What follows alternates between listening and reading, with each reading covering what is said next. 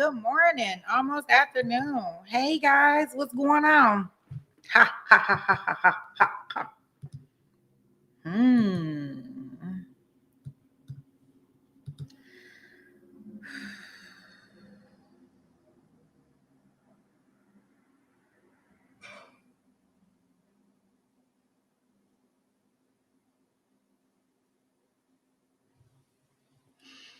Yeah, so let's start off here. What's up, SD?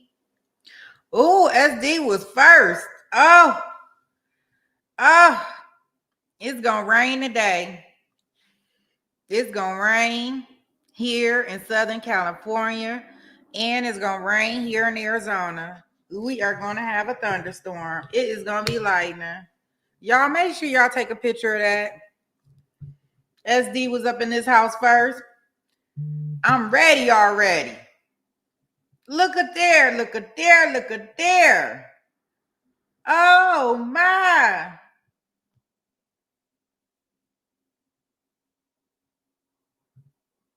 Wow. Hey, Jason.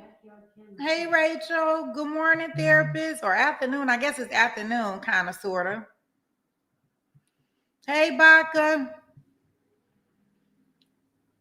Hey, everybody. Hey, everybody. Hey, Barbara. Motion detected at the camera 3. Hey, wow. 4983. Wow. I'm here from Georgia. Georgia. Georgia. Hey, what is going on, everybody? No, I'm not high. If I was high, I would not be here. I'd be somewhere trying to recruit. That's what I can tell you. I know. I'm trying to figure out how to get high, right? No, I did not get high. I only had no pain meds. But it happened quicker than it happened faster than what I thought. Because remember, I didn't have a schedule till like 12:30 because I wanted to be safe.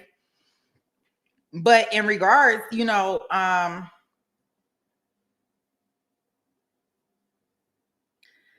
had some Dunkin' Donuts and I scarfed it down.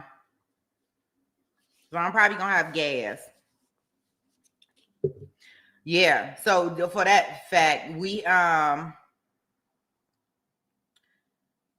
yeah, nothing spectacular. I wish I had something spectacular, but I had to get back here.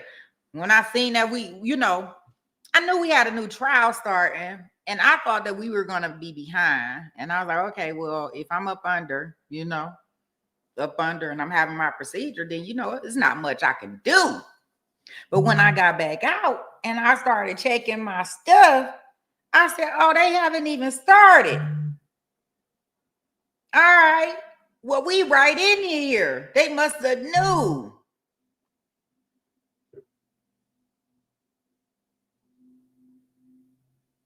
You say she was so hyped about it. Yeah. Yeah, I bet. This is gonna be something different. If don't nobody know, this is gonna be a little different for us, and I'll give y'all some kind of background on it. So just so everybody knows, um, we got the side chick, right? That wanted to be the main chick. Y'all know how I don't like to be the side chick, and this is exactly why. This is what side chicks sometimes do. Don't be playing with these side chicks out here. I don't care who you are. I might have to go on these YouTube streets and get y'all. The way y'all be trying to be, I can treat me like a side chick every now and again. Right? Nah, And this is what happens when side chicks go awry. That's all I can say. Because that's exactly what's been went down here, baby. Because from all accounts, from everything that I done seen and everything that I done heard, and it just show you how matters of the heart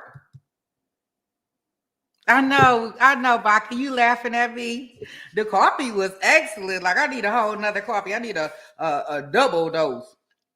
You know, I miss my coffee. That's all right. Yeah, so it just tells you that no matter where you at in your life, and this is what I keep trying to explain to people when we be looking at these trials, like we are one this bad decision away from being in any position that these people are in, right? Um, one snap is what I would say. You say you would have been at a buffet.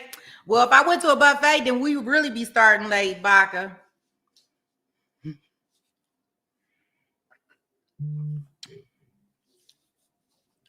But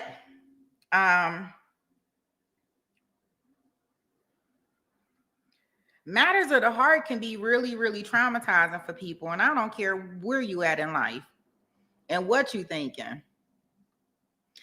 I don't think it is one big snap. Well, I don't think it is when your heart involved.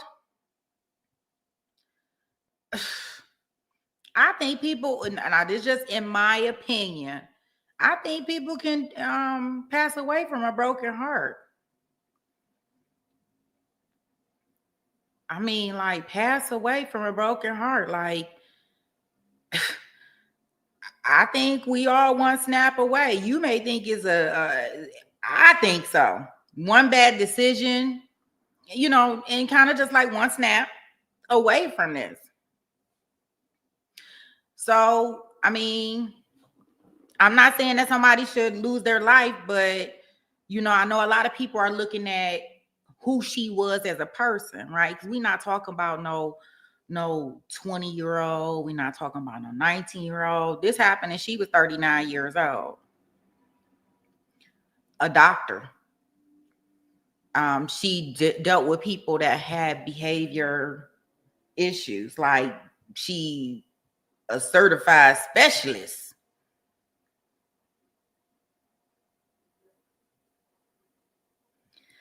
Yeah.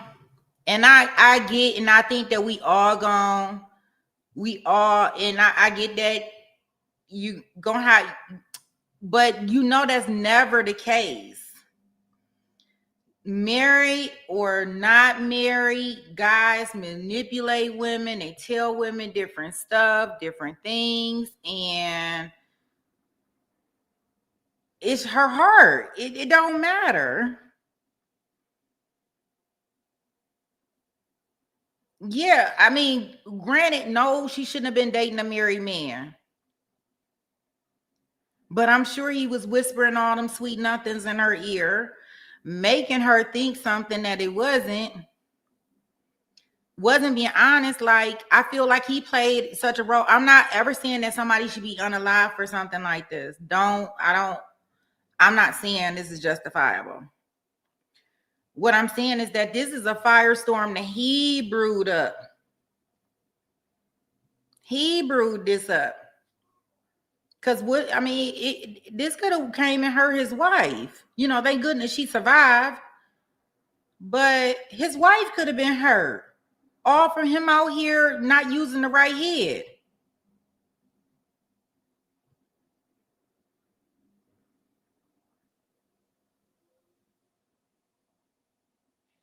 You say I'm taking this personally.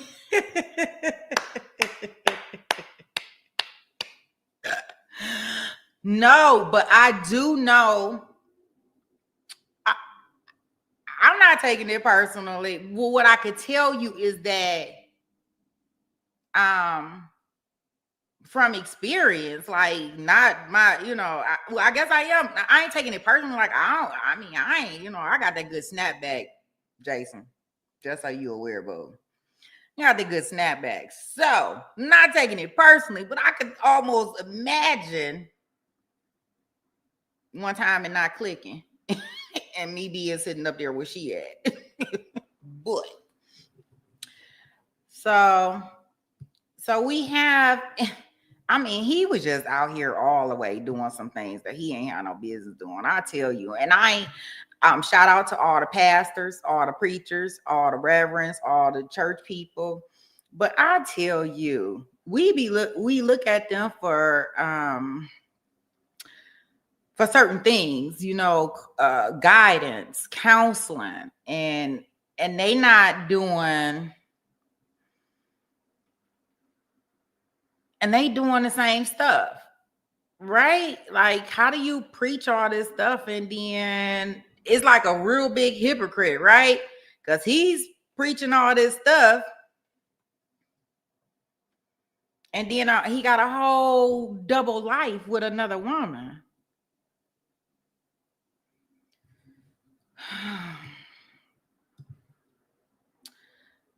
And then he was foul about the whole situation on how he did it.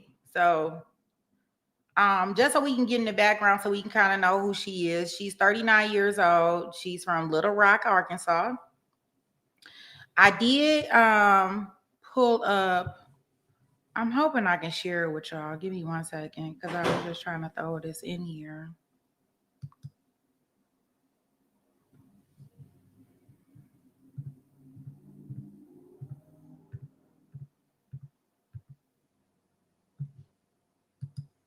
Let me see. Can I share this with y'all? Let me see if I can pull it up and share it.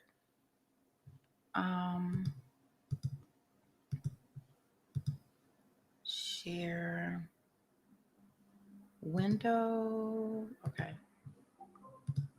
Motion detected at the back door. So, detected at the camera 3. Okay. This is Dr. Latoshia Daniels. So she's a clinical social worker, a therapist. Shout out to our therapist. She ain't like our therapist, right? Nah, she ain't like our therapist. I don't know. Therapist, you not like this, are you? Nah. So she specializes in anger management, guys. Domestic violence. Unenlivened ideation.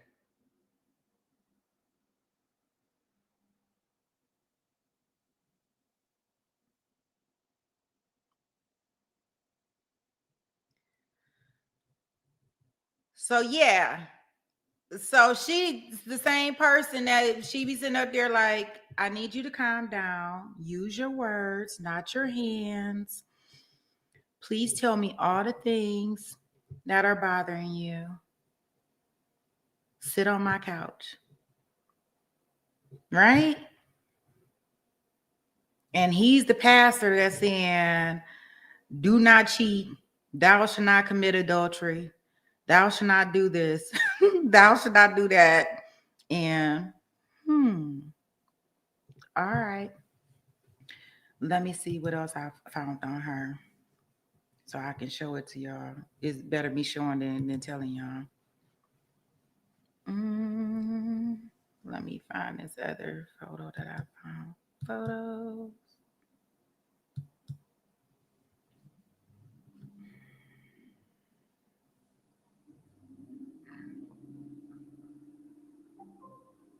Motion detected at the back door. Let me see if I can find the other photo that I found with her stuff in there. Yeah, and this is stuff that she was teaching and working through with people. And I'm pretty sure that all reasoning went out the window. And you know why? That heart. I'm telling you, that heart can make you go.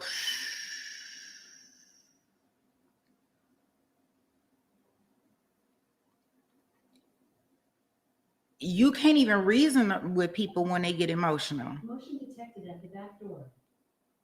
And that's men and women, because I see a lot of men that are, because a lot of people want to say it's just women. But I think it's men and women, because I think men get very emotional too.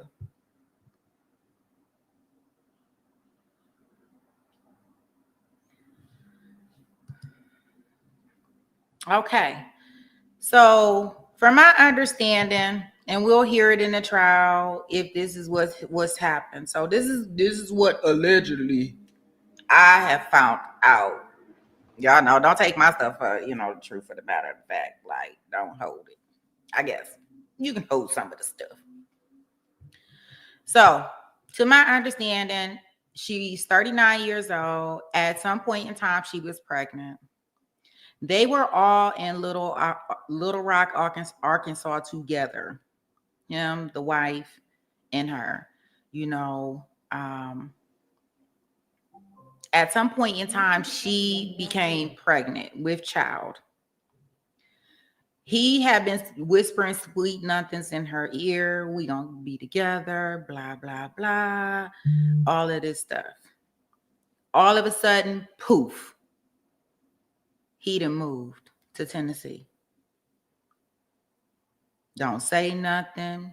Don't do nothing. Just gone to Tennessee. So he been gone. He been in Tennessee. This is about 5 months. So he wasn't in Tennessee that long. He posted something on Facebook like, I'm in love with my wife. She's my one and only. And I am about to be with her. And I love her so much. Congratulations, baby. We done been together 5 years. Tasha seen that and said, oh, fuck that. No, you won't. She put on her shoes. She ain't do like my girl and had on a diaper or anything, because she only had to make a 2-hour trip. She got her shoes on, got her bag, made sure her tank was full. And she said, oh, I'm going to go see about this. She drove 2 hours, locked and loaded, and was ready. Okay. Got to the house. He ain't there. Okay, cool. I'm going to talk to the wife. The wife let her in.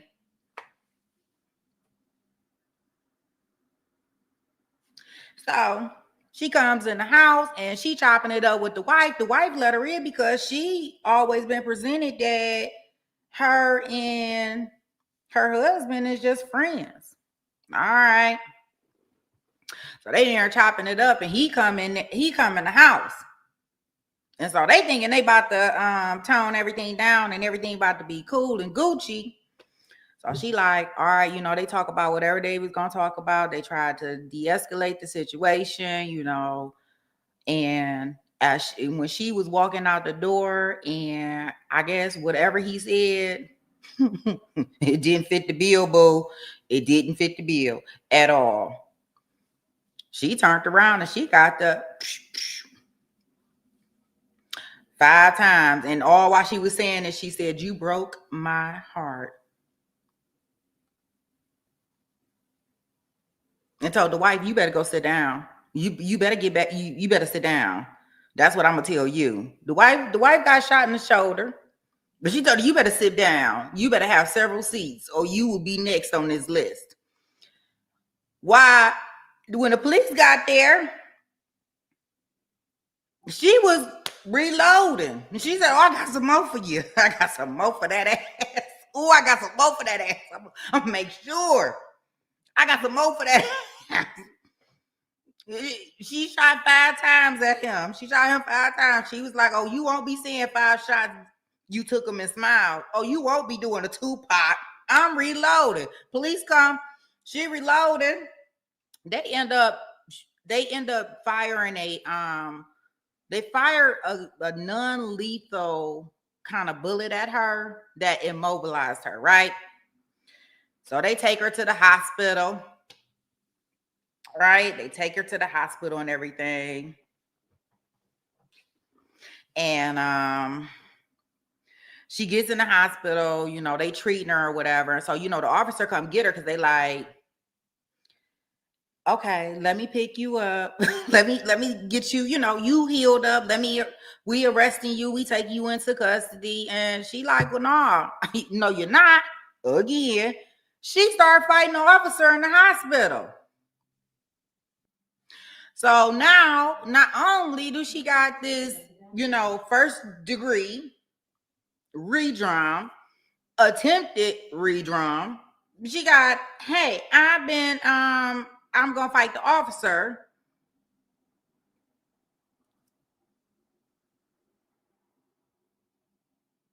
She had a very,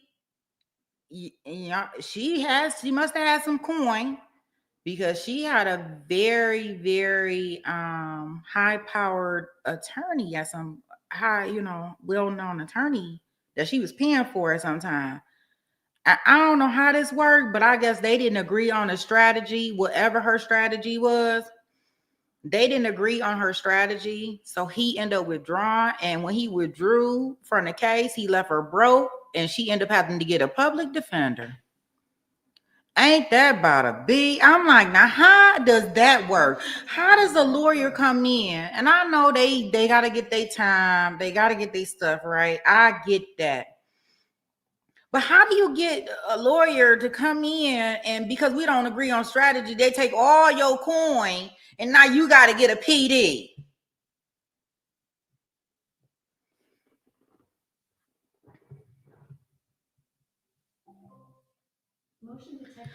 Let's see. Barbara said, but Sweet Pea, women manipulate men as well. Oh, yeah, this is both sides, boo.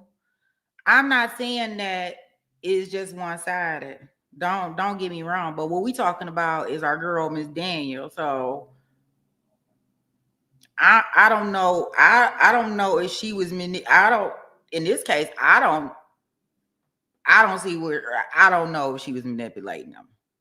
But yeah, women manipulate men. We all play these games. That's why I say what matters of the heart. Men and women, they all get out here doing silly things, right?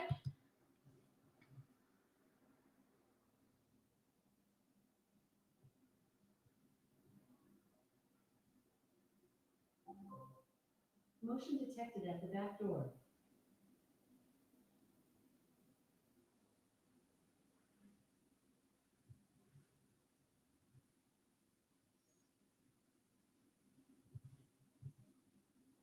Yeah, so I think that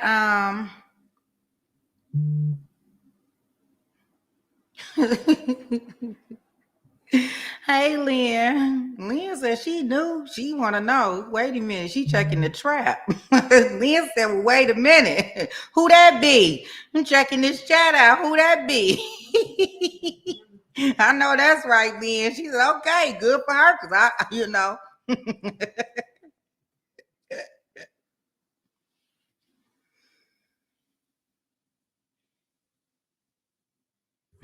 Well, Barb, you out here living that gangster life.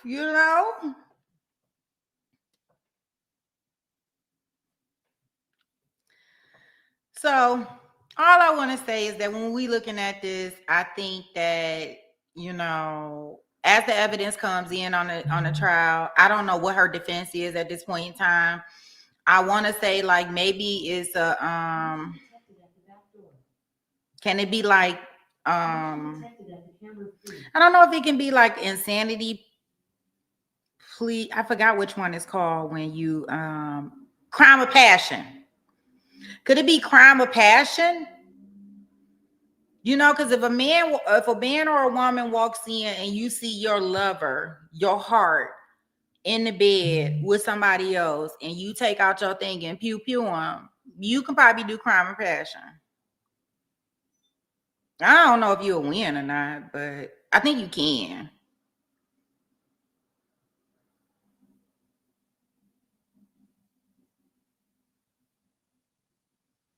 Okay, Rachel says she just going for a lower sentence here, not innocence. Okay.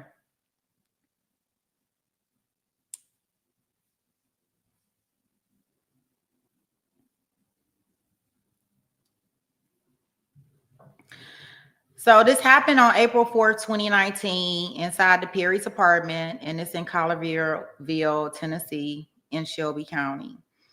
As I told y'all earlier, the statements that were said was, as she was shooting the shots that she, allegedly kept saying to him that you broke my heart.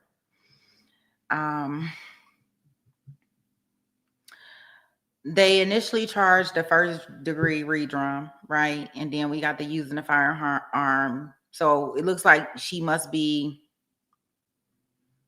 waiting for, as Rachel said, maybe she's not denying that she did it. She just don't, I guess maybe she don't want the football numbers or the numbers without an end is what we'll call them.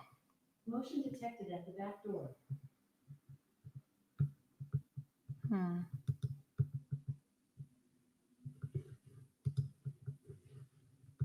That's weird.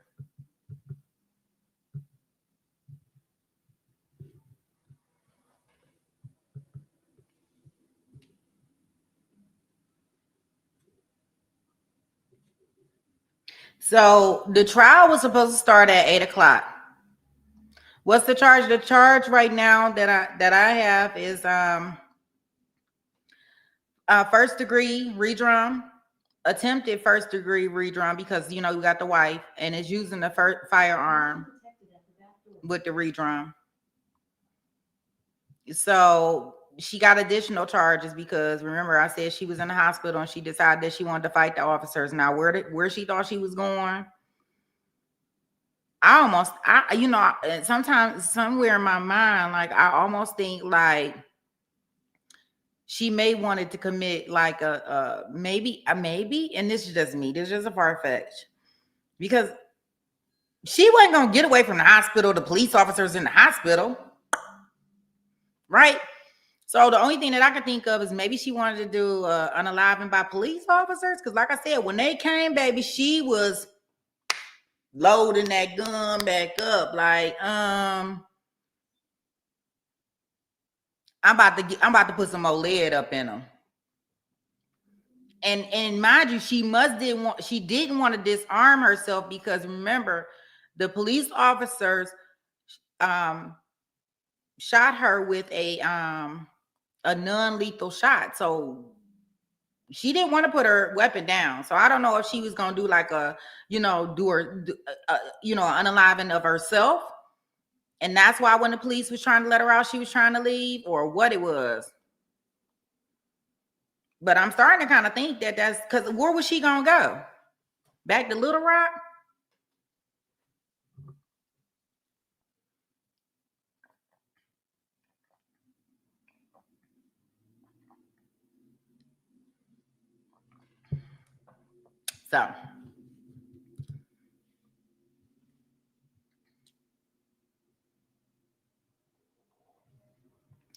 So that's what we have here. Now, the trial was supposed to start this morning, as I told y'all earlier.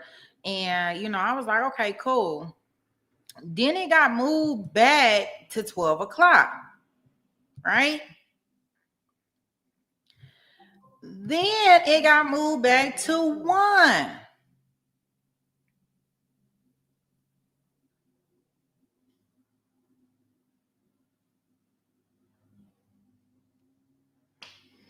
So, regardless of how late I was going to be, they real late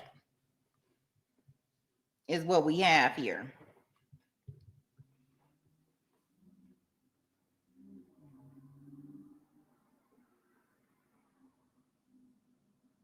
Pretty brown girl. What'd you say? You a girl over here, lady over there in Rumble. Look at Liz. Liz said, I missed you. Where you been? Yeah, she decided to take a vacay from us. The pastor was cheating on his wife. So the pastor was cheating on his wife with her. And she was like, no, babe. No, this ain't gonna work. I mean, she was well established. Like, that's what I'm saying. Like, it don't matter what walk of life you come from. because people, because I don't exempt people that are, in a position to help. Yeah, she was a licensed social worker. I showed it earlier. She was a therapist, not our therapist that we know, but she was a therapist. I gotta throw that in whenever I can throw it in. She's not the therapist that we know, but she was a therapist. This is her statement. I'm gonna show it to y'all. Wait a minute. We'll read it through it.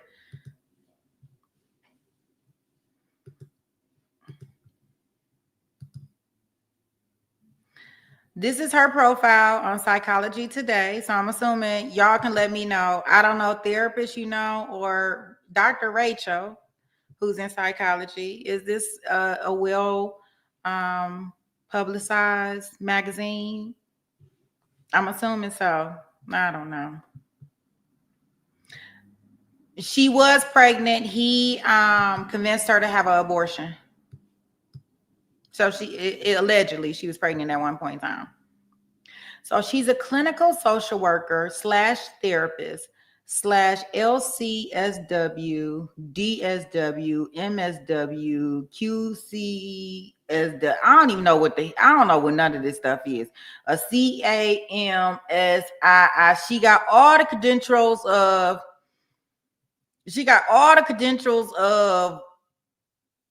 I don't know. She was working for Roots Behavior Health. And this is her profile. I guess this is what she wrote. Okay. So you could pick her.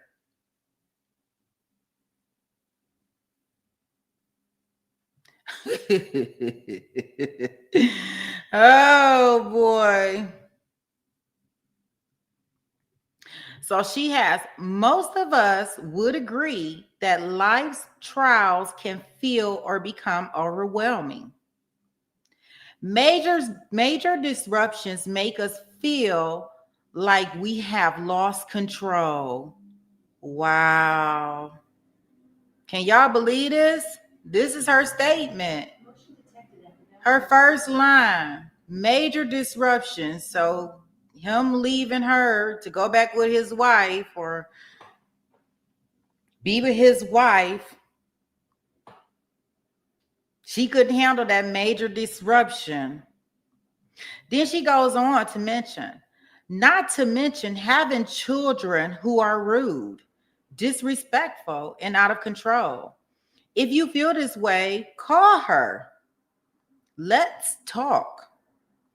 I would love to assist you in gaining control over your life, your children, your family, building positive skills to help you deal with current stress and poor coping skills.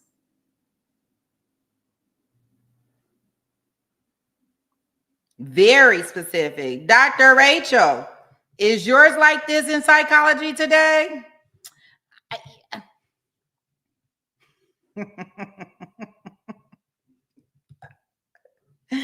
Y'all know I got to be picking. Let me see. So we have that, and then it has another part to it. So let me get the other part to it so we can read on.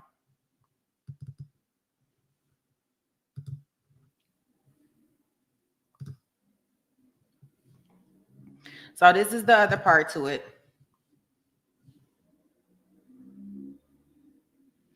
It says, most of us would agree. Oh, no, that's the same thing. Okay, no, here we go.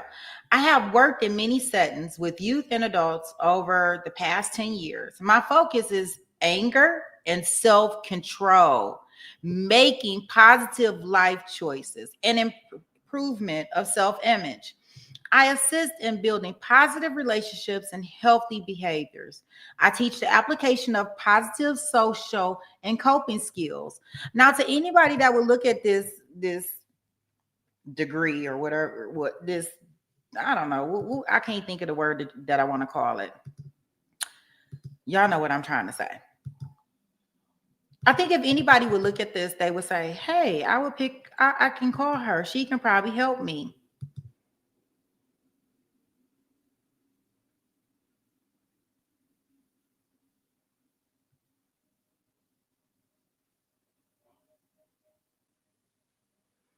Hey, DeCurville, how are you? What's up, OnlyFan? Welcome. So I guess, I mean, if I would have seen her profile, would it be like, hey, I could probably go check her out. That gotta be shocking for her patients to be like, see her on the news, like, oh my God, oh my gosh, I spilled all my beans to her. Interesting.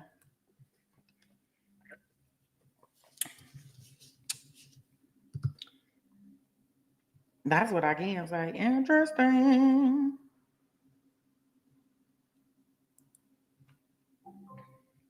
Motion detected at the back door. I don't know what this thing keep going on for and saying, because ain't no motions, ain't nothing detected. I don't know what the heck it's talking about. I need to probably just unplug it. So she was arrested, of course, on April of 2019. The grand jury indicted her. Right. Therapists are people too. That's what I'm saying. We all are people, right? It's just the thing about the snap and the snapback, right? But we would, like a person like me, I would probably hold a a therapist or a doctor to a higher standard. But at the end of the day, they're just like me. They got emotions. They have feelings. They heart hurts. They I mean, it's all the same. Right? It's just about making the different decisions in different places and and that's why I be seeing, like, even when we talking about all these people, and I think like, okay, you probably hold her to a different standard because of her being a therapist, but I'm telling you, when it got matters to do with the heart, you cannot reason with this heart. Everybody in here can probably tell me about a terrible decision they made based off their heart. Like, just based off your heart, like, you forget about everything. But this heart can be something else. Right? It can be something else. Is all I'm saying. So like when I'm looking at this case, I'm like, well, not to say anybody should be unalive for this, right? But them matters of the heart, boy, people got to stay in their lane. And you got to know what you're dealing with and what you're messing with, because this could have been a whole lot worse.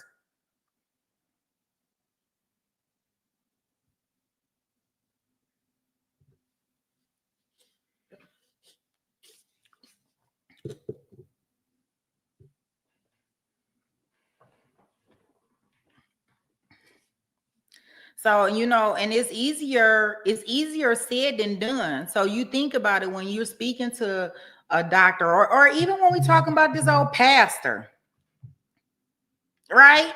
Because don't let him get away with all of this, right? We're talking about the pastor that's saying all of these things that Dale should not do. He convincing her to get an abortion. Mind you, he probably at the pulpit the day later talking about about life and bringing life into the world and all of this stuff, just being like a big hypocrite. All it is, people being hypocrites. And we all are hypocrites in some way, shape, form, or fashion. It just depends on the situation.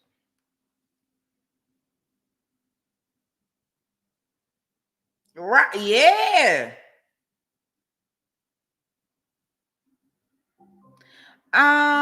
Lynn, I don't know. I know they have been together 5 years. I don't know if they had children. I just know that the young lady was pregnant. He convinced her, no, no, no, baby. No, no, no. I'm gonna leave her, but you can't have this baby. You can't have this baby. You have this baby, it's gonna blow up the whole spot. I ain't gonna be able to leave you.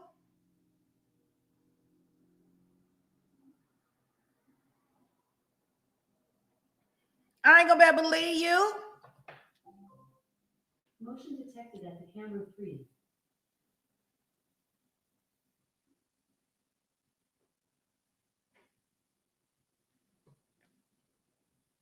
And she was like, okay, no problem. And they were still together. And then he got up and dipped on her. He dipped and moved. And then went and put that thing on, put that message on Facebook talking about how much he loved his wife and how they about to, and he wasn't leaving her. Motion detected at the camera 3. Motion detected at the back door. He did that? Oh yeah. She put on her shoes and she was like, oh, I got you, boo. I could imagine after seeing that Facebook post. Oh, I got you, boo. She put on her shoes. She didn't even have to do like my girl with the they had to put the diaper on because we had the one girl that she put her diaper on and she was like, I'm going to unalive you for real.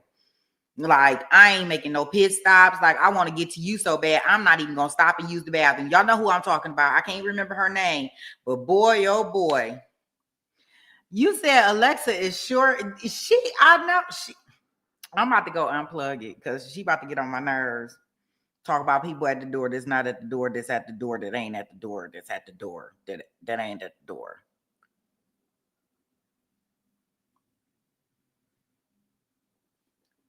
So yeah, when we looking, yeah, she was ready. And I mean, I would think in those 2 hours that she wanted to calm down.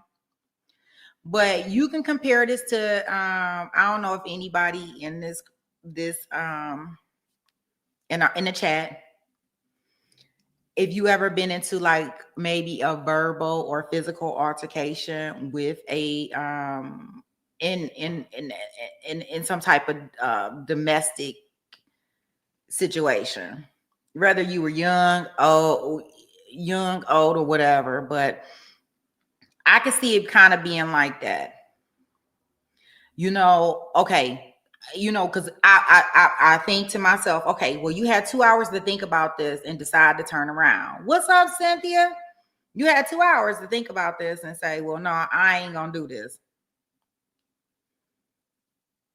But in those 2 hours that she was driving, she was thinking, okay, it's not gonna go that far.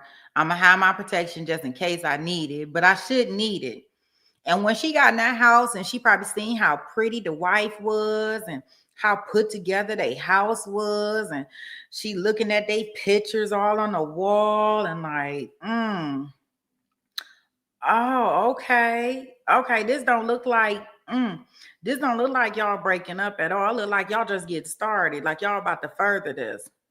I can see her up there seething, because side chicks don't want to be side chicks for too long. They want to be the main chick. And if you done told them anything, that there's any hope for them being the main chick, yeah. As long as they got hope, they there. So she's sitting up there and she like, oh, so he just didn't move, didn't tell me. Now they just moving on with their life and he didn't just forgot about me. He thought that he had de-escalated the situation, the wife, and so she leave out the house and she like that it just started burning. So I can even see like that kind of like she may not thought she was gonna do it, but her heart, I can imagine her heart just cracking.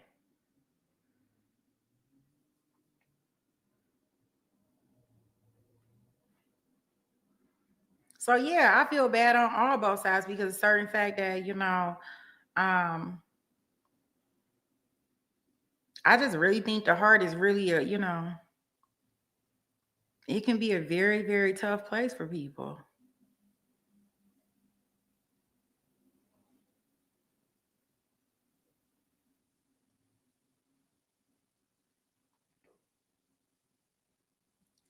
As D said, it hurts, but like I always say, don't be a side chick and you won't get hurt.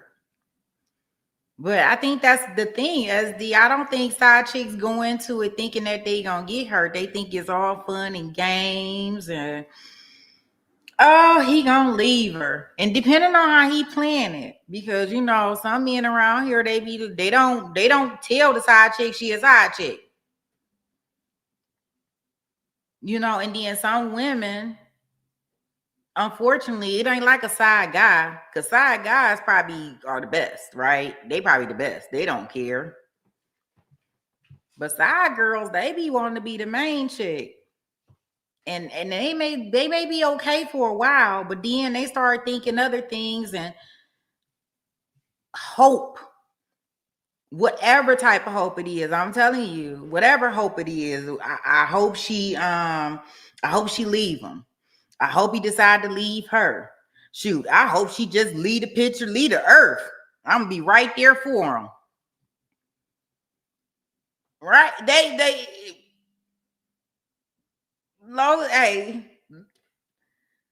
So she don't think she gonna be a side chick forever, or maybe she thinks that she gonna, maybe they gonna play around until she find her a boo.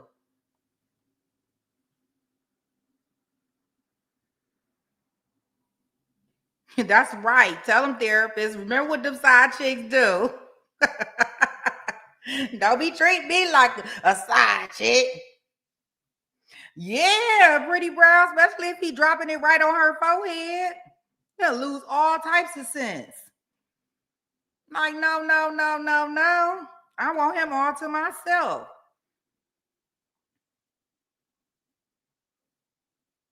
I don't even think he might have found her needy and vulnerable. I think that, from all things that I read, she knew that he had a wife. I think that he started, because what men do or what people do when they have something to gain, they start changing things. They start changing the dynamics. So if you walk in there as a, hey, look, I'm married, but when she started requesting more, because as women we start requesting more.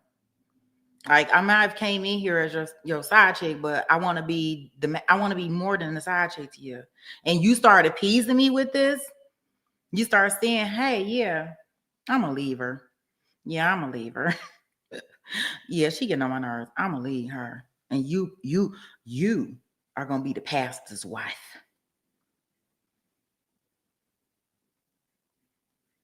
They start doing that, and then she thinks that that's what's gonna happen. But in the meantime, in between time, it's never gonna happen because they over there with their wife.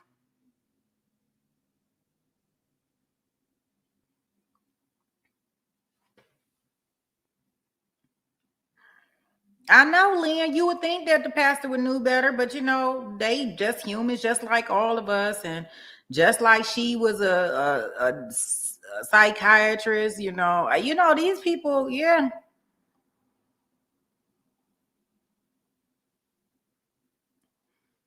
You say you don't want to be a Monica Lewinsky no more? Yeah. No, why do I want to be on my hands and knees all the time? Let Mrs. Clinton do some time. I want to be the first lady. Shoot. Be on my hands and knees. Shoot, I want to be the first lady and get all the benefits. Step over.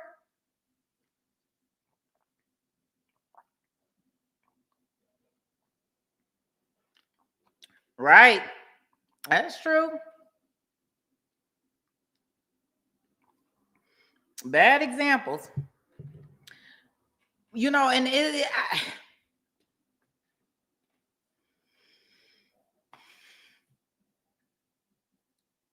but I think that as a society, and it's just in my own opinion, is that we got to give, like, people in those positions or those places, I guess, some grace, right? And I always say grace because they just like us. Like, I think because we put them on such a higher standard or like a higher bar, or like they something that they not like. And I'm not saying that I'm not guilty of it, because I'm definitely guilty of it. What did I just find out about somebody and I was like, I won't believe it? Okay, just say for instance, just walk down this line with me. Don't We not gonna bark. Don't go stir crazy up in the chat. Say for instance, like Diddy, like he was like, I ain't gonna say my Superman, but I couldn't phantom him doing something like that. Does it make sense? But at the end of the day, he's still just a human, right? And he makes certain decisions, bad decisions, good decisions, whatever kind of decisions, right? So I think when we looking at these people like pastors and therapists and doctors and things of that nature, scientists, or we think that they got all of that, like I can kind of, you know, maybe I can get it and maybe I can't. It just depends. So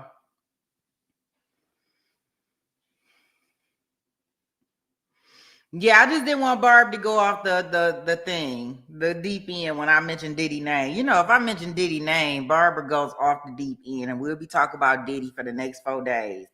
But that's the first person I think of in my last recent history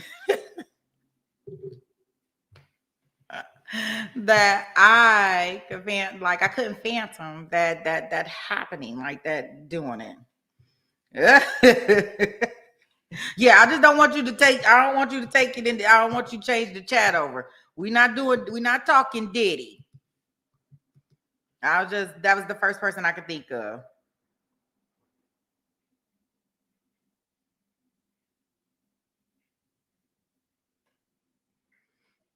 So you saying, so Pretty Round, you saying like, so when he decided that he wanted to go have outside relationships with this young lady, that he should have decided, hey, I no longer want to be a pastor. I don't want to preach in front of the congregation anymore. I'm going to step down so I can continue my affair that he didn't want nobody to know about.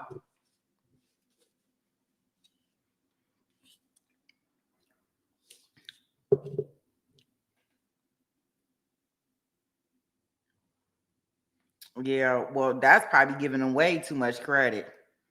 That's probably giving him way too much credit. Look, you giving him way. He ain't even about to do that. He ain't want his wife to know. I'm telling you, I bet you I bet you, I wonder if any testimony will come out. I bet you she was sitting in the gallery at the church. I bet you she was back there cooking the food. You know, after they had a little Sunday sessions, I bet you Latasha was back there. I bet you she was back there cooking and everything. I bet you. Back there, they was back there praying together and all types of stuff. I looked at Court TV. It's saying about 20 minutes. They say at 1:00.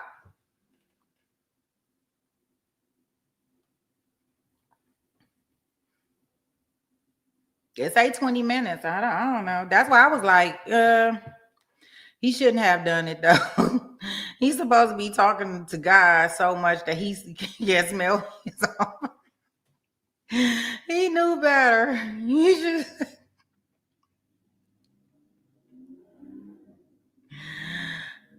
Yeah, I know. I think it's 31 and a half, but 32, that sounds about right. He can go up for parole and I heard 31 and a half years. Maybe that's what his time served.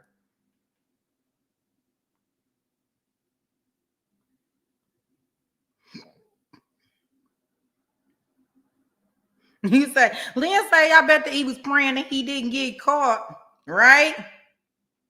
That's what he was praying on.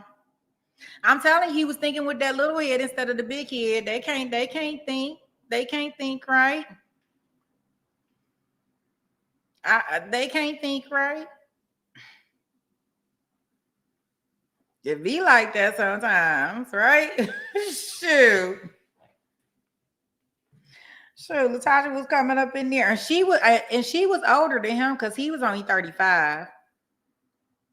So I think she was a couple years older than him.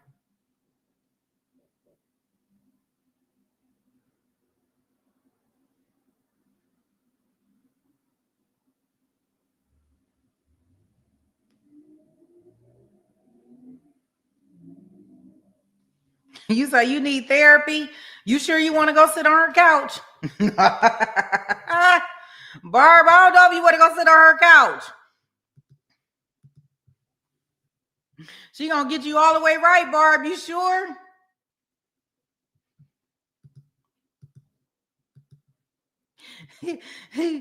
Shoot. She gonna get you all the way right. I don't know.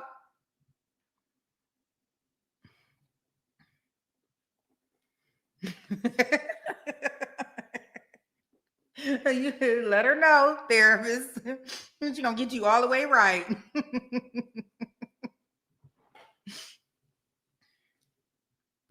Yeah, so it'll be interesting to see. Will the jury sympathize with her? Because if she just going in there, it's not about the who did it. It's about the why in the matters of the heart. And it's going to be people on the jury that have different backgrounds, different experiences, just like all of us, that some of us may say, hey, you know, I can see where she's coming from. I can see how broken heart, she was and what he put her through. And this is just a firestorm that he was putting. I said, this is going to go on they're going to make a Fatal Attraction on TV1 about this.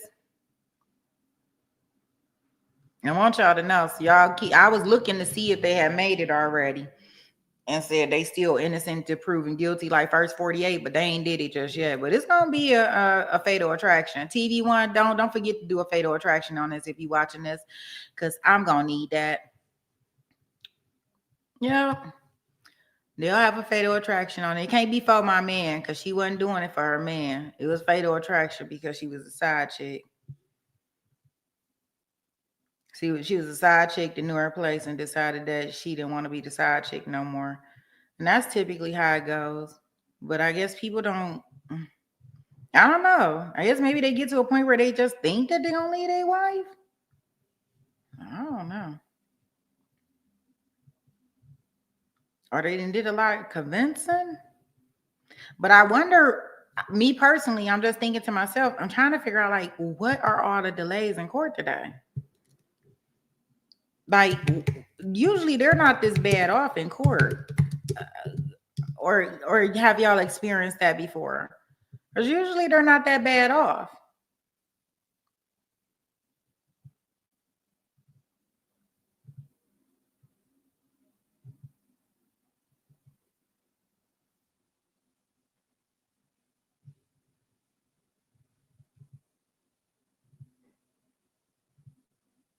Yeah, I want to know why she got rid of her attorney.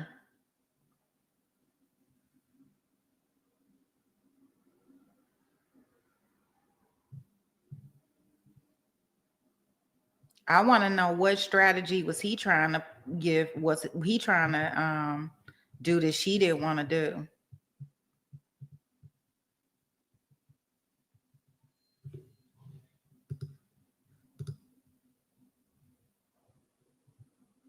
Oh, yeah. Oh, you think it's because of voting day? Well, they had to know that it was going to be voting day before today. It's always Tuesday, November the 4th, right? For the most part, that first Tuesday or second Tuesday.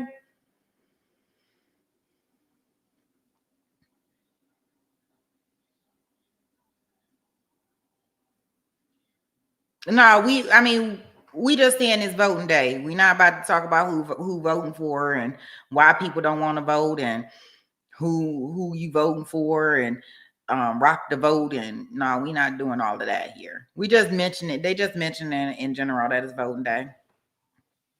Yeah. Well, maybe that's the case. But I just thought it was kind of weird because they had it. What I'm saying is that because they had it at like they had it scheduled at like 8 o'clock this morning. And then it went to 12. And then I went back and I looked and it was 1.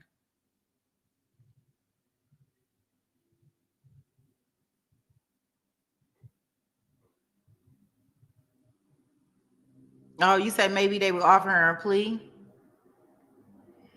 I don't know, but whoever her attorney was before, they said he was very a high profile attorney, and she was paying him, and he must have took whatever money she had and decided that they were in disagreement regards to the strategy for the case, and he left the case and left her broke because now she got a public defender named Junie. You say you've been waiting all day. I'm ready for a nap. They need to hurry up. What time is it in Tennessee?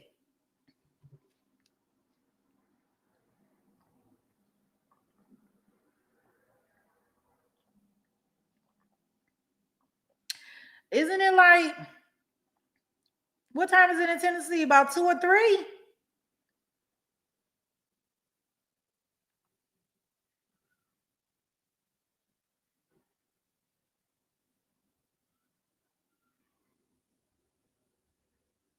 Yeah, SD was the first person in the house. SD in the house. Hey, LaFour girl. Yeah, I think it's election day everywhere. Vote day or whatever day. Yeah, vote day.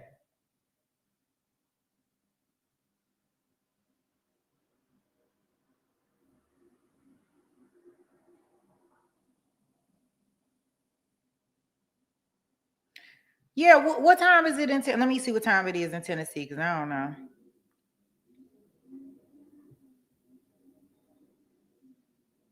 You know, with these time changes. I think they 2 hours. Let me see.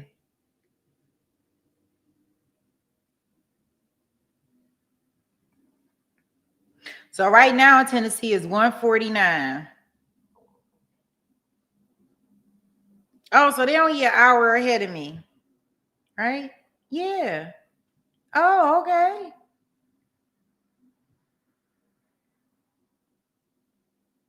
Yeah, I say if they not doing it by,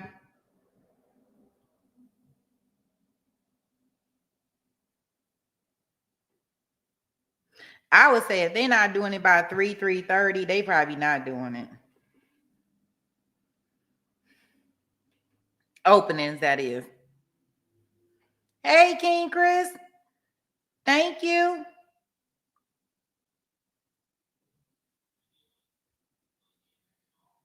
Yeah, so I think it's still early enough that if they say they doing it by 2, we could be okay with 2.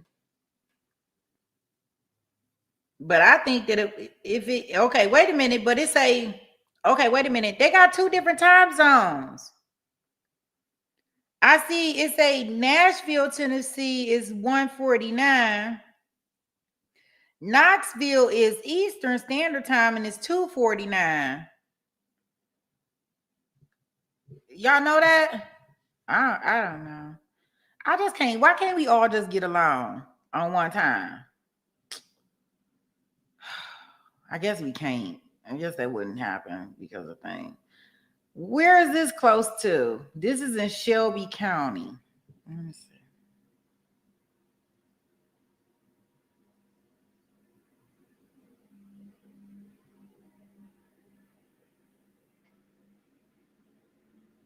I definitely. Oh, you know what I should get? I need to get us a bingo card together. Hey, Tabitha.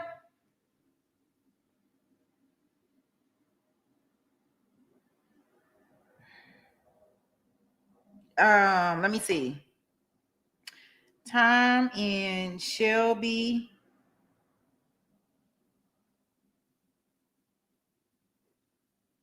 County, Tennessee. Okay, so it's 1:51 where they at. Okay. Okay. Let me see. I'm gonna get us another bingo card for this. Let me think of some cute things that I can put on here.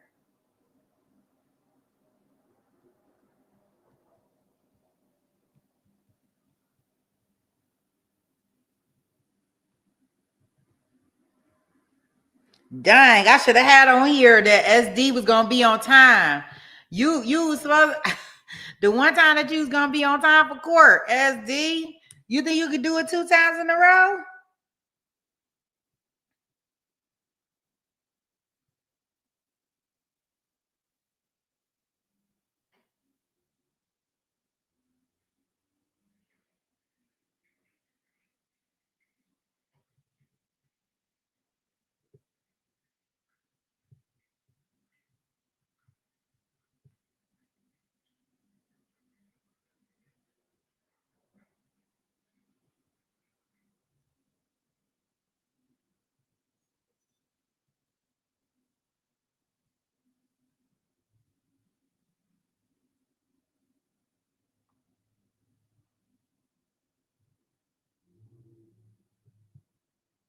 You said we start way too early. No, you started.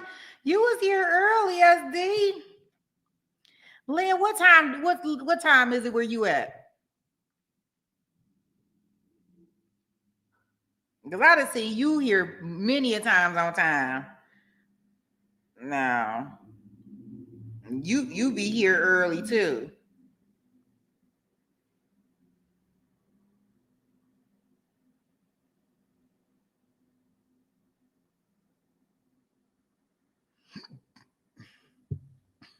It's okay, Pretty Brown. You can click the link.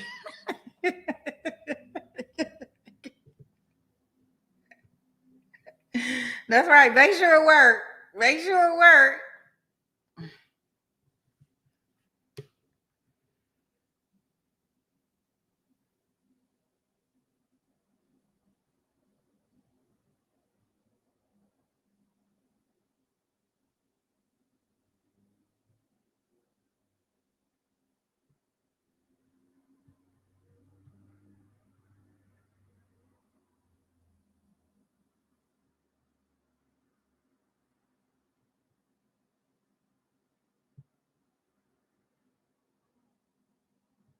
Okay, let me see. I'm gonna put.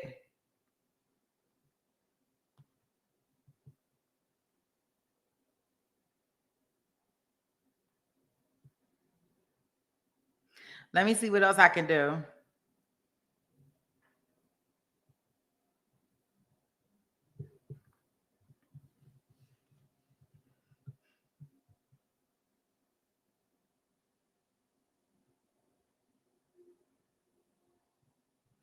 What else can we put on our thing for our trial? Um,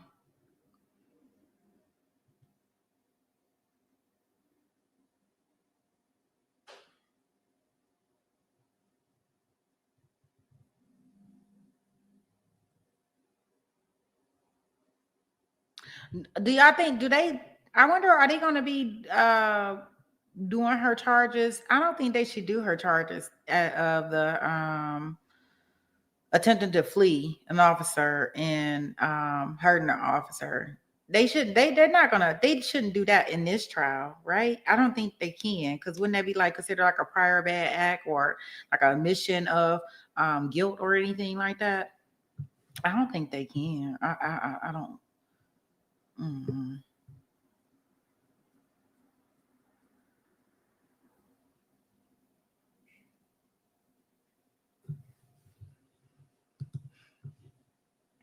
Oh, y'all want me? Okay, okay. Tech difficulties. Okay,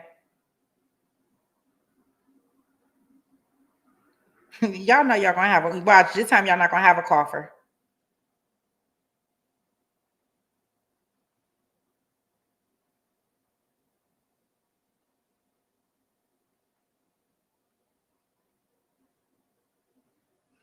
Let me see.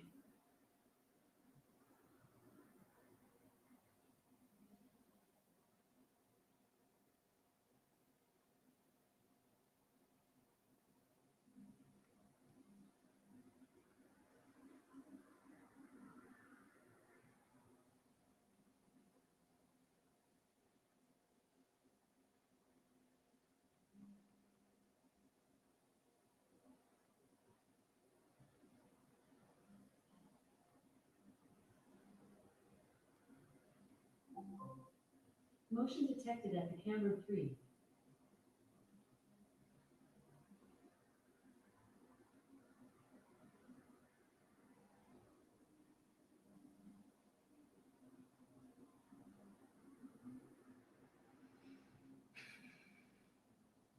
Let me go check.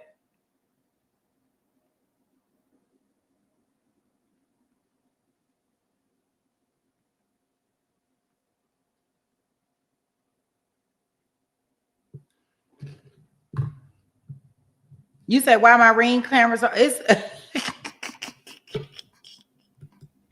I don't know. I think the girls made that they may have turned it up like that. I don't know. It's like 2 minutes to showtime. Wait a minute, hold on. Let me go cut it off. Let me go cut it off before so the ring camera won't be bothering you. Nose picker in the gallery? Ugh, yuck. I got the coffer on there. You say yours not that loud? It's probably because it's one of those the big one with the screen is probably the same as yours. But we be playing music and stuff through it sometimes. Because I got one of those little circle ones in all the different rooms, and they kind of like and then I got the main screen ones where I can like go into the video in some of the rooms, and then when we play music, it plays through all of them. So it's probably loud because of that. Oh, I probably can yell at it.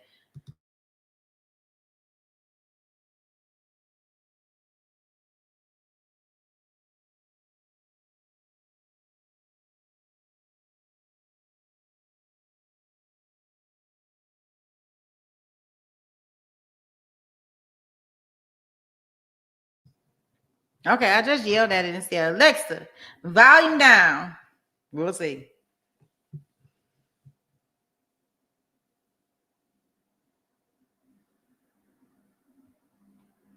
you said who set that up for me? In the and you know in the little app in your Alexa app, it'll ask you like if you want to connect all your little circle things and your little look. Sometimes I get grown and sexy, and I might could do some tech stuff, you know. Yeah, sometimes, sometimes,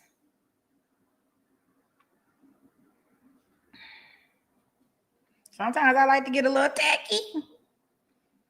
Nah, it just had it when I went into the Alexa thing. When I was setting up my Alexa, it just asked me if I wanted to use them as speakers. I'm like, oh, sure. See, they still got us waiting.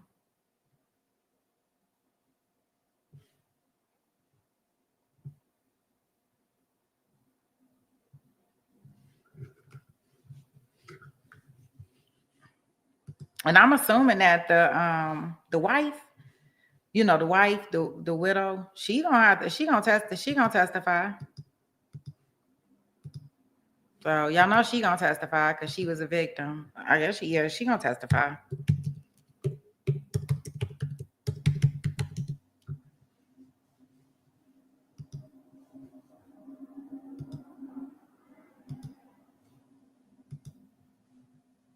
Uh-uh. I don't know. Every time I see the how they got the "You Broke My Heart," I keep thinking of that song. Is it Tony Braxton? "Unbreak My Heart." Oh gosh. So if I start singing that throughout the trial at any point in time, y'all please get me together because I should not be talking about some "Unbreak My Heart." Say you love me again. Oh gosh, that's what I'm gonna be singing through the trial, y'all. Oh gosh. Say it's not so. I don't want to sing that. I don't want to do "Unbreak My Heart" through the entire trial. But I can see myself doing it. Oh gosh, that song is gonna be in my head while we covering this trial. I don't want that.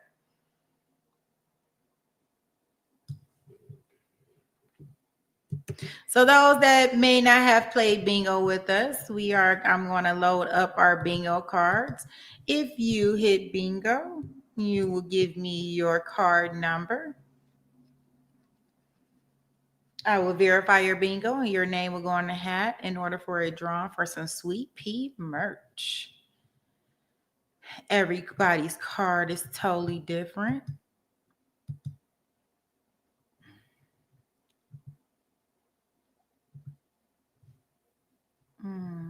I want to make sure. Okay, did they? Scramble.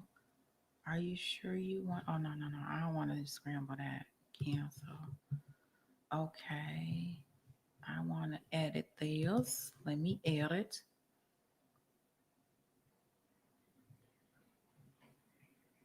And then we're going to put, for your free, I'm going to do take it to trial. Take it to trial. Free.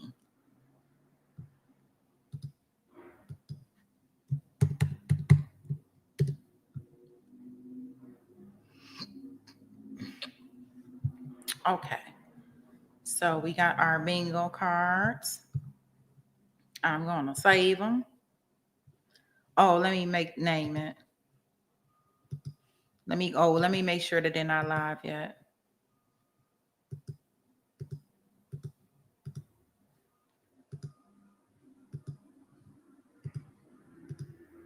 No, they are not live yet. Okay. I'm about to get the link for the bingo cards. So what you would do is that even if you don't get a bingo that day, long as I'll put the link in there every day that we are actually in court, so you'll be able to go back and pull up your same bingo card. You should be able to pull up your same bingo card. If you get bingo and you want, after you tell me you have bingo, like I said, I'll put your name in for some Sweet Pea merch. And if you want to continue to, look at your bingo card and go for a blackout or whatever you want to do, 4 corners, extra bingos, see what funny stuff we got on there, you're more than welcome to. So we're going to do the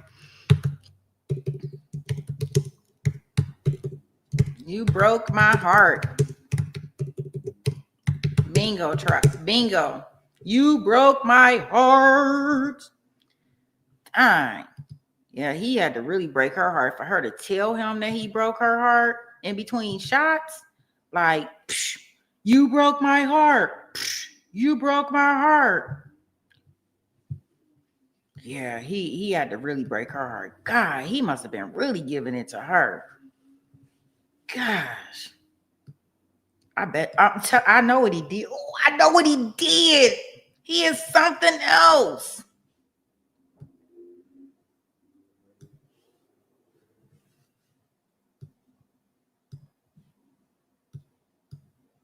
Hey, Merelda.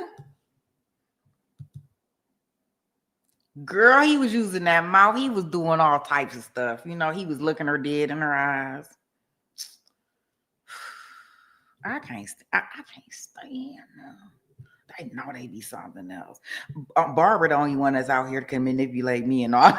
I'm just playing, Barbara. Don't come through the computer.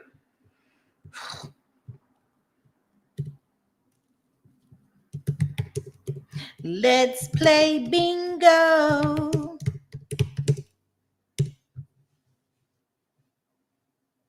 Okay, let me pin it to the top of the chat.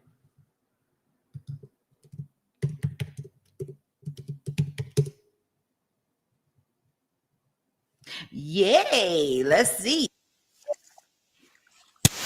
I see it. Ooh, we got action.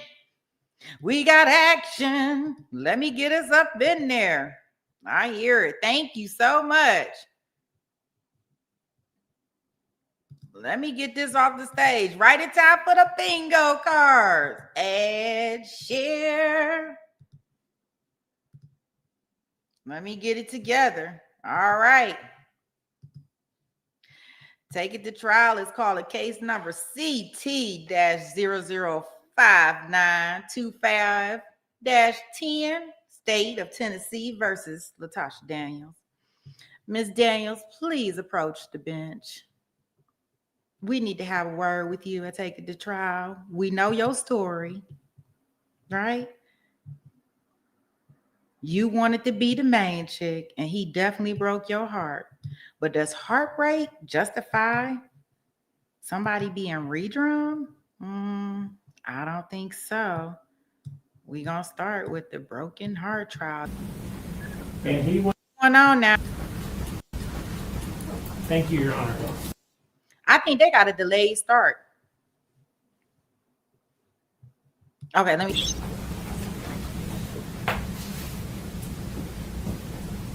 Rose Perry was a pastor of a church. He was a husband. And he was a man who enjoyed life. He was 36 years old at the time of his death. He wasn't perfect. He had flaws, much like a lot of people have flaws. In the fall of 2016, he was one of the pastors at a church in Little Rock. He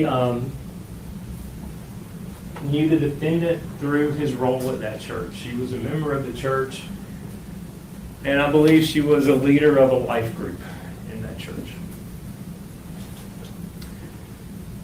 She was going through a divorce or had recently divorced. They talked about that. A sexual relationship between the two of them began sometime around February of 2017. And you'll hear that that relationship went on until sometime the end of 2018 or maybe even going into 2019. Went on for several years. Toward the end of 2018, I believe it was around October, Mr. Perry and his wife took a job, well, Mr. Perry took a job. He and his wife moved to Collierville in Shelby County because he took a job at Mississippi Boulevard Church here, also working as, I think, an executive pastor at that church. So not the senior pastor or the preaching pastor, but he was working with that church here in Shelby County. So they left Little Rock and moved here. That resulted in the relationship between the defendant and Mr. Perry became strained. He decided he didn't want to be in that relationship anymore.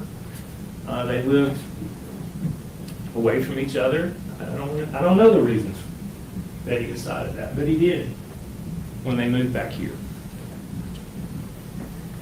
On April the 4th of 2019, the defendant left Little Rock.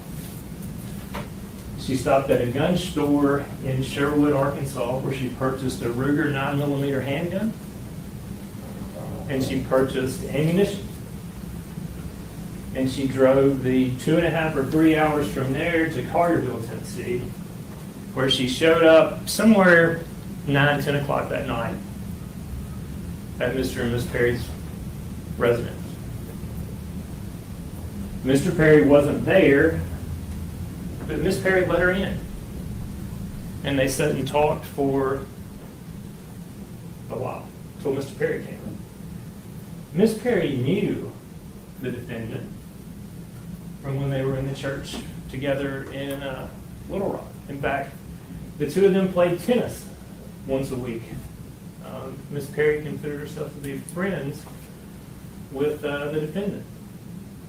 And so when she showed up at the door, she let her in and they talked. The defendant waited there until Rhoda's Perry got home. They talked for a few minutes more, and she said, well, I'm going to leave. Don't want to bother y'all anymore. Mr. and Miss Perry were about to walk her out the door when the defendant pulled the 9mm handgun that she had purchased 3 or 4 hours earlier. And she shot Mr. Perry multiple times. The medical examiner will testify they pulled 5 bullets out of his body. She also shot Tabitha Perry. As she was kneeling beside her husband, trying to get him to quit, trying to help him, and trying to get the defendant to quit shooting.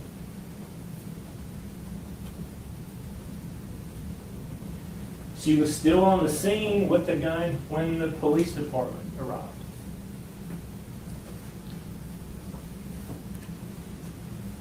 You will hear that the bullets that the medical examiner recovered from Mr. Perry's body matched the Ruger 9mm that she purchased from the gun store in Sherwood, Arkansas.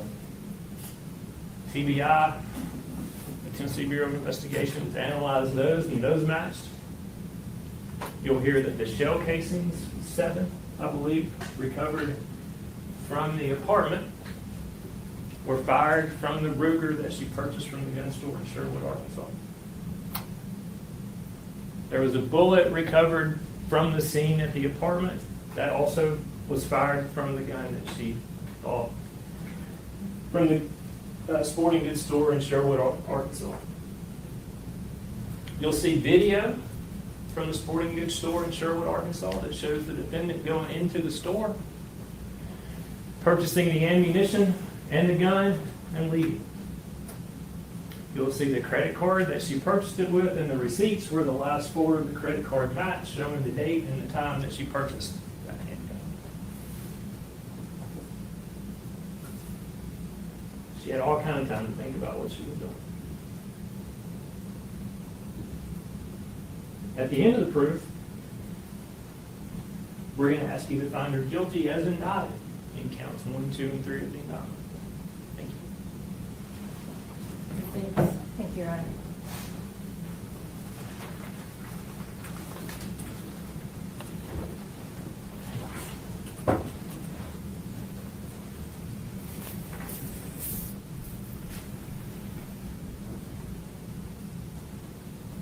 Latoshia Daniels is a woman who has spent her life surrounded by men who hurt women. Not all of those were physically abusive. Some were emotionally abusive. But from a very young age, Latoshia listened at night with her 2 little sisters as her father beat her mother. Her father was a minister in the church, well respected in the community. Being his daughter meant something in her town. She knew she could never tell anyone the truth about what happened behind closed doors. When Latoshia was 17 years old in high school, she got pregnant.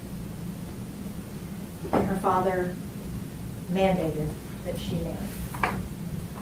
So at 17 years old, she married a man named Rodney. She and Rodney were married for a while, and then he eventually strayed in the relationship. She caught him cheating on her, and she was devastated. And that was the first time that Latoshia tried to commit suicide. She felt like she had failed her marriage, kids, her father, her family, and that they would all be better off without her. She tried to take her life. The ongoing struggle with mental health would continue throughout Latoshia's life. Her next marriage was to a man named Brian. Brian was not physically abusive. But very shortly after Latoshia and Brian got married, he completely shut her out emotionally. When she would come home, she would sit in the parking lot or the driveway and cry. She knew when she walked into that house, a house that is supposed to be a home filled with love and filled with comfort and acceptance, seconds, she would get her husband would sit on the couch and watch TV and then sit on the couch. And that went on for 8 years. And at a certain point, Latosha found herself so starved for love and for attention that she sought out counseling. She tried to get her husband to go with her to marriage counseling, but he wouldn't. So Latosha decided that she needed spiritual guidance. She needed to know that if she was going to be getting divorced, that she could find that amends with God for another marriage phases. Now, Brodus Perry was an assistant pastor at St. Mark's Baptist Church in Little Rock, one of the biggest Baptist churches in Little Rock. He was one of the pastors that selected, among the thousands of church members, selected about 40 people to be life group leaders. Latosha was one of those people selected. And the group that she was in was one of about 7 or 8 people that Brodus Perry was directly over. And they had a very close, tight-knit group. Brodus Perry took very particular interest in his group. And while Latosha was struggling, seeking this spiritual covering, she reached out to Pastor Perry because she trusted him. She felt like she could be safe talking to him. She did not seek him out for a relationship. They met, had a counseling session where Latosha poured her heart out to him for almost 2 hours in tears, talking about the complete emotional neglect, the lack of love, the lack of attention, and how it made her feel in the marriage that she was currently in. And Pastor Perry listened, but seemed distracted to Latosha. Several weeks had passed and she was still struggling with these feelings, and so she reached out for a second session. And when she talked to Pastor Perry at the beginning, she said, "I appreciate you meeting with me, but I don't understand why when we met, you had your hands shoved in your jacket the whole time I was talking to you." Pastor Perry told her that he was doing that so that he could maintain his professionalism.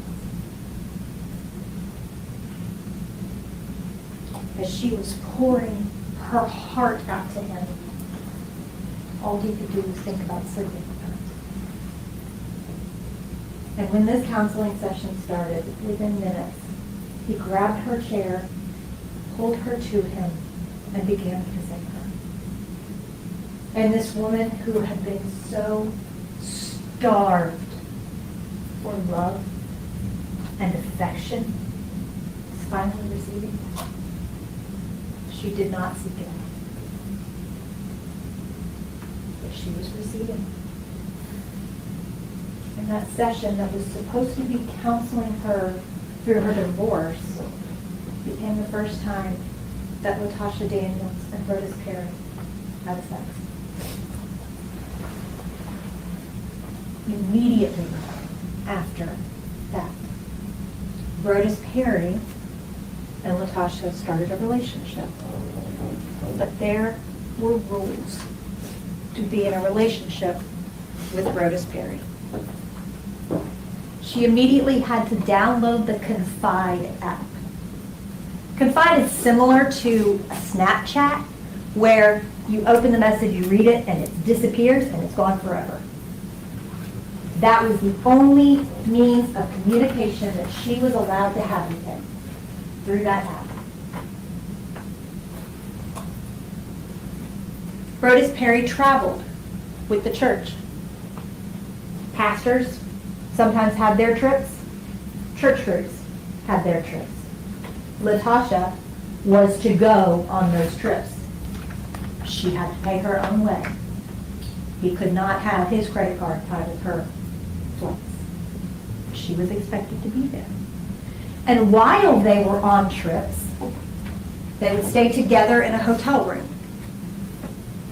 If Latosha was inside the hotel room, she was required to be naked, no matter what. She was inside that hotel room. And if she had the audacity to put on clothing inside a hotel room, he would get angry with her.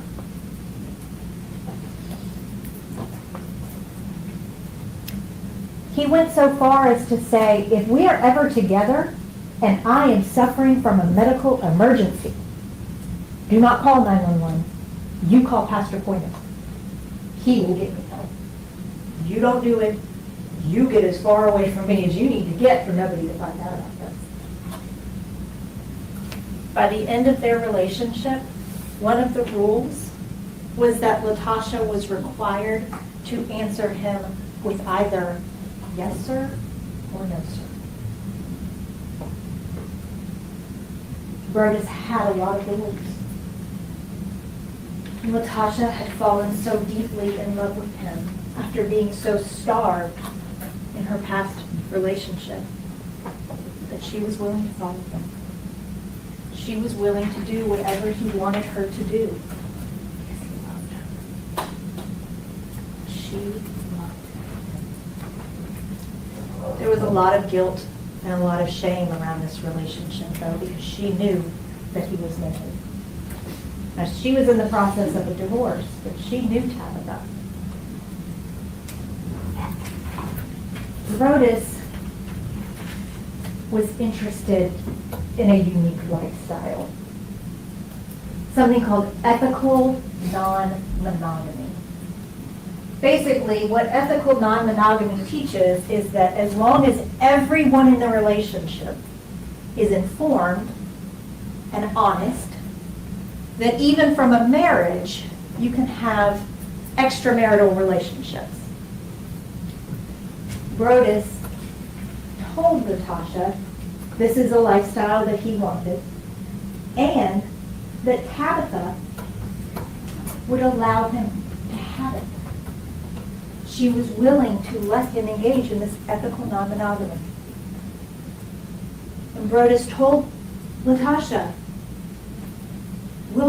you and Tabitha will be sister wives.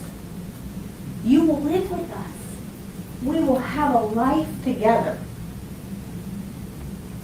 I just haven't told her. But I will. But I will.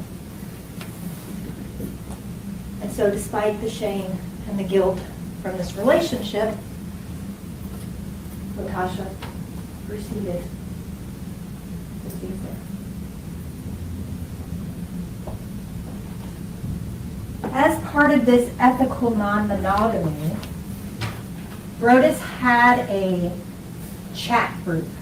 And it all started around this book that is kind of the guidebook for ethical non-monogamy. The book is called The Ethical Slut. Brodus made Latosha read that book because it outlined what he was allowed to do. In the big group chats about this book, Brodus developed this kind of side chat that was with him and two other women, where they discussed their ethical non-monogamy. Hours and hours and hours, Brodus talked to them via video about how Tabitha was on board with his ethical non-monogamy. So much that when he said, okay, I want to do this, Tabitha said, you should do it with Latosha. She's your person. Let me talk to her. I'll break the ice. Tabitha selected Latasha, is what Brodus was telling the other women in this group.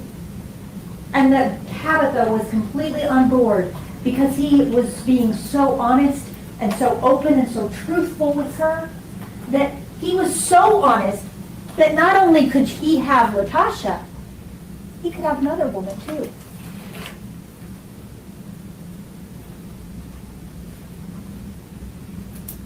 He talked about these conversations that Tabitha would have with Latasha, the role that she played in their relationship.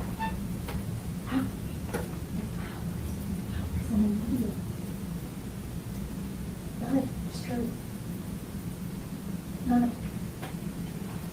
Tabitha had no idea that her husband was in this relationship for 2 years. Despite the fact that he was telling these women that she was completely on board and involved. And despite the fact that he was telling Latasha that she was on board with this lifestyle and that it would be okay. They would all be able to do this together.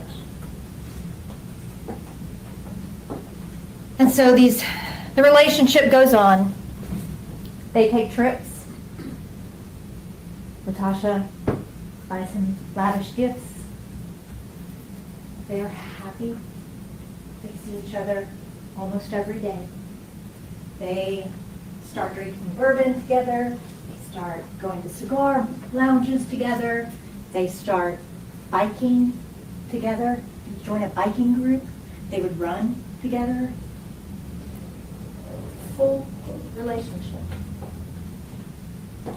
That Latasha thought Tabitha had thanked him, even though she didn't know that. And towards the end of 2018, Brodus Perry got offered a position at Mississippi Boulevard Baptist Church here in Memphis. It's a big church here in Memphis. It's a prestigious church to be a pastor at here in Memphis. And Brodus talked to Latasha about whether he should accept this offer, and she said, yes, this is a huge opportunity, absolutely. She organized the going away party for him and Tabitha. After Brodus moved in October of 2018, he would come back to Little Rock. He still had his orthodontist in Little Rock, so he'd come back to get his braces tightened. And when he would come in town, he and Latasha would pick up where they left off. But things did start to change in the way Brodus was treating her. And around March the 15th, Brodus came in town and texted Latasha, I'm here at the hotel, come meet me. So she went. And on this day, she had the audacity to be wearing clothes when he walked in. He got very angry with her. And she apologized. And they proceeded to have sex. This was not a day that they made love. This is a day that he had sex with her. He was demeaning and degrading, borderline aggressive with her, which is something that he had never done before. Pulling her hair, shoving himself into her mouth, hurting her, slapping her. Nothing that she had ever experienced with him before. She felt so used and humiliated, broken by that experience with him, this man that she loved so much and had put so much of her life into, for him to treat her like a piece of trash. Broke her. And that became the second time that she attempted to commit suicide. The next day, she came back to the hotel room with a gun. She told him, "You hurt me so bad. I want you to hurt like I hurt." And she wanted to kill herself in front of him so that he knew what it felt like to break. To break because of somebody that you say that you love. He got the gun away from her. And they talked. Brodus always knew what to say to Latoshia to get her to do what he wanted. And he did on this day. She did not kill herself. She was still looking. They took some time apart, still talking on the phone, but not seeing each other in person. And on April the 4th, Latoshia of 2019, Latoshia opened her Confide app and saw a message from Brodus. It said something to the effect of, "Our time has come to an end." And it disappeared. He ended their 2-year relationship. There was supposed to be a life with a disappearing past.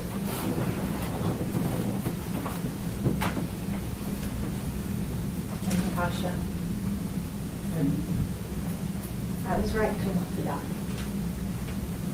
And she found herself so deep down in that dark hole that God could not reach her. She didn't think that she deserved for God to reach her. She didn't have a gun anymore because Brodus had taken hers. Around 3 o'clock that afternoon, she wrote a letter to her family and left it for them in her room. She told them goodbye. She told them that she was sorry. She knows that they will be better without her. Her life didn't matter. They would be better without her. And around 4 o'clock that afternoon, she didn't even take her purse with her to that gun store. She took her license and a debit card. She went and bought a gun to end a night. She had chosen a place that was of significance to her to go and commit suicide. It was in Jacksonville, Arkansas, Johnson Park. And as she was driving down the interstate, she just kept thinking, if I could just see him, if I could just talk to him, he would understand. We can be okay again. This doesn't have to happen. I need to see him one more time. Even if this is where this goes, I just need to see him one more time. And she looked up and saw the exit to Memphis. And she took it. She found herself in downtown Memphis, which is a place that she is not accustomed to. And she knew, because they were such regular communicators, she knew that on Thursday nights, Brodus would be at the cigar lounge. So she went to the cigar lounge. As she was walking up, Brodus walked out. She knows her rules. You do not approach him. She was not allowed to approach him because she didn't know if he was with somebody. He had to approach her so that she knew that she could talk to him. So she sees him and walks directly past him and waited for him to say, Latoshia. When he did that, she came back and talked to him. And they talked for a while. She was telling him how heartbroken she was And he said, it doesn't make any sense that my wife is okay with me having other women, but my girlfriend isn't. And she said, I'll be okay with it. You can do it. If that will fix it, I will do that. We'll give you that. And just like she had so many times in this relationship with him pressuring her to get a watcher or to have a threesome or to engage in this ethical non-monogamy, she gave in. Because she loved him so much that she was willing to do whatever she had to do to keep him. And he said, you haven't been willing to do that so far. She said, well, you haven't even told Tabitha about this. You know, how can I think that you're going to be honest with me when you haven't even told her? And so Berta said, fine. You want to tell her? We'll go tell her. Go to my apartment. Talk to her about tennis. Tell her you're in town for a convention. I've got to run an errand to Pastor Turner's house. I'll be there soon. You go tell her. And Latasha said, no, you need to be the one to tell her. I'll be there. I'll go there. But we need to tell her together. And so Latasha went to their apartment, where she had never been before. He gave her the address. He had actually given it to her before they even moved out of Little Rock. And so Latasha arrives at this apartment complex that she's never been to at night. She's not from here. She doesn't frequent Memphis. She doesn't know the difference between downtown Memphis and Carterville. She just knows it was dark outside, and she had to walk from her car to the apartment. And as she's sitting in her car, she starts having second thoughts. And she calls Brodus. She says, are you sure we should do this? I'm scared. But she had so much hope at this point. She thought that things were finally falling into place, that they were finally going to tell Tabitha. They would finally be able to be openly and honestly together. And Brodus didn't answer. So Latasha went to the apartment, softly knocked on the door. Tabitha was inside, and she heard something but ignored it. So a couple seconds later, a little bit louder.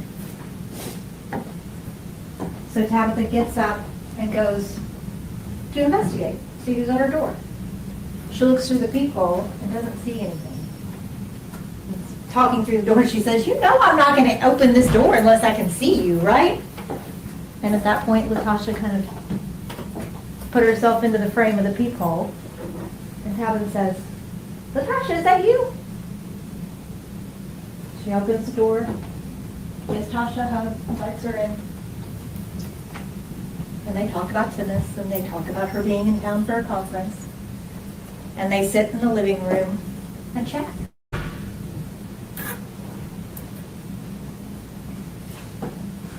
Brodus comes home a little while later, walks in, and Tabitha texted him while she and Latasha were talking, and I've got a surprise for you. And so he walked in, and he just said, that wasn't the surprise I was expecting. It seemed very distant. So he sits, kind of makes some awkward conversation with Latasha, small talk, but he won't look at her. He will not acknowledge the elephant that Latasha knows is in the room. He offers her some bourbon. She says sure. Tabitha said no because she had been drinking earlier in the day, so she didn't want any more. And Brodus poured himself some. And they chatted for a few more minutes, but Brodus really started completely ignoring Latasha there. And she saw the writing on the wall that this wasn't gonna happen. He wasn't gonna tell her. And so she said, you know what, I'm not gonna keep going. But she wanted to talk to him. She wanted to find out why.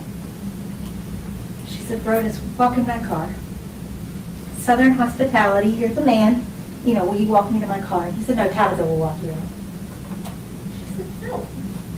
Be a gentleman, walk me to my car. And he said, no, Tab will do it. So Tab got up, started walking out. She did not even understand the enormity of that moment behind her. When he wouldn't even walk outside to take a moment to talk to her. She put her hands in her pocket and she felt the gun was in there as she was reaching for her keys. She did not think about what was happening. This was not what she came there to do. In that moment, she broke. And she did shoot Brodus Perry. While screaming, he broke my heart. And Tabitha ran to shield him and jumped in front of him. And that is when she got struck in the shoulder. And Tabitha said to her, Latasha, you shot me. And Latasha said, no, I didn't. She said, yes, you did. You shot me. And Latasha said, I didn't mean to shoot you. And Tabitha said, just go, leave. The police are on their way. Just go. Because Tabitha, when all this started, was already outside. She ran to the neighbor's house, knocked on the door, and said, call 911, and then ran back in. Latasha had never threatened her, never tried to shoot her, nothing. This was a moment that broke between Latasha and Brodus. But it was not a moment of cool, calm judgment. It is not what that night was supposed to be. That night was supposed to be a start, not an end. But that night, she broke. And she slipped that every day. And it hurts her. She feels shame about what happened. To live at her hands with her. This was not judgment and election. This was a break.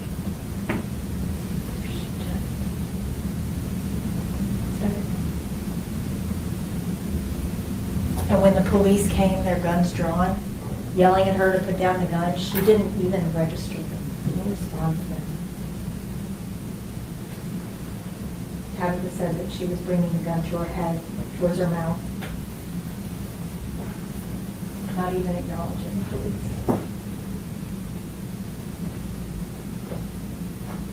And in assessing the situation, police determined that they should use a non-lethal round. And they shot Latasha in the chest with that non-lethal round. She was thrown to the ground. Did not.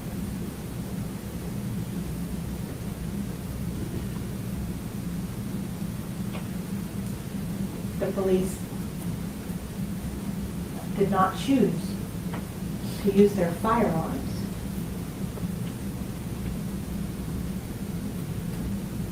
They chose to use a non-lethal round. They actually tried to use a non-lethal round first and the gun jammed. They ran down to their car and ran back up with another non-lethal round. No other shots were fired during that entire time.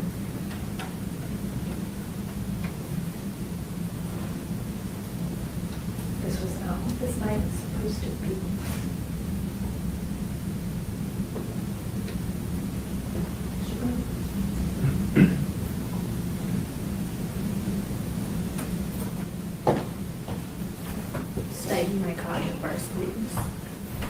mistake caused tap to Perry, Your Honor. The doors approach.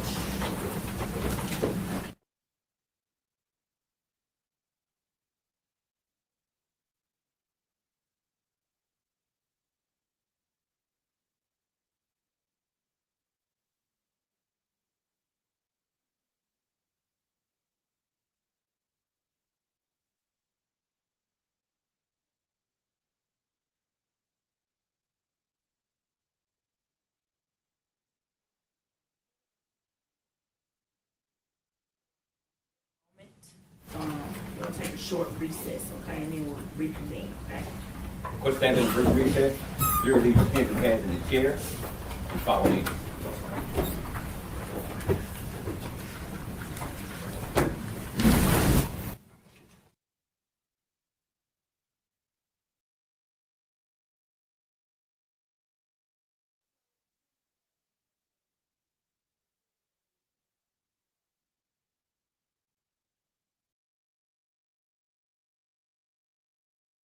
Okay, we do not have any TiVo time, but they on a short break, Pretty Brown. We don't have no TiVo time. We live in it.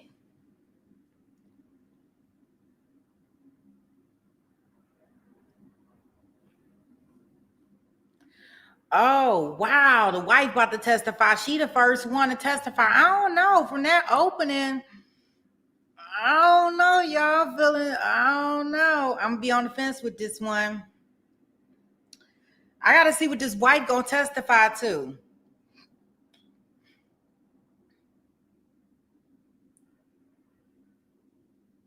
I gotta see what she gonna testify to.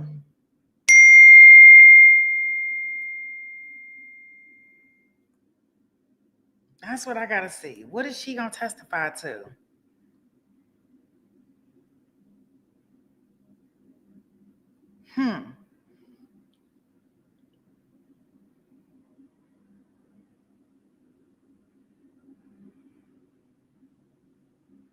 Wow. Yeah, I thought them openings, I thought the defense opening, like it, I mean, it depends on, it sounds like they play is, look, she bought the pew pew because she wanted to unalive herself. As she was driving and thinking about unaliving herself, she went to his house and was like, I just need to see him one more time, one more time, one more chance, one more chance, one more chance. Right? She got there. I was always wondering how she got his address to where he stayed. Right? But if she had met up with him before and he had gave her the address and sent her to his house to meet with his wife, well, that's kind of concerning to me. If that's truly how it went down. And I don't even know how you can really verify how that went down or not. Like, how do you tell how that went down, if that went down like that? Because he's not here to testify, and we don't know, the wife don't know what he may have said to her.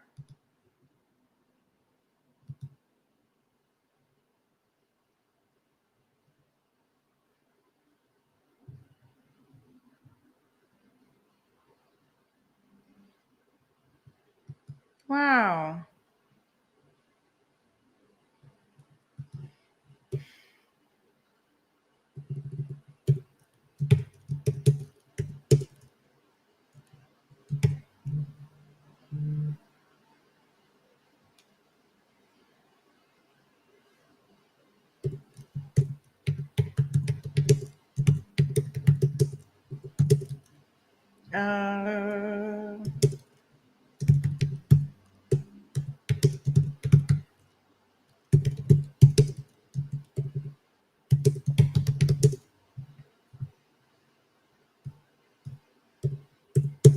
I'm just updating the banner. They not in the court yet, as y'all can see. How we doing on our bingo cards? I'm about to pull up y'all bingo cards. Yeah, I don't know why which one did I not put in there? Did I should have put in there? Therapist, did you put on there? That sounded crazy. Which one did I put on there? Did I put on there? The little should put on there? Like, oh gosh, that was a whole word mouth salad.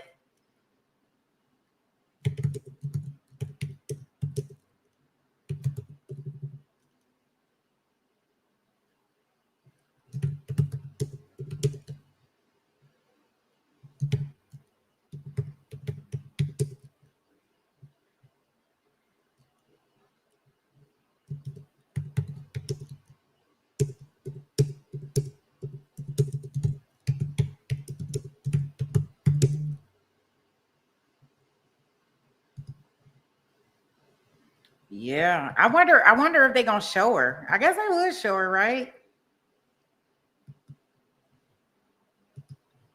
Yes, I'm gonna clip those opening statements for anybody that wants to go back there and watch them. I will put them on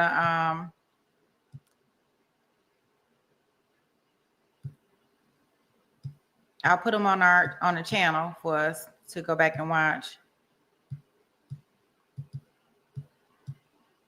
Yeah, the prosecutor team, their statement was only 2 minutes.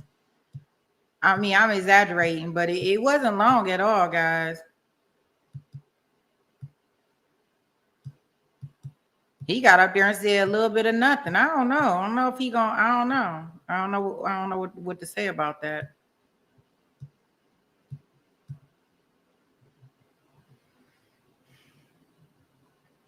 Okay, wait a minute. Look like they're about to start back up. Raise your right hand, please. Do you swear affirm to tell the whole truth? All right, you have a seat.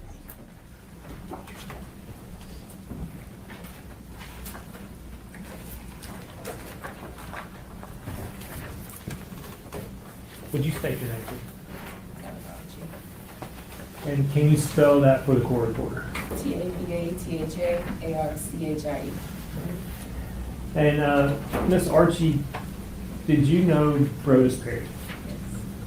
And can you tell the ladies and gentlemen of the jury how you knew him? He's my husband. And was he your husband? Can I get you to speak up? Explain like you're trying to reach the back door. She's recording your opinion, so we want to make sure we get everything you say. When were y'all married? 2014, February 2014. And were you married to him in April of 2019 when he died? Yes. How old was he at that time? 38, I think. I'm gonna pass you something and ask you if you can identify it.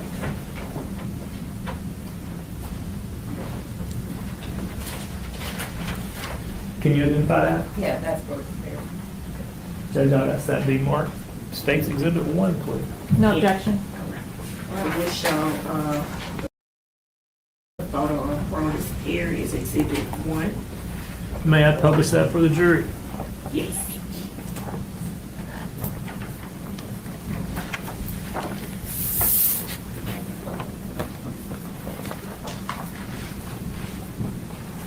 Is that the photo you used to identify? Yes. When's the last time you talked to him?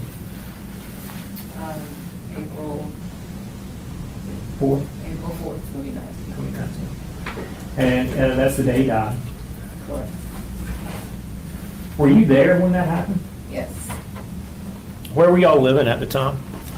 Colgerville, Tennessee.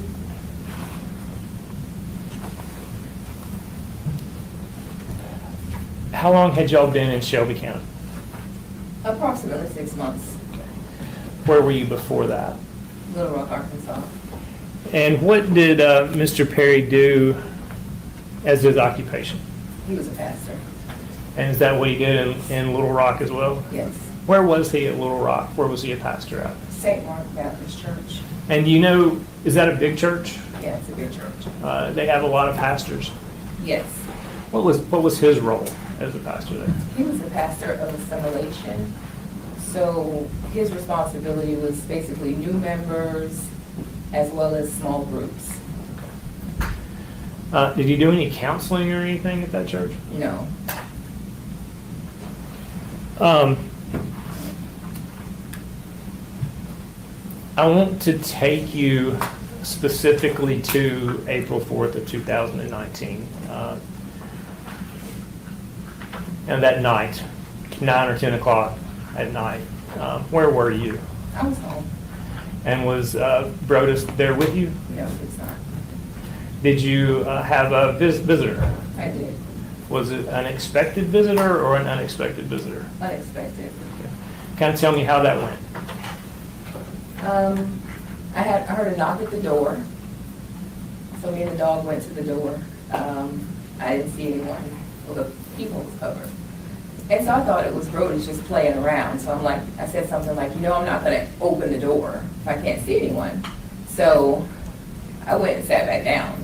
And I heard a knock again, so I went back to the door. And I peeked out the door, and I saw like a lock, like swinging. And I was like, Tasha, is that you? And she, nodded, yeah. So I was like, okay, let me put the dog up. I went and put the dog up, and then I came back and opened the door. Okay. So you knew Latoshia Daniels. Yes, Is she in the courtroom today? yes, Can you point her out for us, please? right there. What color shirt she wearing? Blue, Light blue or dark blue? light blue. For the record, Judge, she's identified the defendant. Will let the record reflect the defendant has been identified. How would you describe your relationship with the defendant? Friendly. Okay. You knew her, you may have said this, where did you know her from? I knew her from church In Memphis or Little Rock? in Little Rock. Did y'all do other things together outside of church? I would say from maybe July to October, we played tennis together like once a month. I went to a couple dance classes. I think she had a former client who taught dance, so I went to a couple dance classes, or my life group would go with her life group to a couple dance classes. So it was somebody you knew from church, somebody you knew from some events at church, somebody you played tennis with occasionally, so you knew her fairly well, would you say that? Yeah.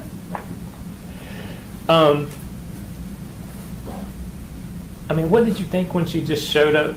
Did you have any idea she knew where you lived, or? I knew that it was odd. I felt like it was odd, but I guess it was one of those things where, it's like, this is weird, but okay. I knew that before we left Little Rock, we gave a lot of people our address, a lot of people, keep in contact, give me your forwarding address, that type of thing. So I really didn't allow myself to really think past that. I just figured, oh, we must have given her our address. So it wouldn't have been unusual for somebody from the church in Little Rock to know where you were in Memphis? Wouldn't be unusual, no. Did you ask her what she was doing there? Yeah, I asked her what she was doing there, and she said that she was in town for a conference. So what'd y'all do after you I invited her- welcomed her in, and Yeah. and what happened then? I invited her in, and we just sat on the couch and just kind of caught up. How are you? What's going on? How are the kids? Have you been playing tennis? Stuff like that. Just really small talk. Did you notify Mr. Perry that she was there?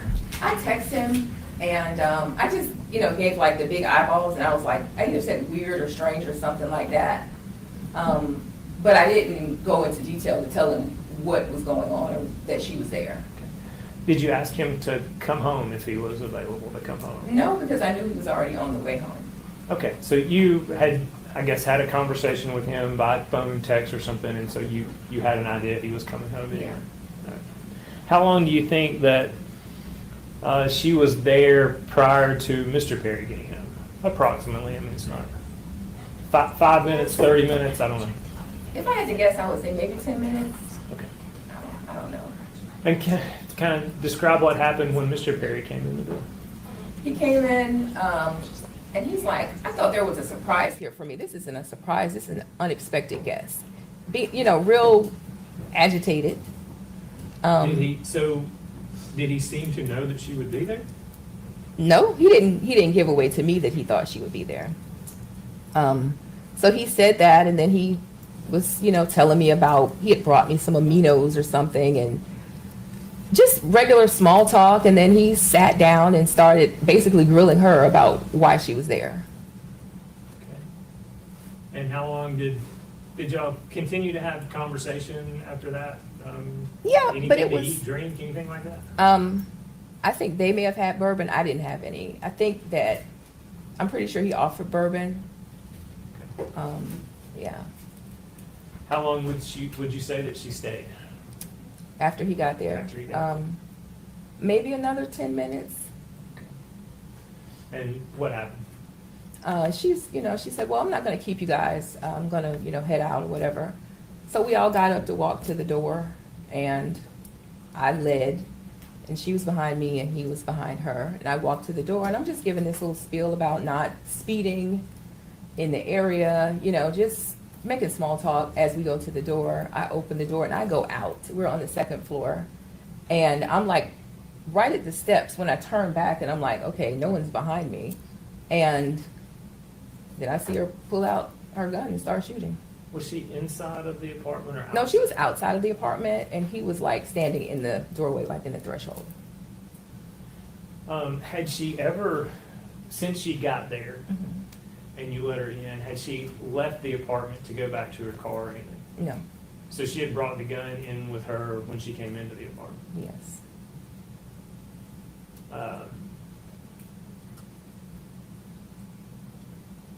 So when she pulled the gun out, what happened next? She started shooting, he hit the ground, and I started running toward him. And she told me, like, basically back off. So I stopped and I ran to the neighbor's door and I banged on the door, you know, called 911. She went back into the apartment, so I went back into the apartment because I'm just trying to figure out what is going on. Like, why is this happening? So I'm, you know, screaming naturally, you know, why is this happening? What's happening? You know, why are you doing this?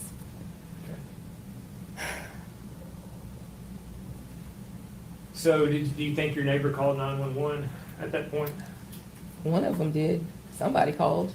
When you got back into the apartment, did the defendant still have the gun in her hand? Yes. And what was going on then? I guess at that point, I'm basically pleading, like, what's happening? Why are you doing this? Please leave, you know. And she's, you know, kind of pacing a little bit, you know, with the gun. At some point, the gun was reloaded. So she fired until she ran out of bullets? Were you ever shot? I was shot. Tell me about that. When did that happen? Where were you?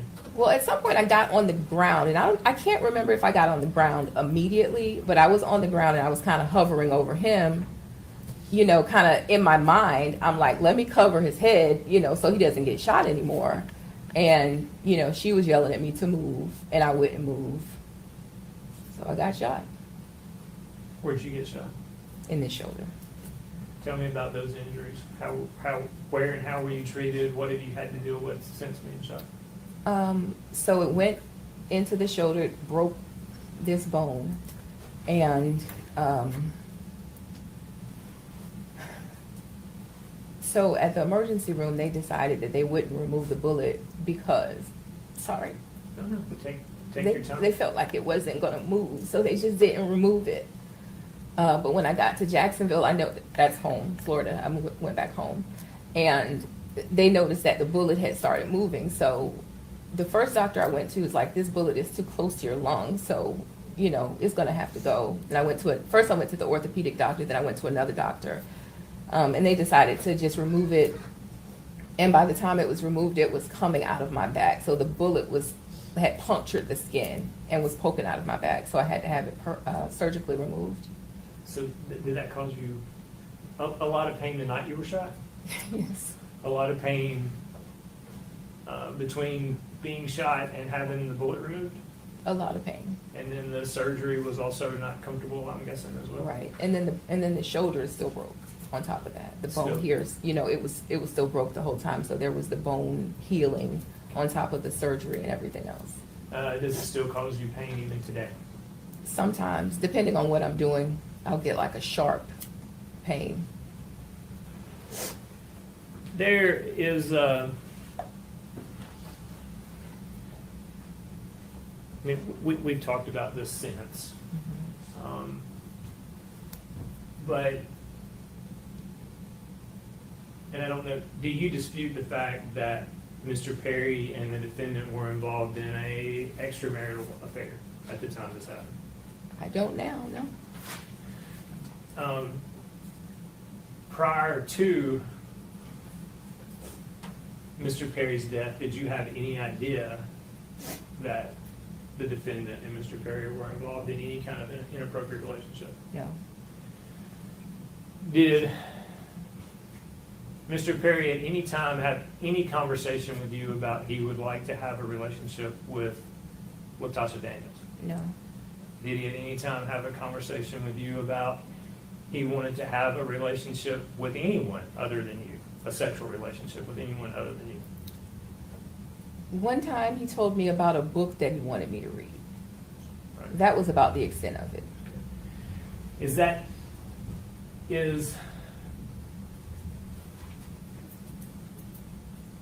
a marriage where you would agree to allow your spouse to have a sexual relationship with somebody else, anything that you would ever agree to? No, And by saying that, does that mean you never agreed to that with Mr. Perry? I did not. And you had no idea anything like that was going on? I did not.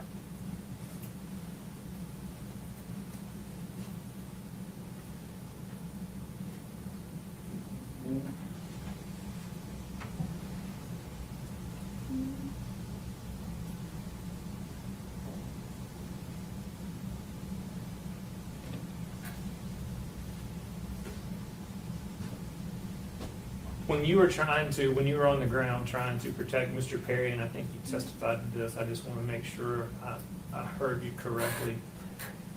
Did you say that the defendant was telling you to move, Yes, and you refused to move, yes, and that's when you were shot? correct.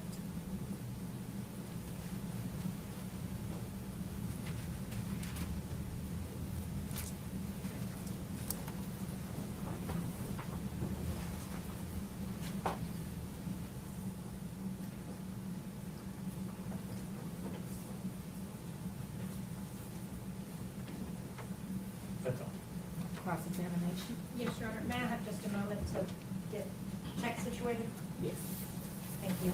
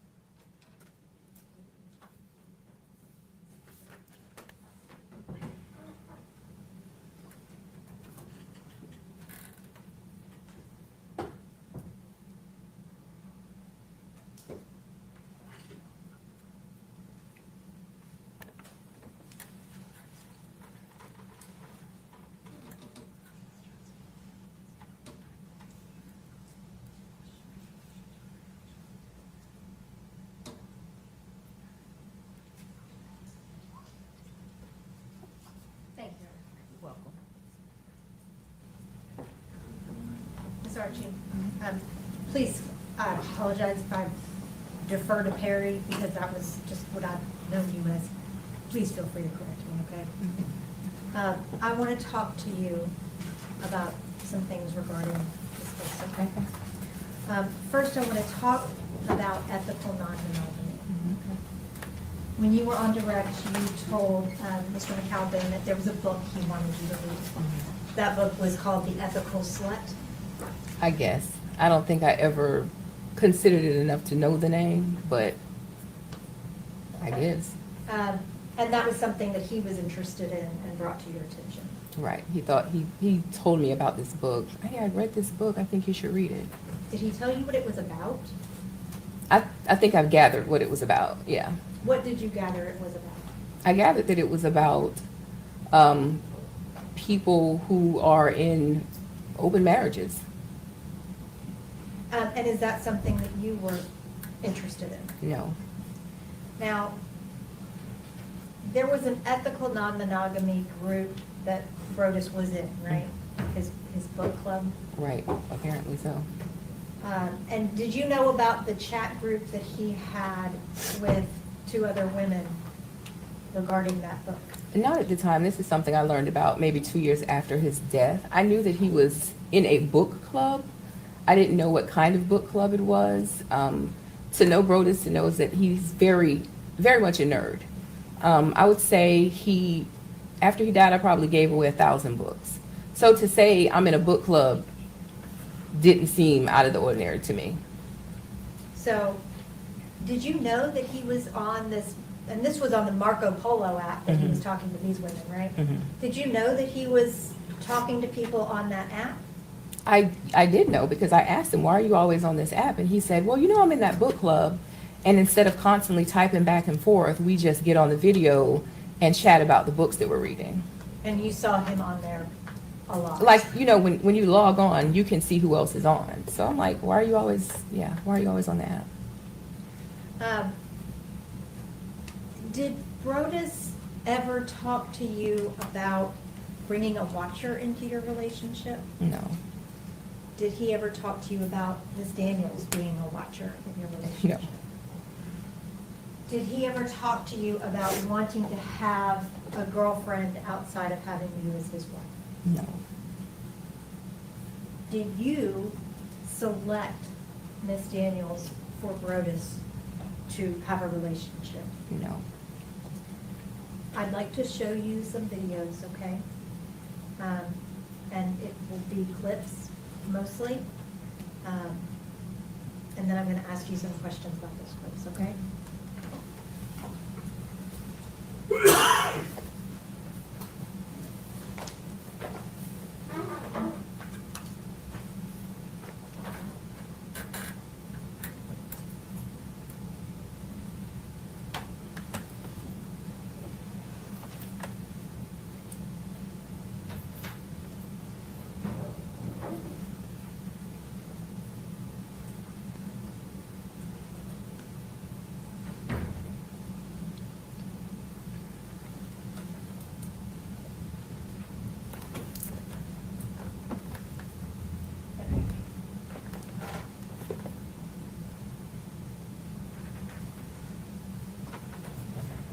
And Your Honor, if you would please just allow me to sit when I'm doing this stuff. Thank you.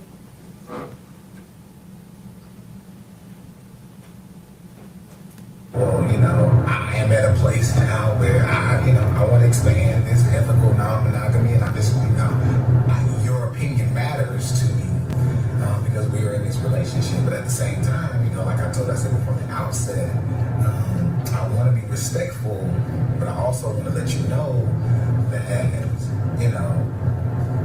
your opinion matters. But at the same time, I don't want you to put me in a box, right? Because while we talk about it in theory, this is now the practice part. And with Tab being perfectly fine with, the situation, because how I've handled and been honest and transparent and open with her with regard to this current relationship, me expanding it is not an issue for me. Basically, she told me, hey, we can talk about it when you think it's worth talking about. But the way that you handle this, I'm fine with not trust your judgment because you haven't given me a reason not to.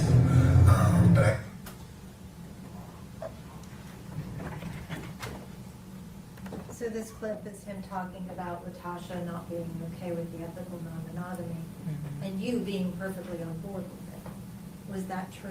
No.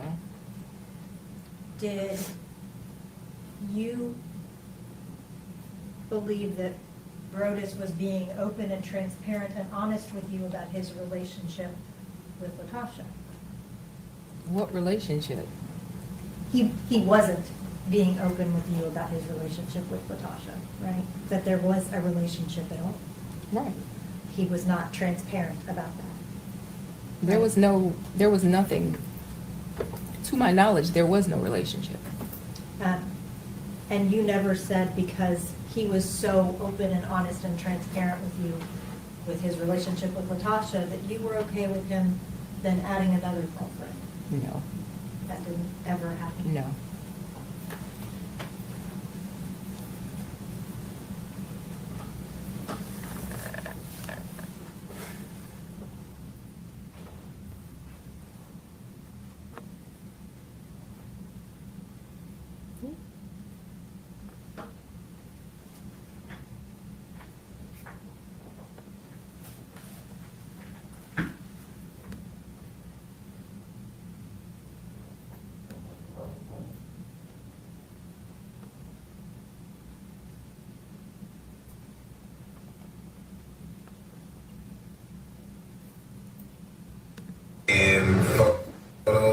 issue at home, but I get it. But that ain't an issue. I have been though. So if we talking, let's switch subject and get a little more serious. You know, for me, our agreements have been simple, right? No exes, nobody from Jacksonville, Florida, which is home for us, and nobody in the city that you live in, that currently live in, which means nobody in Memphis.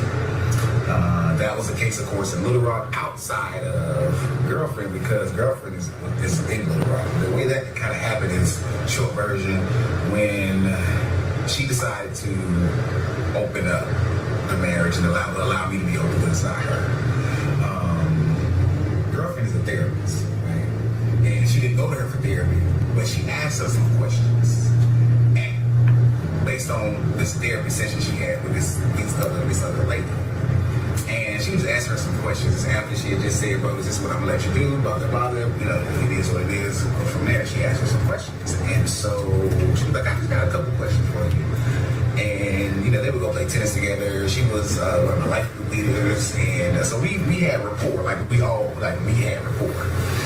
And she asked a question and was like, yeah, blase, blase, I'm thinking about this.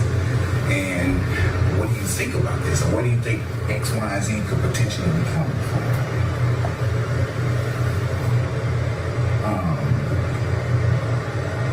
And I'm sorry, I'm looking to see who's in the cigar lounge because this is not what I really frequent that often. So I'm kind of careful about who potentially is in here because I don't want the glass all pass.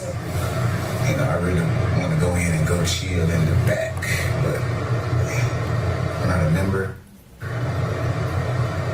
But yeah, I'm trying to debate what I'm in there now. But anyway, so the next thing that she shared with her was, you know my husband like you, right? Well, he thinks you're attractive.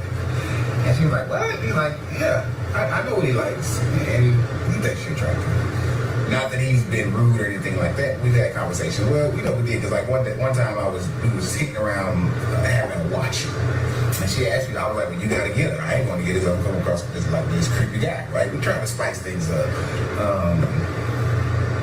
In that regard, even though that was even somewhat limited with the idea of somebody watching me, that's neither here nor there. But when the question came, Just to pause it for a minute.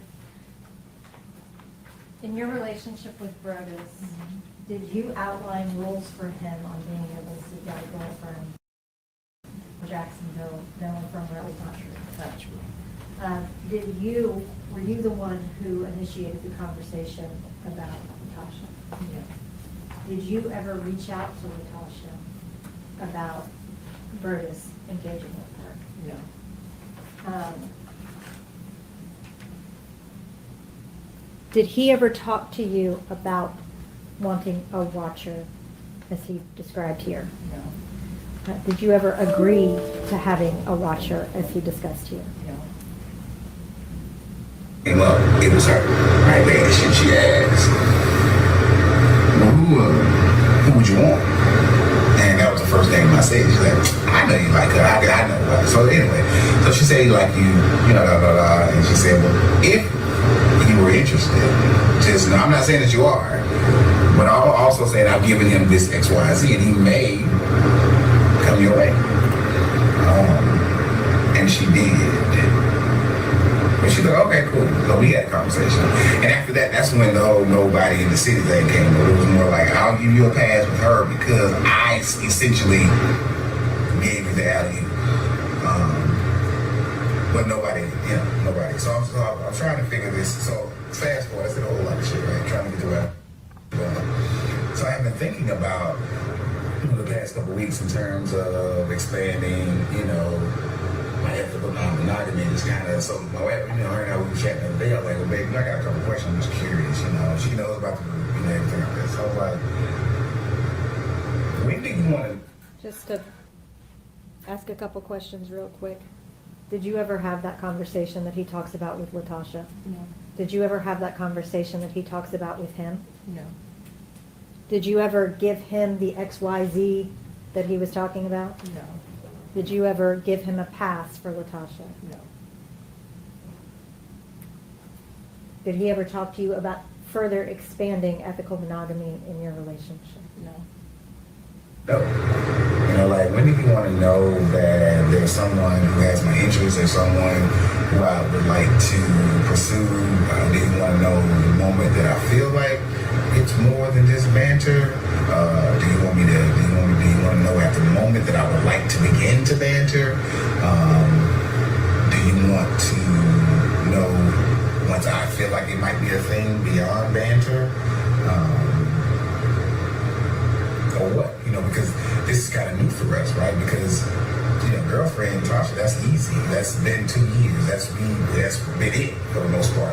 Outside of me going, that's how my birthday. But it's kind of been easy in that regard. So we're trying to figure out what does that look like. So just kind of really thinking through where I am with that, right? You know, where in terms of those. So there's a lot of newness. And I said that just to say that there's still a lot of newness even in this ethical non-monogamy that I'm wrestling with. And it's fun, right? It's fun. It's interesting. It's causing us to communicate and chat and really talk again about different things that we've kind of, in a real sense, have been settled to some degree. But realizing that in this ethical non-monogamy, we got to keep things in pencil and not pen. You know, some things are in pencil pen, right? There's some hard news, but it gotta be flexible in terms of what that looks like. So that's why I know you talking about being sprung and giddy and all that stuff. I think because that those flutters or those emotions, right, or those initial thoughts are all kind of new and very much new because this person is brand new. Like, I don't know Cherie, right? I knew Tasha. That was different. There was some level of familiarity there. And that's typically how I've always engaged women, right? With some level of familiarity. I cannot, whether being in the same class together in terms of college or something like that, I've never kind of quote unquote cold called anyone, you know, if that makes sense. Because I'm not, I don't think I'm that guy. So, yeah. Thanks for coming to my TED Talk. I don't know if I'm gonna go in here. Now I'm thinking, how far would we go downtown? Because I'm like, there's a lot of folk in there. I don't know if I trust who's in that room right now. Shit. I just need to do better with smoking houses, cigar houses.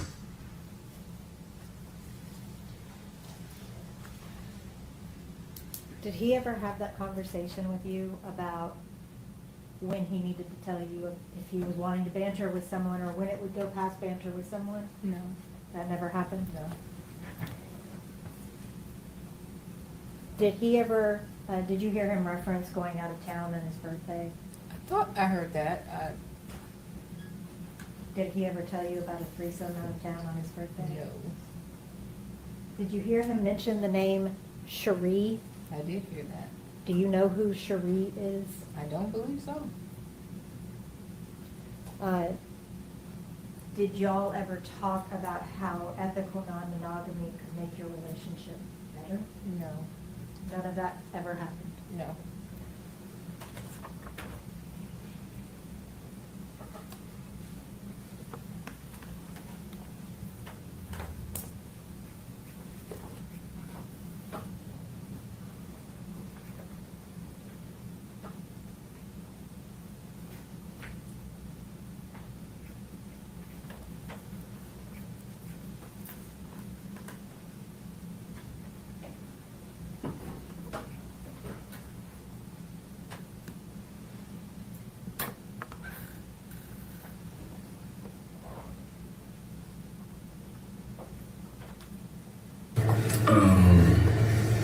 Armor bearer and brother advice at this point, and I know Danielle, you won't hear.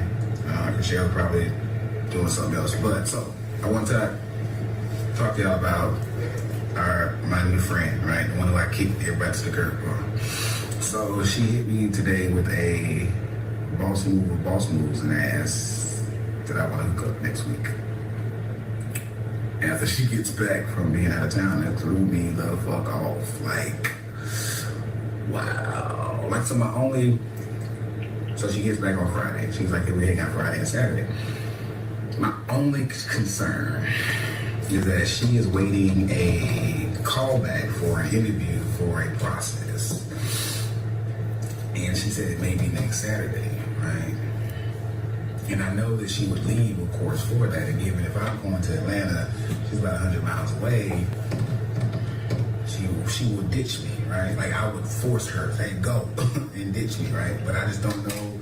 I want to put myself in a situation where potentially we may not be able to hang out in that regard because she got this other stuff that she's worried about. But I am like high-key shocked and like super like blushed about it because like it just kind of came out of nowhere. Like we were talking about other stuff and it was like, hey, what about? It's like, oh, okay, I'm with you.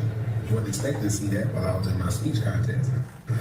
I was just a counter, so it don't matter. I wasn't doing that, but I don't know what to do. I think a couple of things, right? So I live in this other tension. So that means furthering the conversation, right, with the wife, which she's in a good place about that. I think I talked to you about it, and you haven't updated Shell about it, just in terms of girlfriend who's not taking it as well, I guess. But at the end of the day, I told her, you gotta recognize this is about me, this is about you, and it doesn't make sense for my wife to allow me to be open with my girlfriend has an issue, like, so she's kind of chewing that, because I think in theory we've talked about this day coming, right, but it's never been a reality, right? So I think that she's wrestling with the reality. I think that your ideas, your thoughts yesterday was so, like, it hit me like a ton of bricks because I never thought about it like that, but that made so much sense. And it's not that I want to be disrespectful, it's not that I don't want to be ethical, but I do wrestle with that. And I just kind of talking to your perspective about what you saw, but I was like, I think that could be what this is in terms of treating this like an infidelity kind of relationship on purpose with permission versus an additional partner scenario. So I feel that, but y'all, she asked me to hook up with her.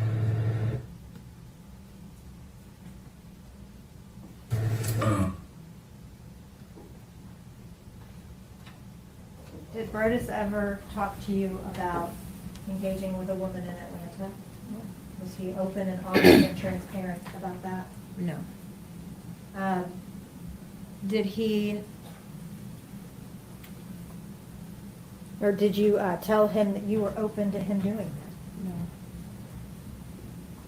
Had y'all been talking about that day coming where he would further expand to another girlfriend?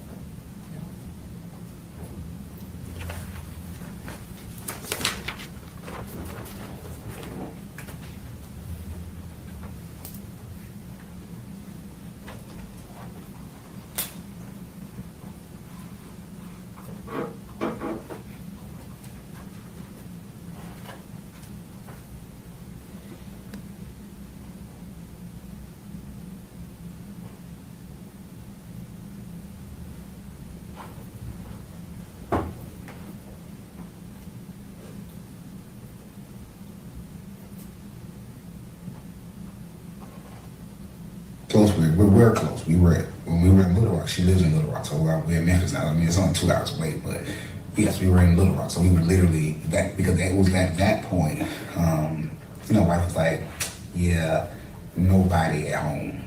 Like, this is an exception, because I kind of threw you that, but no, you ain't dealing with nobody at home. Like, that was Jacksonville, so our hard nose, and no Jacksonville, which is hometown for us, no exes, and no place in your current city. Those are the hard no's, right?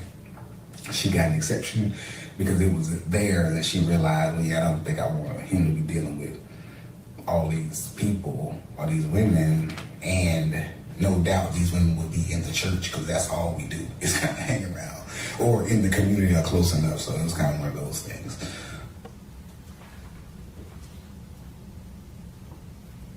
Was Latoshia Daniels an exception to your rules? No, Did you create rules about Jacksonville? no, Did you create rules about exes? no, Did you create rules about the city that you live in? no, Were those hard no's for you?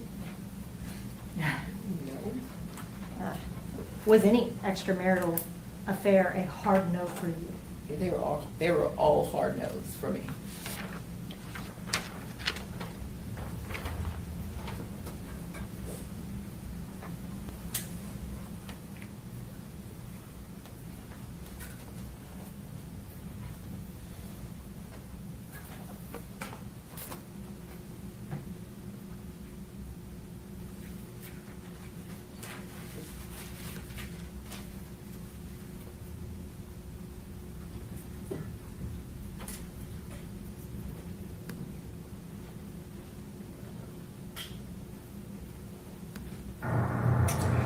Before I can say a word, she hits me with, "I'm sorry." I'm like, "Sorry for what?"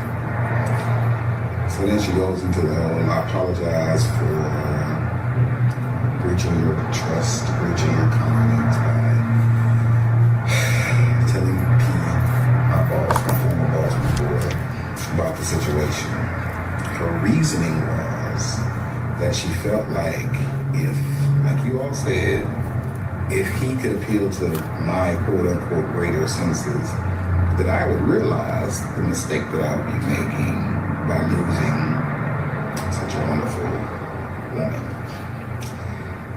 She also apologized. I said that she apologized to Tabitha when Tabitha talked. She told me that Tabitha told her that their conversation was their conversation until she revealed it, so she was not going to talk about the contents with which what they discussed. She basically said, "I feel like I know what you're going to tell me." And at this, Who is P? He is our friend and former pastor. Is that Philip Pointer? And he was also a pastor at St. Mark's. Correct. Did you know that Pastor Pointer knew about the relationship with Latasha? No. Did Latasha reach out and apologize to you after she threatened to commit suicide? No. Did you ever have a conversation with her about that? No.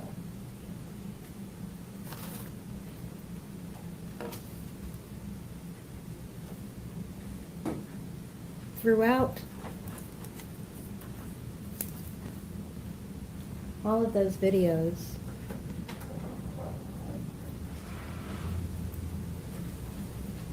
very convincing talking about those things. Would you agree? I would agree. And none of it was true. No.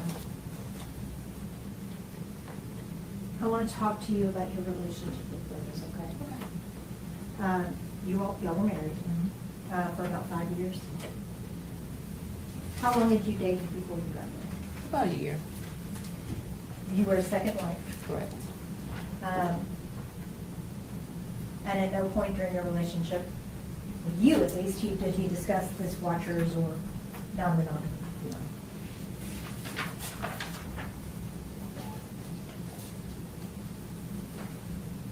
Brodus was a pastor Correct. in Little Rock that was at St. Mark's. So that's a Yes. big church. Yes. Did he take trips with the church Yes. often? When you say trips, like international trips or? Both international and local, Israel, Yeah, Savannah, El often. Dorado. Did he take those with the other pastors? Sometimes. And he also took them sometimes with other church members, like the church groups. I can recall one time, maybe a time or two, where there was like a training conference or something like that. Yeah. They did, the whole church group was for Israel, right? Correct.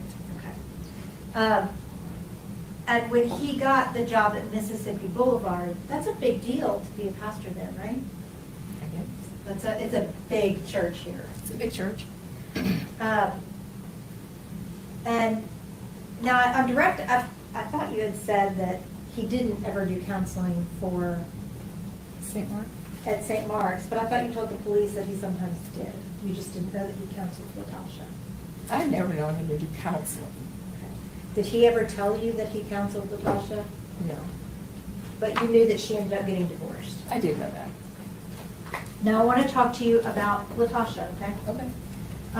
You knew her from church, Right. and that was St. Mark's in Little Rock. Correct. She was a life group leader. Yes. What's a life group leader? It's a person that leads a group of people that get together and do Bible study. And that was a group that Brodus was over, right? Correct.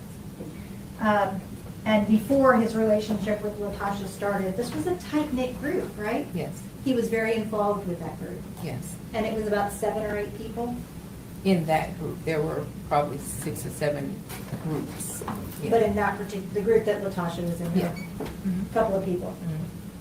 And those groups were selected from the whole church membership, right? Based on who showed interest. It wasn't like, we want you, people came and showed interest, yeah, There are thousands of church members at St. Mark's. sure. And I think, what about 40 or 50 people were selected to be life group leaders? I guess, I don't know for sure. And that's okay if you don't know. And you and Natasha were fairly friendly. Yeah. You played tennis once a month for a couple months. Mm-hmm. And then at some point, after Broadus got the job at Mississippi Boulevard, y'all moved from Little Rock to Memphis. Correct. And at no point were you aware of their relationship. No. Were you aware of any issues that Broadus had had at St. Mark's? No. Y'all moved in October, Correct. and that was to Collierville. Correct. Before y'all left, you gave your friends, church members, your new address. Yes. And there was a party that was thrown for y'all, right? I think so, yeah. Did you know that Latasha organized that party? It wouldn't surprise me to know that. After you left Little Rock and moved to Memphis, you didn't see Latasha again until April 4th, right? Right. And as far as you knew, neither did Broadus. Correct. But Broadus would come back to Memphis for his braces. Right. Why would he come back to Little Rock from Memphis to get his braces done? Because the braces were paid for, but the work wasn't done in his mouth. So it just made sense to continue seeing that orthodontist. And so Broadus would go to Little Rock, but you would stay in Memphis. Now, I want to talk to you specifically about April 4th, okay? Now, you were at home that night. Right. You were watching TV, Right? just you and your dog, Anakin. Yes. And around 9 or 9:30, you heard a noise, a faint knock, Correct. ignored it. Yep. And then a couple of seconds, minutes later, you heard another slightly louder knock. Yeah. And you and Anakin, the dog, got up to go see what was going on. Correct. A third knock, or after you said, I'm not going to open this door if I don't see who it is, Yeah. you saw Latasha through the people, Yes. recognized it was her, Yes. invited her in. Yes. She wasn't threatening you. No. She did not have her gun out pointed at you. No. You sat, or you brought her into the house, right? And y'all sat in the living room, Correct. talked, right? Yes. Talked about tennis, Yes. talked about a work conference, right? Yes. And just chatted. Yeah. She seemed happy to be there. Yeah. She seemed happy to be talking to you. Yeah. At no point while y'all were sitting alone in the apartment was she threatening to you. No. She never tried to harm you. No. And she was seated, if I'm not mistaken, on a couch, right? Right. Actually.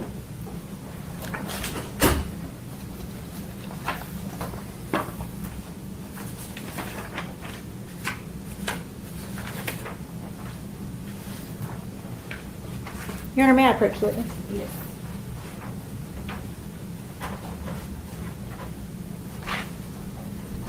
Tabitha, do you recognize that? Yes. What is that? That's my apartment in Collierville. Your Honor, I'd ask that that be made the next numbered exhibit. Any objection? It's the living room. Any objection from the state? No objection, Your Honor. All right. I will show the photo of the living room as exhibit 2. How do I turn this off?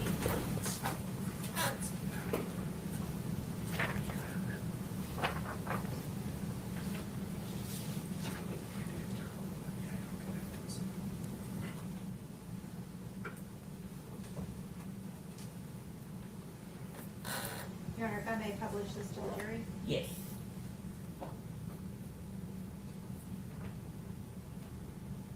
Tabitha, is this a picture of the living room at your apartment? Yes. Where were you seated speaking to Latasha? I would have been seated on the left end of the sofa. So. Oh, I think it won't work on the screen, it's gonna be. So like here? Yes, Okay. And where was Latasha?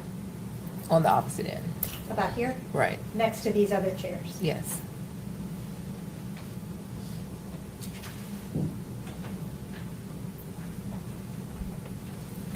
Brodus was not home yet, right? Right. He had gone to Pastor Pointer's to run an errand. No, when he I'm got off. sorry, Pastor Turner. Right. Well, he got off work. He went to the cigar bar, and then from the cigar bar, he told me he had to go drop something off at Jason's house. So he went and dropped something off, and then he came home. He likes cigars. Yes.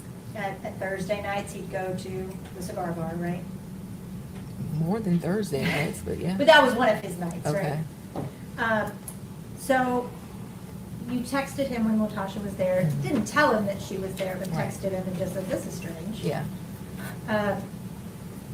And you said that it seemed a little odd, but she was happy to be there, happy to be talking to you. Yes.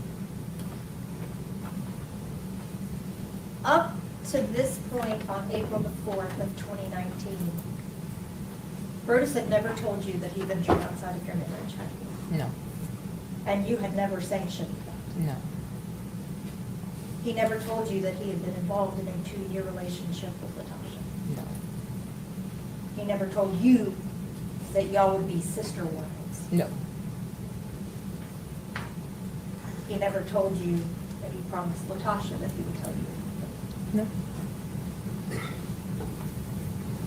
Did he tell you that he saw Latasha earlier that night before she came to your apartment? He did not.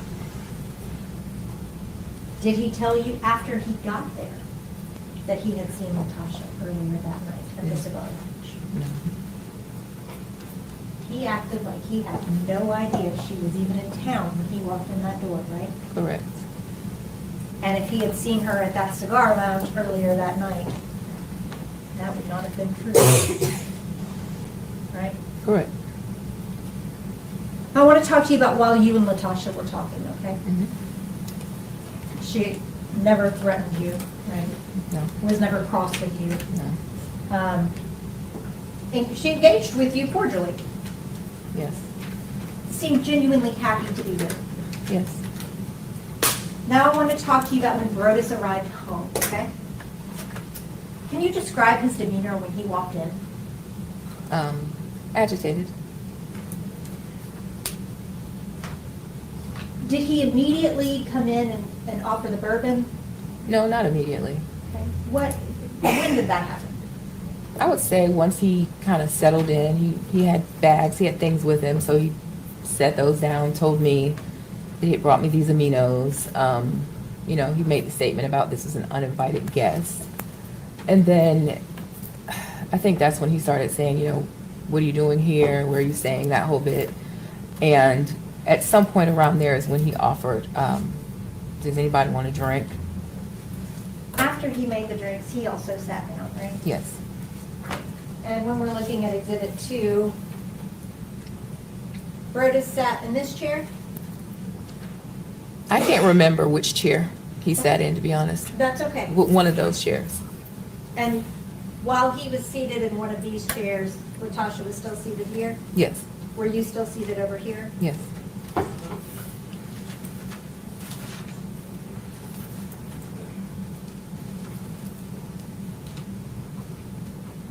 Brodus made himself a drink, Yes. and he made Latasha a drink, right? Right. And you didn't want a drink. Right. You had had some champagne earlier in the night, and you were done. Fine. Yes. When Brodus was talking to Latasha about, you know, why she was here, what she was doing, he was kind of making small talk with her, right? It was. I guess you could call it that. It was like badgering almost. Yeah. He still seemed agitated. Yeah. At some point, did you notice that he kind of stopped talking to Latasha only started engaging with you? I didn't. Your Honor, may I correct the witness?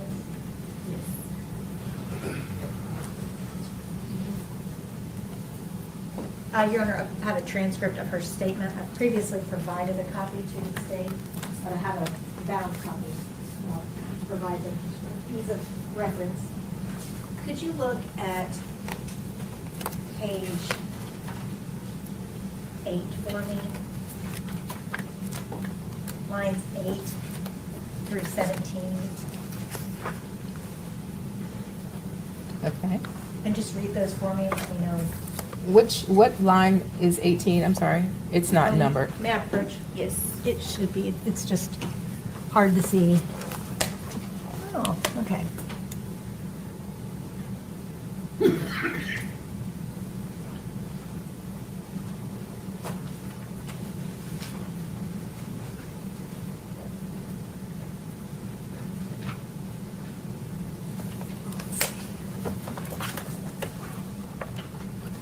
I don't know why yours don't.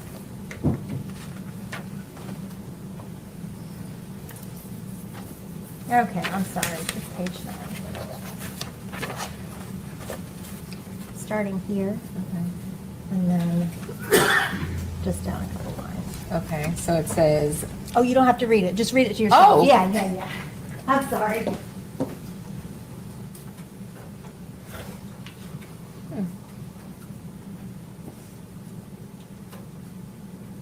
okay. Do you remember telling the police that he kind of stopped talking to her and started engaging only with you? I don't, but if it's here, You don't dispute that that's, I know I won't dispute it. okay. You could just put that. Okay. Was that normal behavior for him, I guess? I would say that it was normal for behavior for him with his life group leaders. It was not unusual for him to talk kind of rough to them and just, I would often say, I don't know why y'all put up with him. But it was usually just, that's just him, you know, kind of a good fun kind of way of roughhousing, so to speak. So I always found it kind of cringy, but it was not unusual. I want to talk to you now about when Latasha said that she was going to go ahead and go. Okay. She basically said, I'm not going to keep you guys, right? And everybody stood up. And you led the way to the door. Right. Latasha was behind you, Correct. and Brodus was behind her. Yes. And you got all the way outside, right? I mean, to the stairs of the apartment complex. Right. And Latasha and Brodus were still back towards the apartment. Correct. Latasha right outside the door, Brodus in the door. Right. Did you hear her ask him to walk her to her car? No. When they were over there and you were at the stairs, they were kind of had their own thing going on over there while you were trying to walk on out, right? I don't know because my back was turned, so, Right. you know, it wasn't until I turned around that I realized they weren't right, you know, behind me. And you were telling her, just don't speed, be careful, if you've had something to drink, Right. right? You had no idea what was going on behind you. No. So then I want to talk to you about when you turned around and saw Latasha, okay? Mm-hmm. She was still at the door of your apartment. Well, she was out from the door, yeah. And that's, your door is right next to your neighbor's door, right? No, it's across the hall. Okay, thank you. So she is standing right outside the door, Brodus is standing in the door frame. Mm-hmm. So she was closer to Brodus than you were. Yes. Do you remember how far away you were? So from our front door to the stairs might be from here to the beginning of this green partition. So it's not, we're not very far from the stairs, yeah. So if this is the front door, those are the stairs. Okay, so So you if and I- I'm there, Brodus is here, she's maybe here. So it's like, you know, equal space between all three of us. It's not a lot of space. 12 feet? I don't know. I don't know. I'm not good at guessing either. Somewhere 10 to 12 feet, maybe 10 to 15 feet? Does that look like a good guess to you? This looks good to me. She don't know. She didn't That's- have to. Present again. I can move on. Oh, sustain objection. Latasha was facing Burgess, Yeah, I would say, yeah. and you saw her reach into her pocket, right? Yes. And this was as y'all were walking up to her car. This is still upstairs. Right, Yeah, but that was the direction that, correct. okay. Yeah. And when you saw her reach into her pocket, Mhm. you saw her pull out a gun. Yes. Now, prior to that moment, had you ever seen a gun? No. Prior to that moment, had she seemed to be a threat to you? No. Prior to that moment, did you think you were in harm's way being with her? No. She started firing again Yes. towards Burgess. Correct. You went in the opposite direction, right?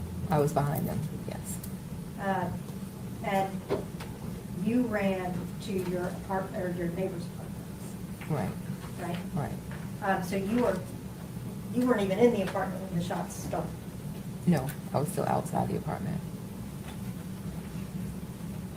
When y'all were in the apartment, the three of you, was the door closed After the shots were fired? before? Oh, before. Yeah, the door was closed before. Could anyone see into your apartment No. with the door closed? No. It was private. Right. No one else other than the three of you was in the apartment. Correct. After the door gets open, you go outside, you're visible to everyone else in the apartment complex. Well, they could see where y'all were, right? You became visible outside of your apartment. Not really, no. So if your neighbor had opened the door. If my neighbor across the hall had opened the door, sure. They could see Latasha standing. Mm-hmm. They could see Broda standing in the door. Mm-hmm. Nothing happened until after that was already out in more public area than y'all had been before, right? Right. You, at some point, lunged for Burgess, right? Yes. And tried to shield him. Well, this was after the shooting had occurred, yeah. Once we were back in the apartment by then. But prior to that point, prior to you trying to shield him, she had not fired any shots at you, right? No. And when you got shot, did you realize it? Yes. Did you grab your shoulder? Yeah, the bullet moved me. The shot threw me. Yeah. And you were right against Burgess at that point too, right? Until I got shot, right. And then you said, Tasha, you shot me. Mm-hmm. What did she say back to you? Something to the effect of, I didn't mean to. And then you told her basically, like, go, leave, Yeah, just get out of here. just get out of here. I won't tell them it was you, just go. Mm-hmm. Correct. She didn't move. No. And at some point, you could hear the sirens coming. Yes. And Latasha still never moved. Right. She never put down the gun. No. And when the police came up, they had their guns drawn. Correct. And she still didn't put down the gun. Correct. And in fact, she pointed the gun at her own self, Yes. towards her mouth, Yes. towards her head, Yes. against her chest. Yes. And the police were trying to talk to her to get her to put the gun down. Right. And she wasn't even really interacting with them. She was talking back, like Was she no, crying at that point? probably, I don't remember. Do you remember her saying, "What have I done?" No.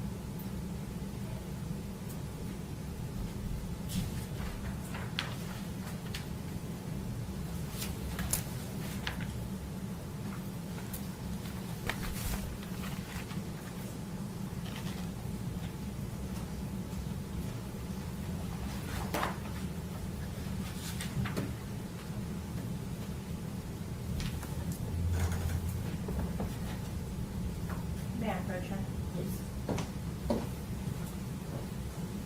If you could just read right here.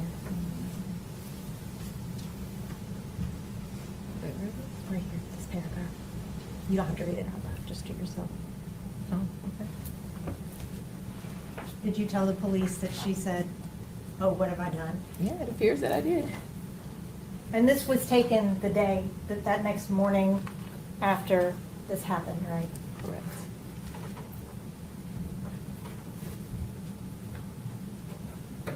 One of the main things that you heard Latasha saying during this was that he broke her heart. Right. And that was the main thing that she said to you. Yeah.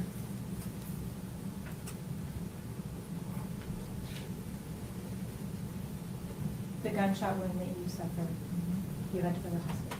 Yes. You were there for a couple hours, right? Yes. And you got released. Yes. You left the hospital. Yes. A couple hours later, you got a call. Right? From, To come back to the hospital. no, No? No. The surgeon and the chaplain didn't call you to come back? no. I was still there when they told me that he died. Okay. So you left and came back? I never left. I never left. I was there all night.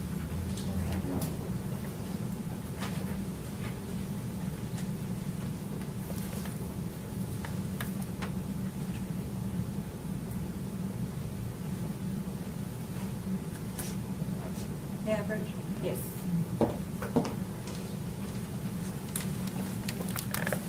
Just read right around. Start now, just to the bottom of the page.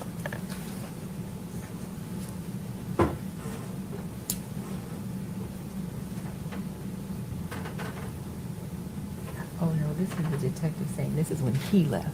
Keep reading. Okay. I like the little bottom. Yeah, that's one, because I didn't, someone's up when I was asked. So that's just. Yeah, that's just wrong. And this was a stressful night, right? A very traumatic event. Yeah, And you had no idea why any of this happened. right. But eventually you were told that Burtis had passed away. Correct. You went and gave a statement that next day when Carnival rang. Right. Pastor Pointer and Pastor Turner came with you. Right. Did you ask them to come with you? They're the only people that could have come because I did not know a soul in Memphis. So when everything happened, I didn't know anybody's phone number. So they called Pastor Turner. They went through hoops to get in touch with him. He and his wife showed up. He called Pastor Pointer that morning. He drove over from Little Rock. So there was really nobody else that could have come. And they actually came into the interview room with you, right? Yes. And while you were talking to police, the police were saying, "Do you know why this happened?" Right? Mhm. And you have to say yes or no. Yes. So she's recording. And you and the police both talked about why. Right. Nobody understands why. Right. Did Pastor Pointer ever say, "Actually, I know that they were in a relationship"? No. Did he ever tell you that before you went in? Objective, that's hearsay, I don't know what the purpose of it is. And it's not being offered for the truth of the matter asserted, it's being offered to show whether or not he provided that information. The approach.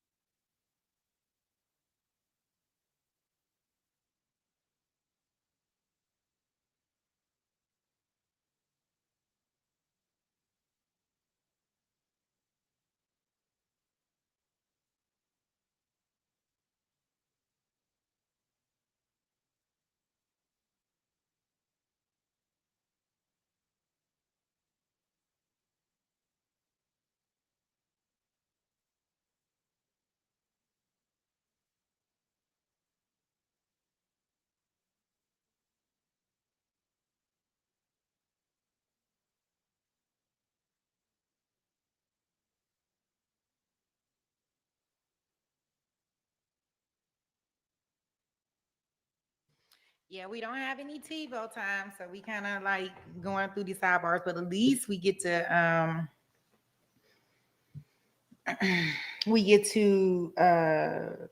see everything in real time. So I guess we can't have it both ways. And so tomorrow we'll start on time. Yes, and shout out to Barb. Now y'all know if y'all received one of those gifted memberships from Barb as y'all come in, I gotta say thank you. You know, and it's so funny, just so y'all know, guys, when people are gifting memberships, I would like to tell y'all that a lot of people in the comments, they'll comment on the video that they received the gifted membership in. So just in case, anybody that's gifting memberships, because y'all all, the chat is so awesome all the time. With the gifted memberships, they do like come in the comment section and say, I don't know who gives, thanks for the gifted membership. So yes, thank you to anybody that received it. Make sure you say thank you to anybody that received a gifted membership from Barbara. Look, I'm talking about anybody that received. I'm so sick. Oh, maybe it's the drugs. SD, nope, not the drugs. They didn't give me none. I don't know, guys. Speak up about the information.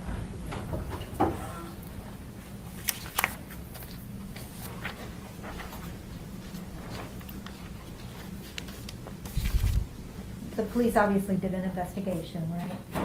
And during your statement, they kind of talked to you about things that they found in the investigation.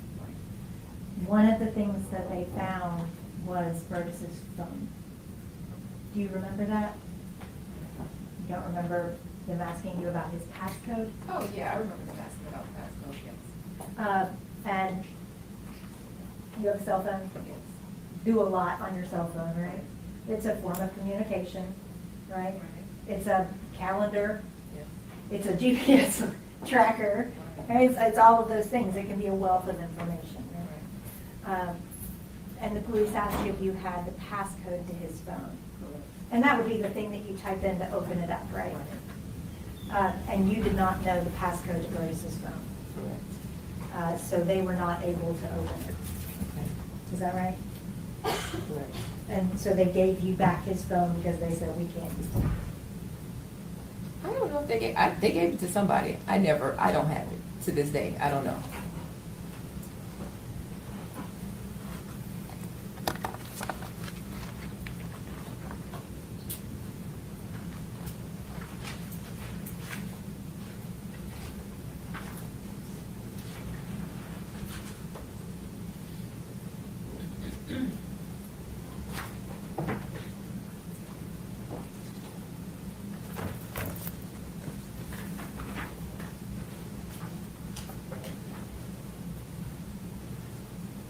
May I approach? Yes. Do you remember the police having you go through, like giving you back your phone and initialing this? If you will read right here.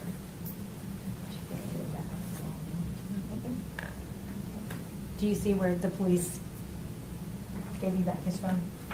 So, yeah. And again, this was an extraordinarily traumatic experience, right? Right. And sometimes with traumatic experiences, you may not remember everything perfectly, right? Up until on into after this case had been charged and everything, you didn't know about this relationship until well into this process. Yeah, I would say not until the detectives confirmed for me. That's all I have. Thank you. You're welcome. Redirect.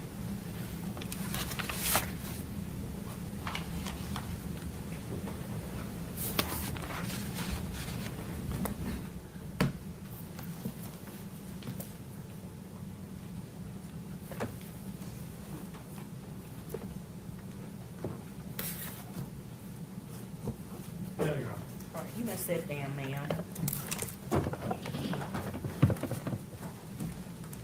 Anybody need a break? The judge?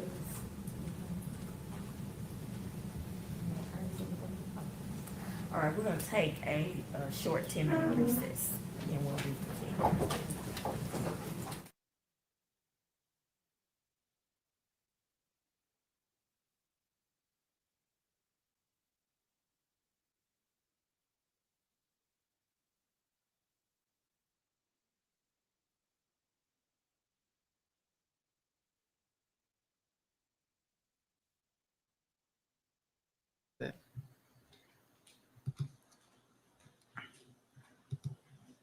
Wait a minute. Wait a minute. Wait a minute. Let me make sure they're not doing something in the court. Are they? Oh no, I just wanted to make sure. I'll put the court for it. Well, no, I don't have to put that out there. So guys, what do you think so far? I think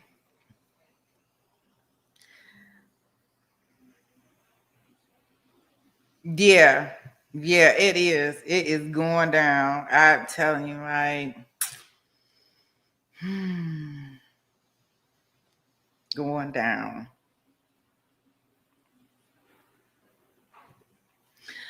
Okay, so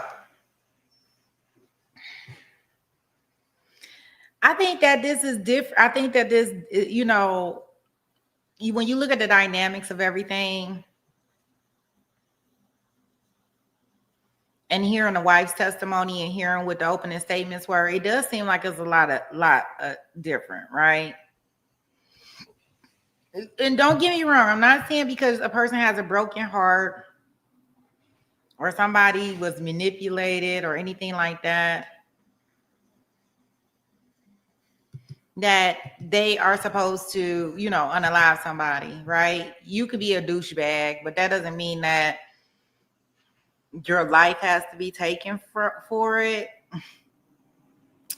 But in the same token, we do know, unfortunately, matters of the heart.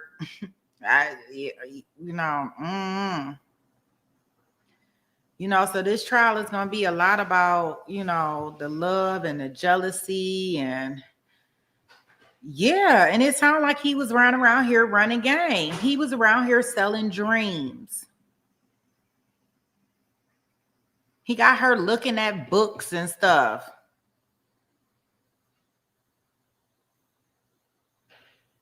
Yeah, he definitely manipulated her. Yeah, he dumped her. He said that their time has come to an end.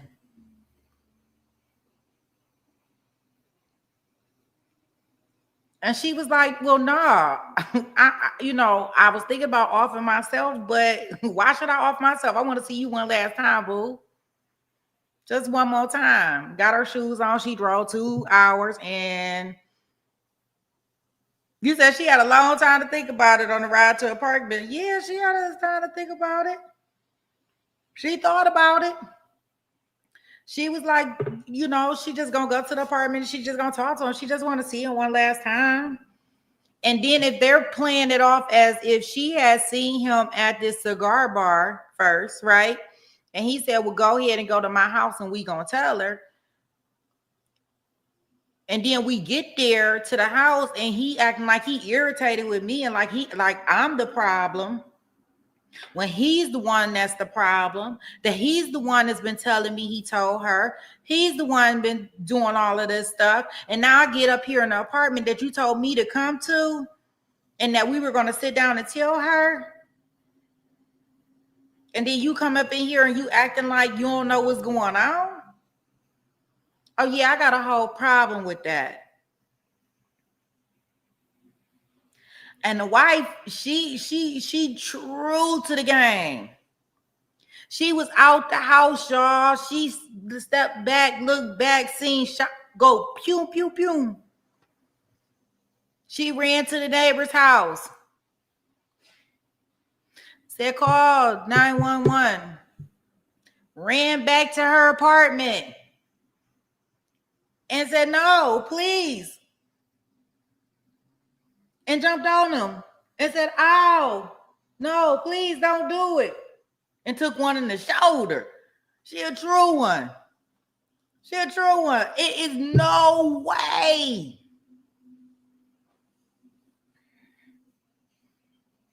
I don't even know how she had the guts to go back up in the house. I would have been so terrified. She went back up in there. She true to the game. That's loyalty. She wasn't even scared. She was like, she gonna no, stop, please, don't do it no more.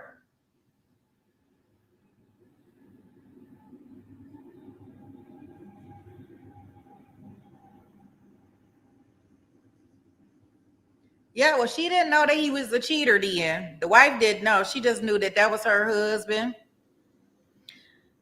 He the pastor. And that, hey, she didn't know what was going on. She like, what is going on? Why are you doing this? Why are you doing this? So she jumped on him. I bet you right now when she's sitting on that stand, she like, I ain't know. That was a hard no with me. I don't know what he was talking about. And if I would have knew this deal, boy, I would have kept running. I would never threw my life in front of him. If I would have knew what I knew now, shoot, I'm mad. I'm mad because I jumped in front of him trying to save him, and he out here doing this one too and created this storm.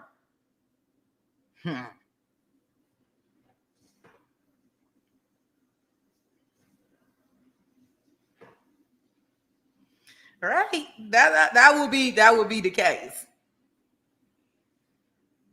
I bet you if they can ask her right now, would you still take the same actions that you took that day and jump in front of him knowing the things that you know? Hell to the no. You on your own, homie. She would have been too hurt. No, because that was a hard no.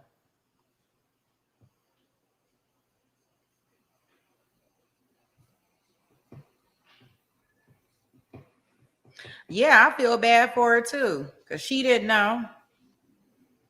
She didn't know. He just telling her to read this book.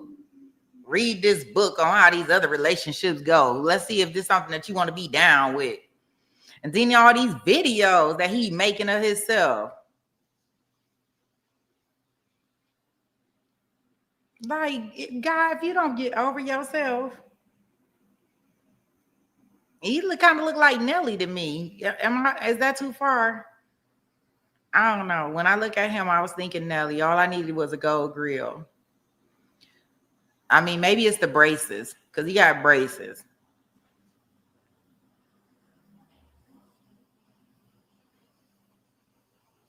Yeah, and what's the name? They sent me a picture. Let me see. I got a picture of his wife. Let me see. I'll pull it up so I can show it to y'all. Let me send it to myself. And I'll show it to y'all.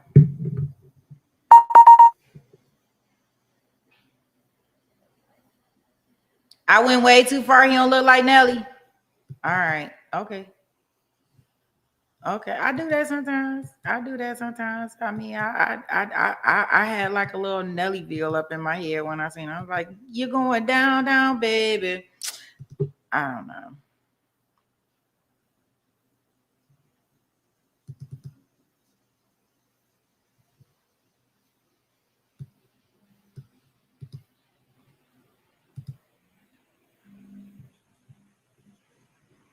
So there's a picture of him and his wife, y'all.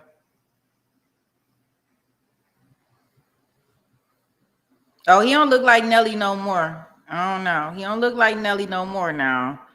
No, it was just one. It was just one photo that I thought that he looked like it, but no, I don't think he. I don't know.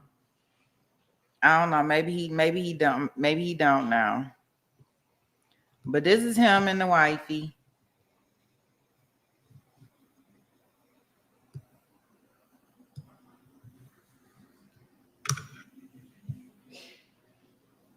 She's smiling from ear to ear. She got a pretty smile.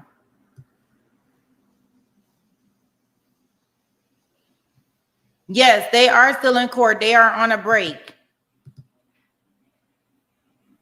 They are on a short break. SD. We don't have TiVo time.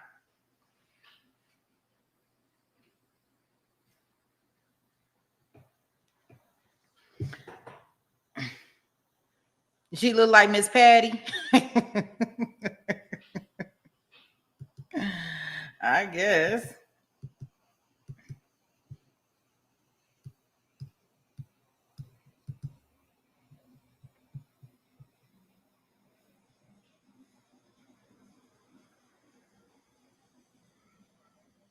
Look at him. He's so into himself. I'm so into you.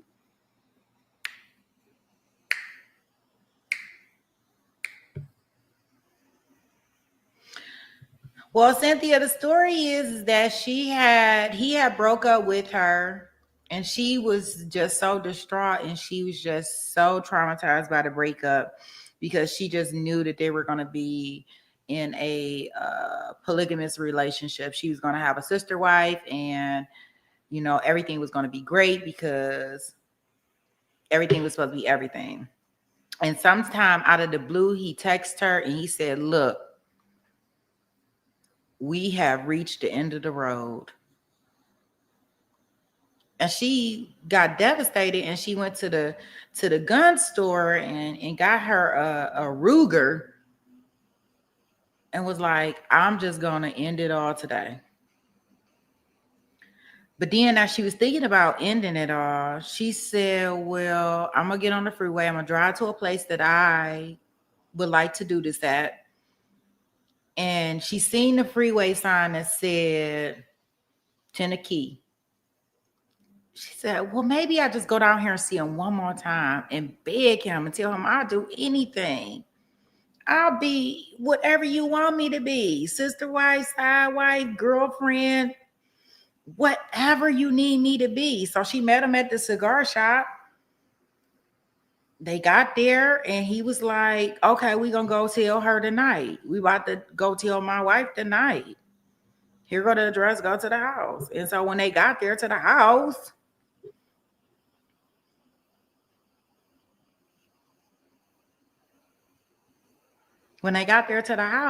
he was like, "I don't know why you here.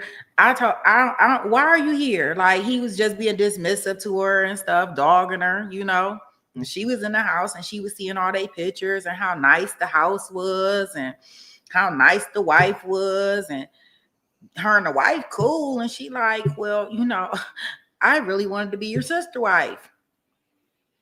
And he came in and he all dogging her and stuff. And she like, "Okay, well, I'm gonna take this shot of bourbon and I'm gonna go ahead on about my business." So the wife, like, she ain't thinking nothing going on. So she walking ahead of her like, "Hey, I know you done had a drink, but the police be around here, so don't be speeding." So the wife got to walking on. She like, "Well, wait a minute. I don't hear anybody behind me." She look behind me, these two upstairs. So she like, "Well, wait a minute now. What are they doing upstairs? And I'm down here." And she turned around to go back up to the apartment building, and all she seen was pew, pew, pew, pew, pew.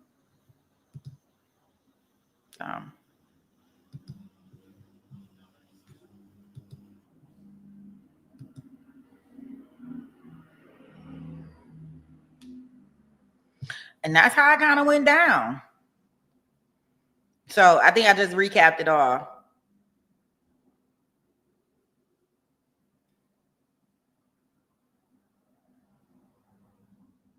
You say she looked exactly how you thought she would look.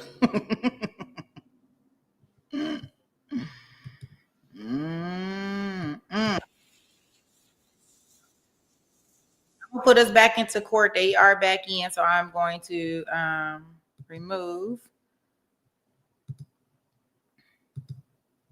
And I'm going to put us back into court since we in live action.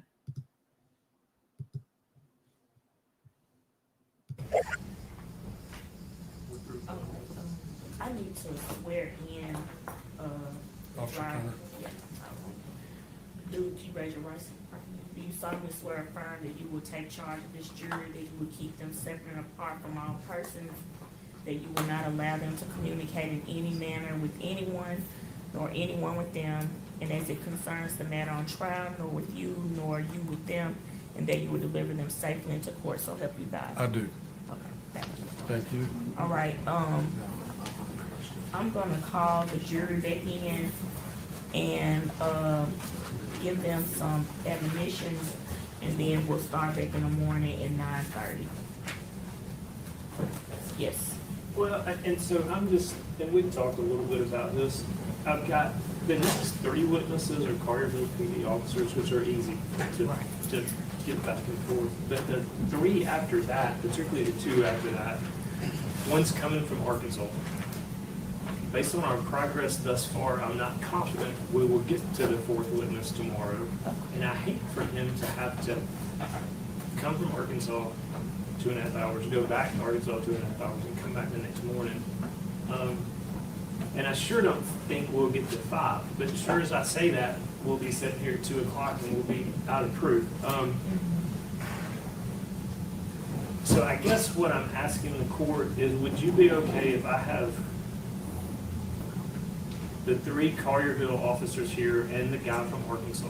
If it looks like we're gonna run out of time, I'll take the guy from Arkansas out of order, but I'm not gonna ask TBI from Nashville to come tomorrow. If we get through those 4, we'll be down to 2 Thursday morning for me that I think are pretty short. And if we run out of time, it's on me, but I didn't want to run out of time.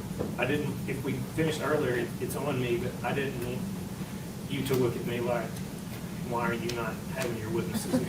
Okay, that's fine. Okay. And we have no objection to taking that witness out of order. Okay, that's fine. Okay. All right, I'm gonna call the jury in, and I'm gonna give them some, admonitions, and then we'll reconvene for tomorrow, so if you can get the jury in. Yes, ma'am.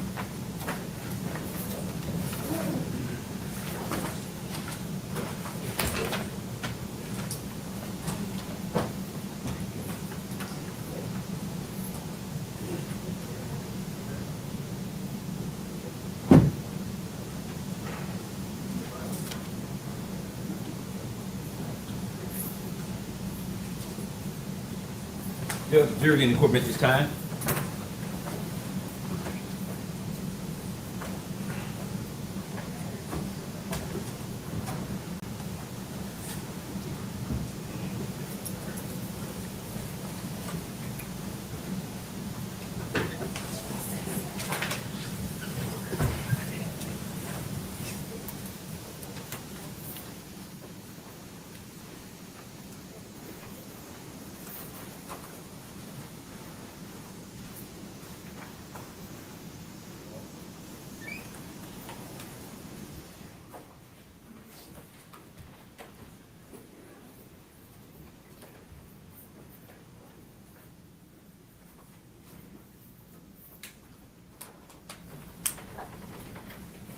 You may be seated.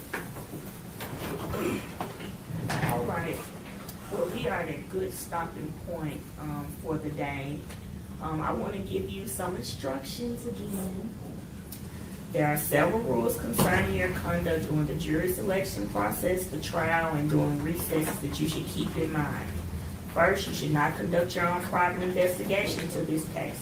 For example, do not visit the scene of an alleged incident, try to read any textbooks or articles concerning any issue in this case, or consult any other source of information. If you were to do that, you would be getting information that is not evidence in this case. You must decide this case only on the evidence and law presented to you during the trial. Any juror who receives any information about this case other than that presented at trial must notify the court immediately. Second, you cannot discuss the case either among yourselves or with anyone else during the trial. You must keep an open mind until you have heard all the evidence, my final instructions, and the attorney's closing arguments. Any discussions before you retire to deliberate would be premature and improper. Third, you cannot allow any other person to discuss the case with you or in your presence. If anyone does attempt to do so, report this fact to the court immediately without discussing the incident with any of the other jurors. Fourth, do not try to speak to any of the attorneys, parties, or witnesses in this case, even for the limited purpose of saying good morning. They are also instructed not to talk to you, and you must report any contact with you. In no other way can all the parties feel assured of your absolute impartiality. So again, we're still not ready to discuss the case, okay? Go to dinner, have a good night's sleep, and we'll be ready to get back to work in the morning around 9:30, okay? So I'm gonna excuse you for the day. Remember, do not discuss the case, okay? You can leave your notepads under your seats. Jury, you can pen, pad in the chair and follow me.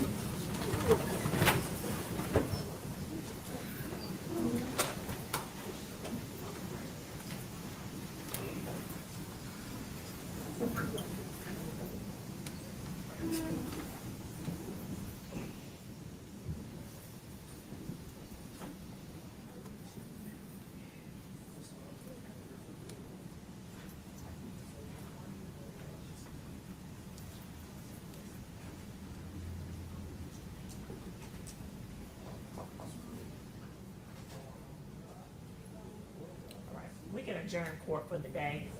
All rise. Of course, next time, tomorrow morning, 9 a.m. All right, thank you.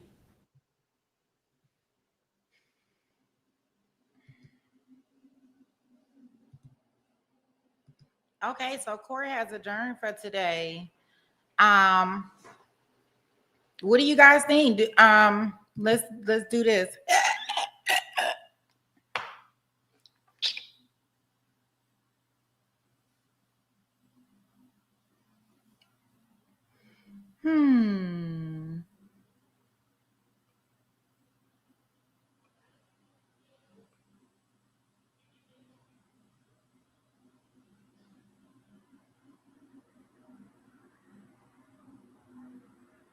Oh, you must be talking about my noise. I don't know what that noise was. I don't know how I made it either. I can't even recreate it. Sorry. I'm glitching. Yeah, I am probably glitching. So, what do we think so far? We've heard some. I mean, I don't think this trial will last that long. I think we'll be at the jury at Friday.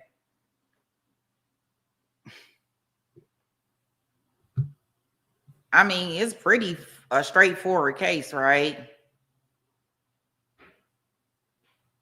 Just an update for anybody that was watching the Strangled 6-year-old redrumming trial with us. We were on day 2 yesterday, right? And we should have been on day 3 today. Law and Crime didn't have a feed or Court TV.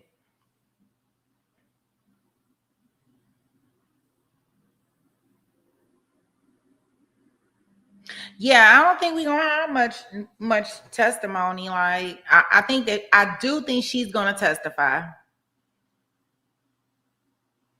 You say day 1, she is going to prison. Yeah, I think that right now we just trying to see how long she gonna go to prison. Like maybe some mitigating factors, and that's why we here.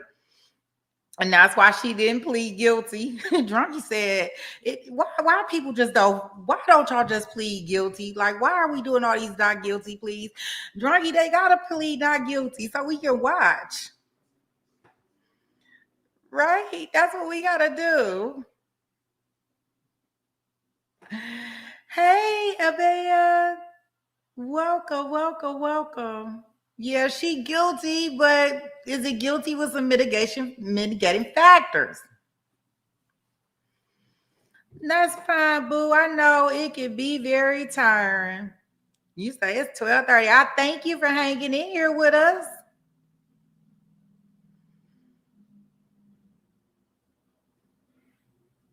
I don't know. For some reason,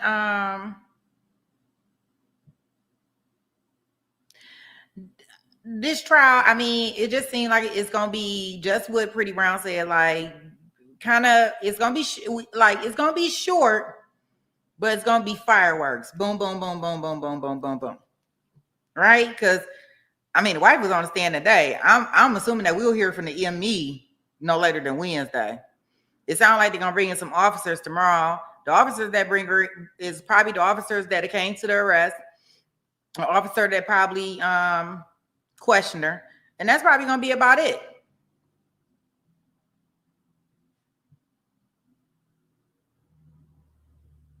Have a good one, Kings. We will be back online. I'm gonna start on time. We ain't even gonna have no TiVo time tomorrow. No TiVo time. We will start on time. And I figure on our lunchtime, we can either do our panels or we can look at old testimony, because it seemed like all the testimony, at least so far, because I would love to hear the the defense team's opening statement again. And I would love to hear the wife's statement again. So I'm all into looking at the testimony and stuff again. So we good. We'll start on time. I even start 15 minutes early. That way we can chop it up, because y'all know I like to talk. So we'll start 15 minutes early so I can talk y'all. and prep y'all for the day. Make sure everybody had a good evening. Then we'll go into court, but we'll be in court on time.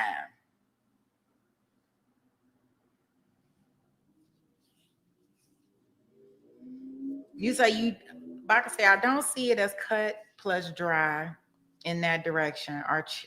Our chicks can't just go around unaliving their married boyfriends.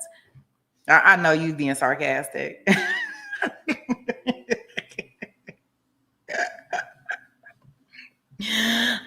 Yeah, they cannot. Please do not.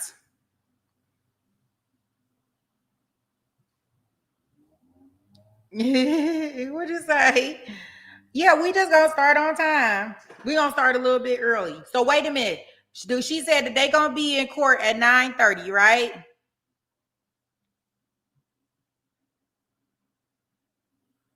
9:30. So 9:30 Tennessee time is an hour ahead of me. So that means I gotta start at like 8 o'clock tomorrow. Would that be a fact?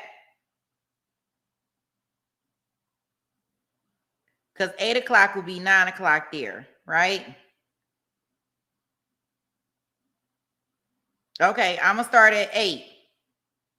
So we can talk for about 30 minutes. Y'all know when I get my coffee. That's probably why I'm so happy today. I ain't need no drug. I had my coffee. I knew it had to be something. Coffee makes me happy. It made me real happy. Did y'all notice that? Oh my gosh. It was the coffee. They are starting at 9:30. That's when the judge said they need to start. So it's 3:30 now where I'm at. So I'm thinking we're going to be in court at 8 o'clock. Yeah, 9:30 Tennessee time. So I think they're an hour ahead of me. So I am going to start at 8 o'clock. Okay, so I'm gonna start at 8 o'clock. That way we know we're gonna be in there on time. No TiVo time. We're gonna be right there. And in regards to our 6-year-old strangled redrum case, I don't know. I don't know where it's at. I went to go look for it. When Maddie came in the chat, I don't see day 3. I don't know if they said they were not having court today or what. So I don't know where day 3 is at. So I don't know.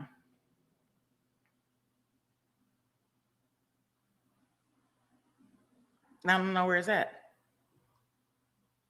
So I have to find it. Yeah, I think the case will be over by Friday. I agree on that. Yeah, I agree that the case will be over by Friday. And then tomorrow we can rewatch some testimony, but I will clip up all the testimony that we did see today in case anybody wants to go look at it.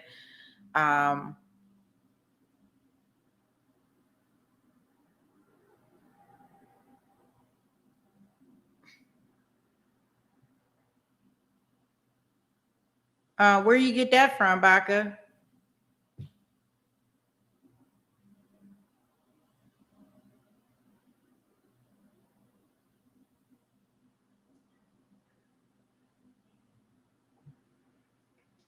Yeah, I don't know. I don't know. You talking about in our other case, the strangle one?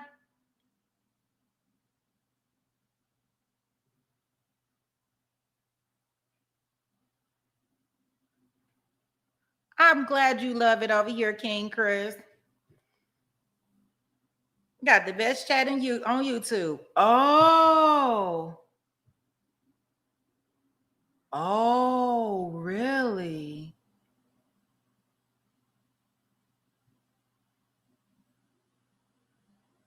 Okay, so it'll be 10 a.m. your time? Yeah. Okay, so you must be on the East Coast. I know East Coast time. It's all the middle people that I can't understand. You know, I'm gonna call them the middle people. All the middle people, I don't know what time they be on. Oh, so y'all think that's how we got kicked out?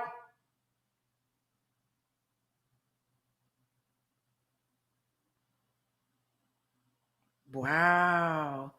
Oh, well, I can let Maddie know because he like I'm invested. He invested in that trial.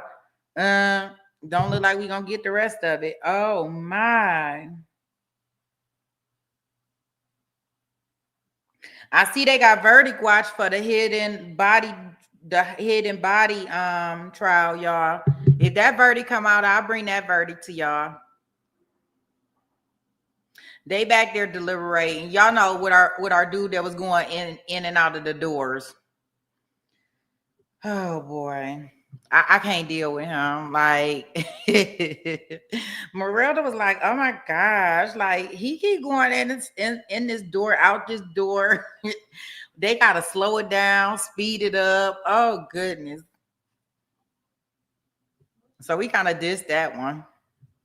We dropped that trial like it was hot.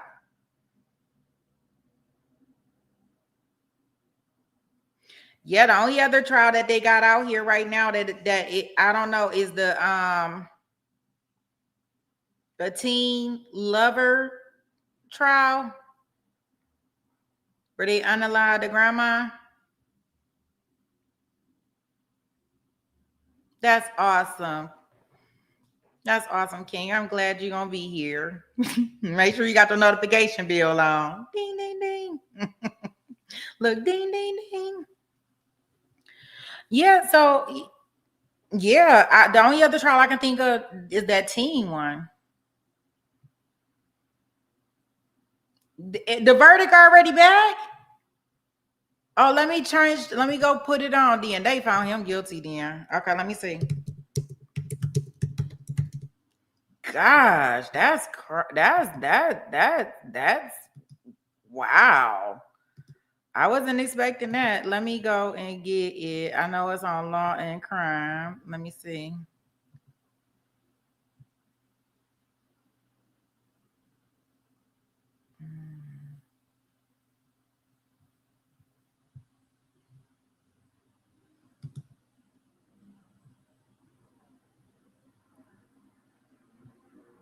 Oh, so they doing the verdict. Wait a minute.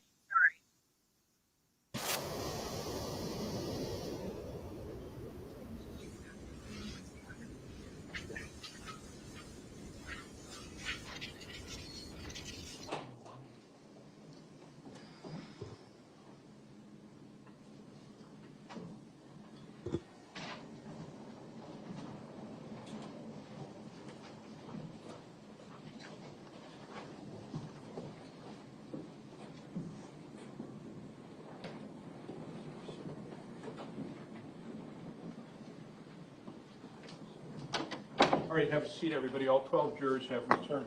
It's my understanding that the jury has reached a verdict. Who's our presiding juror? Is that correct, ma'am? Yes. All right, if you would hand the materials to Mike, please.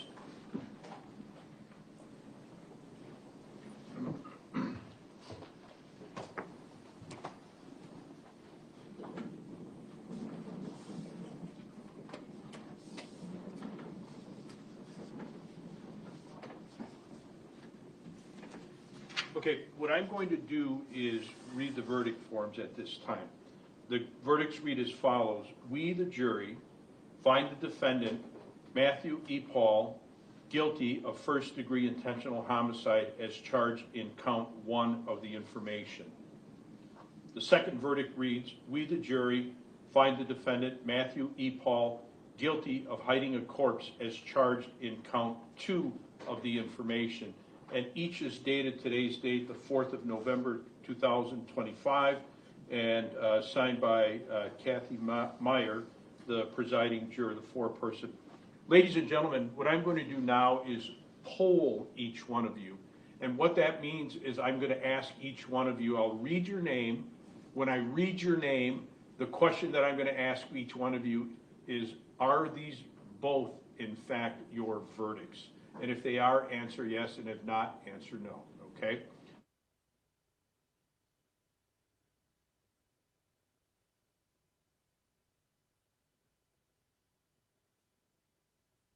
Are these both, in fact, your verdicts? Yes. Are these both, in fact, your verdicts? Yes. Are these both, in fact, your verdicts? Yes. Are these both, in fact, your verdicts? Yes. Are these both, in fact, your verdicts? Yes. Are these both, in fact, your verdicts? Yes. Are these both, in fact, your verdicts? Yes. Are these both, in fact, your verdicts? Yes. Or Heineman, excuse me. Are these both, in fact, your verdicts? Yes. Are these both, in fact, your verdicts? Yes. Are these both, in fact, your verdicts? Yes. Did I miss anyone in polling? I think I got all 12. Is the state satisfied with the polling of the jury? Yes, Judge. Is the defense satisfied with the polling of the jury? Yes, sir. Okay. Ladies and gentlemen, I'm going to read to you the final instruction. Your service in this case is completed. You do not have to answer questions about the case from anyone other than the court. Additionally, you are under no obligation to maintain secrecy concerning what took place in the jury room, nor are you required to discuss the case with anyone or answer any questions regarding it. Ladies and gentlemen of the jury, thank you very much for your time. It's been a while. It's been a number of days. I think we're in day 8. I very much appreciate your service. I very much appreciate your time and the fact that you've taken time away from work and your families and so on. Your service is a difficult service. It's one that's like being drafted, as perhaps you heard me say before. You are going to be excused in just a moment. You can go back and follow Mike's directions. If you wish, you're free to leave, or in fact, I will come back and talk to you if you want to talk to me after this, but you're under no obligation to stick around. Is there anything else before I excuse the jurors, Ms. Gordon? No, Judge. Is there anything else, Mr. Galaviz, before I excuse the jurors? No, sir. Okay. Again, thank you so much, ladies and gentlemen. Everybody stand for the jurors, please.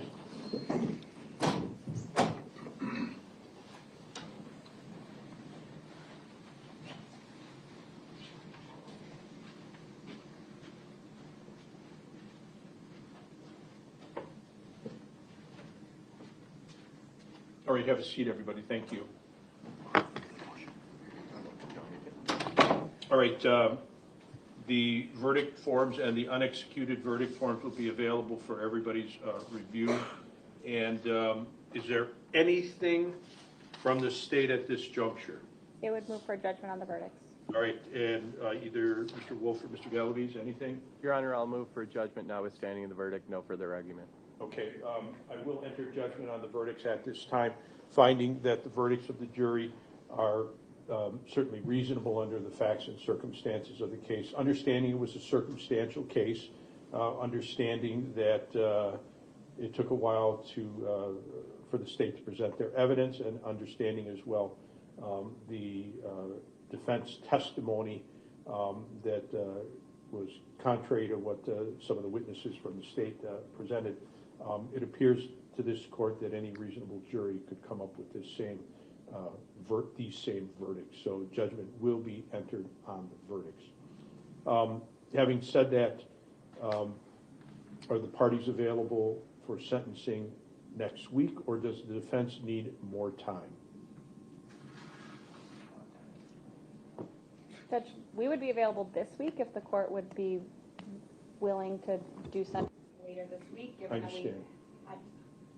And Layla is in town until the end of the week. She was planning to stay through the end of the trial, but then after that, she will be returning home out of state. Out of state? Is it in contiguous states or farther than that? Further than that. Okay. But again, I understand that I take those things into consideration, but I also take into consideration these are serious charges. And Mr. Wolf or Mr. Galavis, and they may need time to prepare things.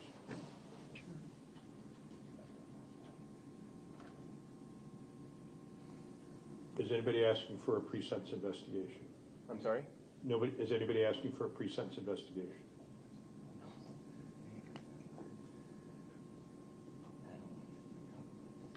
Is the state making such a request? No, Judge. All right. My preference is next week, Tuesday or Wednesday.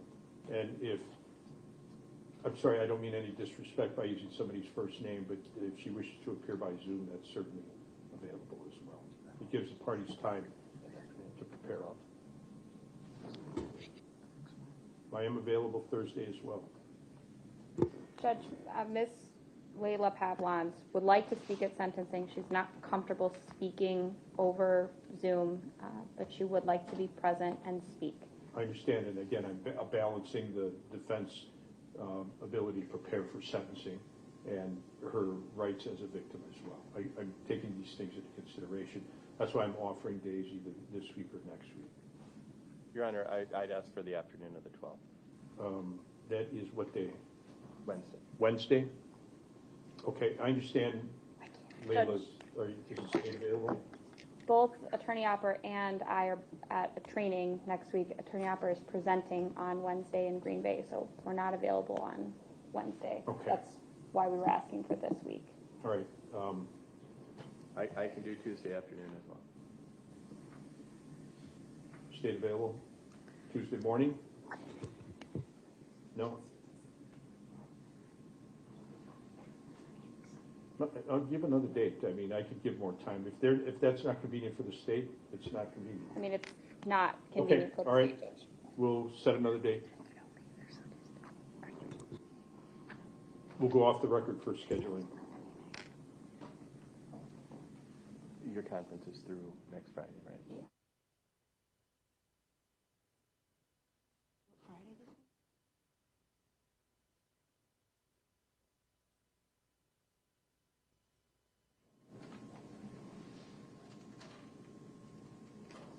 Friday this week?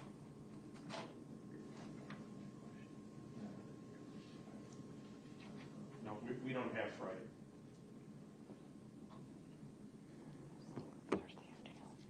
About Thursday.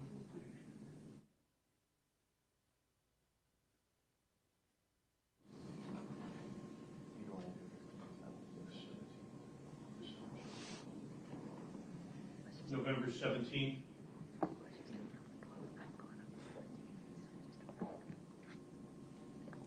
No, I can be here too. What time did the court have on the 12th, Judge?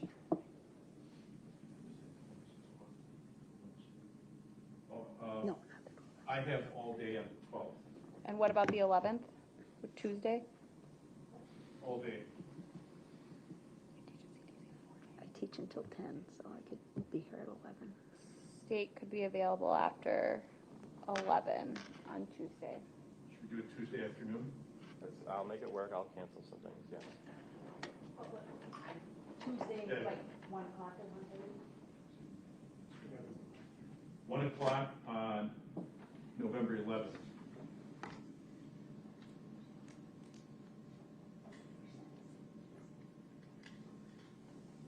Yes, we'll take Tuesday, Your Honor.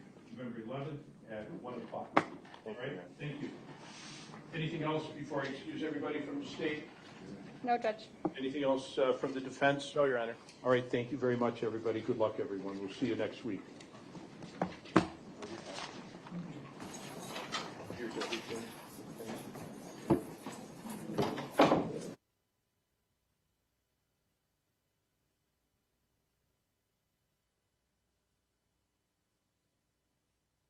Well, I apologize. Bail is revoked at this time. Okay, thank you. Never mind, never mind.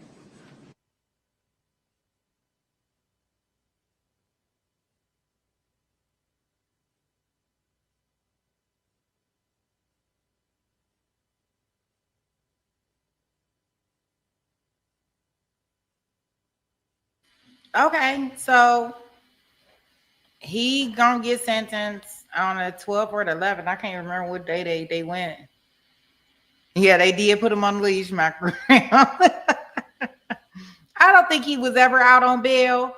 I think what they saying is that his bail is revoked, so he can't even come up with the money to try to make bail anymore. Yeah, I really didn't like the way the prosecution team was doing that. Yeah, I didn't like that.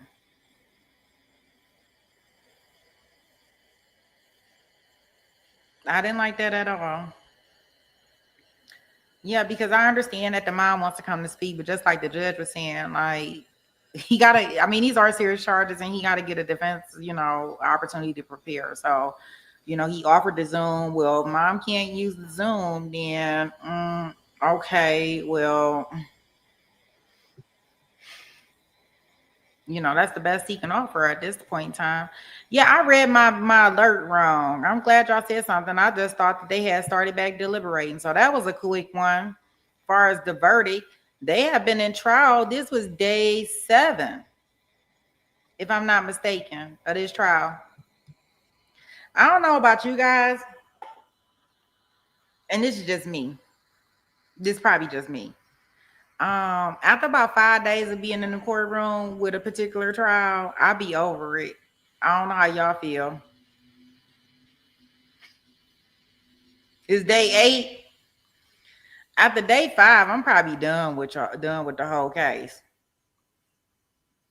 I think 5 days top is enough for me. Like, after it goes on so long, like, it be just sound like womp womp womp womp womp. I want you to. Well, good morning, everybody. First, let me say thank you for your attention to.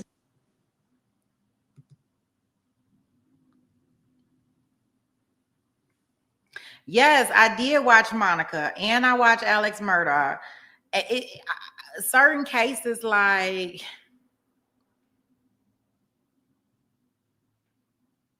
I mean, okay, what I will give you is certain cases are good enough where you can probably get through it. Hey, Coffee. Certain cases you can probably get through it. But certain cases like this one, 8 days, way too long for me. Like, we got to do 5 days before I need you to get in and out.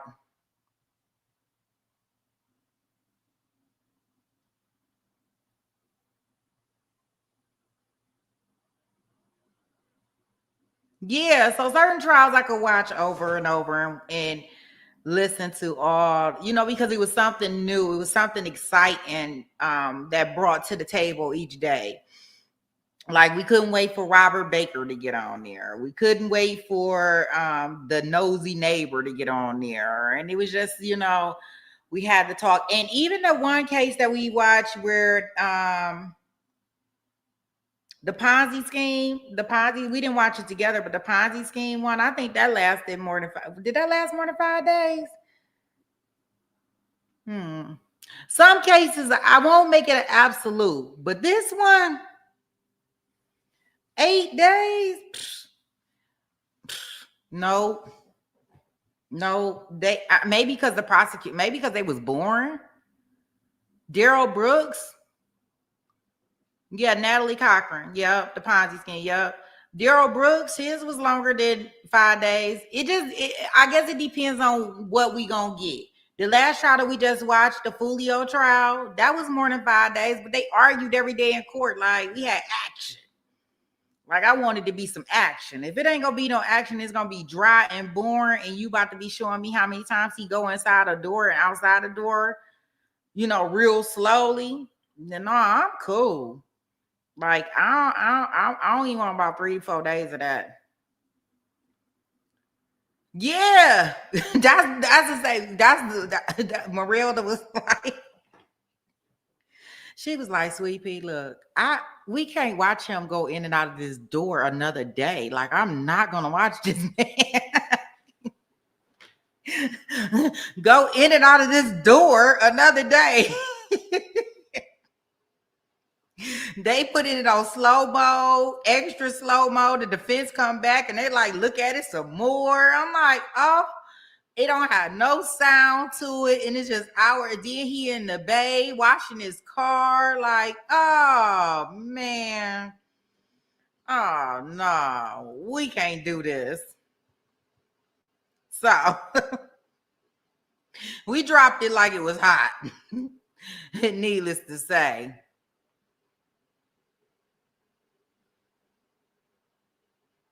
All right, Barbara, have a good one. See you in the morning.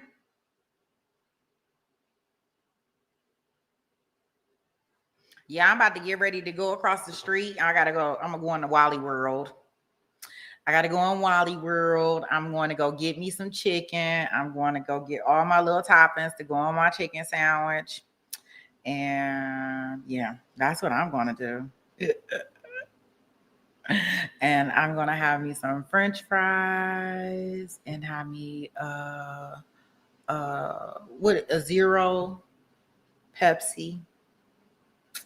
And yeah, I think that's about it. Yeah, all members, don't forget. Yeah, you got, oh, that sound like me. My winner chicken dinner. That so sound like me. That's some stuff that I'll say. So if you hear me ever saying it, just know, great minds think alike. Yes, oh, maybe that's why I'm so happy. Between coffee and food, I'm in a great place. I know. I was told that I need some discipline. I don't have no discipline. I got discipline with certain things. But other things, no discipline.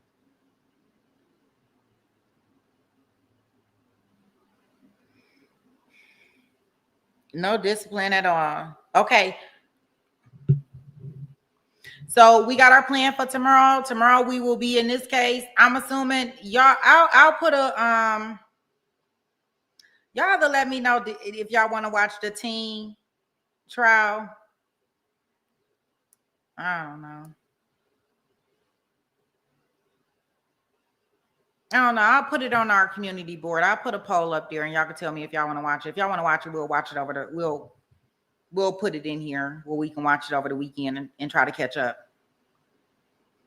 If that's what y'all want to do. I haven't seen any of it. I haven't seen any of it because I thought we were going to be in our strangled one. So I didn't put it on our list of things. I had put it on our list of things to do, but then I seen that I had been looking for this trial and it wasn't telling me when it was going to start. But then I seen last night, oh, it's starting. I said, oh, let me change this all around and get us all together. We gonna do this trial tomorrow. Let me make sure. So, or we can just hang out and yeah, we'll see. We'll do this one, and if not, we'll figure it out. Yeah, I wouldn't mind doing that. You want me to do that one, the teacher one? I don't think they came back with a verdict. I think the defense rests today. I think I seen something. Yeah, I did a SD. I did a no breaks version of day one that I got ready. If you want me to, I can premiere that one and we can do that one. And I can get day two ready.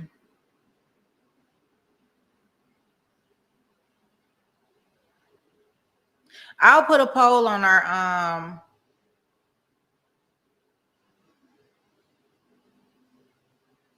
it is okay. You want me to do that? I can premiere that one. You want me to premiere it today? I got day one already with no breaks in it.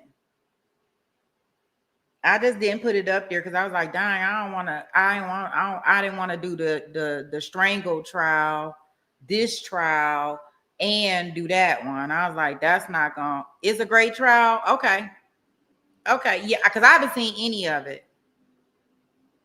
Okay,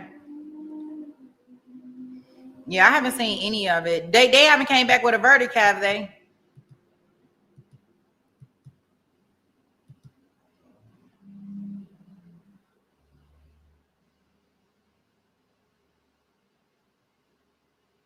When y'all want me to premiere? Y'all want me to premiere tonight? The day one? Y'all want to watch that one?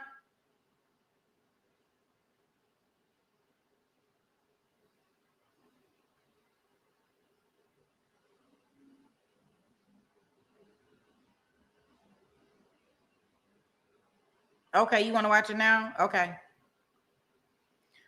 Okay.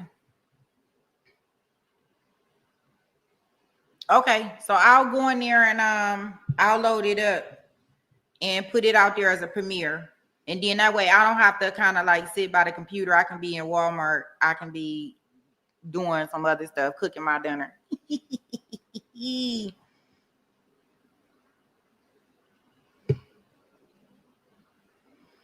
It's a silver, it's a silver suit, but it's a jury.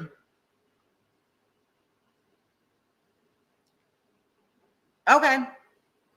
Okay. So I'm gonna get that put up here. Give me a couple minutes to, I think I can do it like that. Yeah, I think I can. Yeah, I got day one. Yeah, I got it at like, let me see. I got it edited already and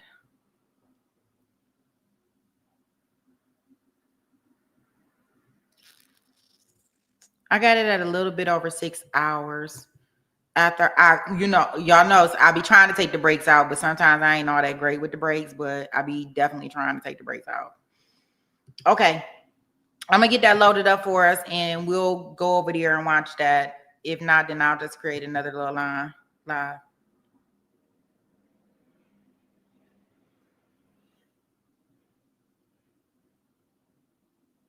Oh, she gonna be tried soon with that SD? I didn't know that. Wow.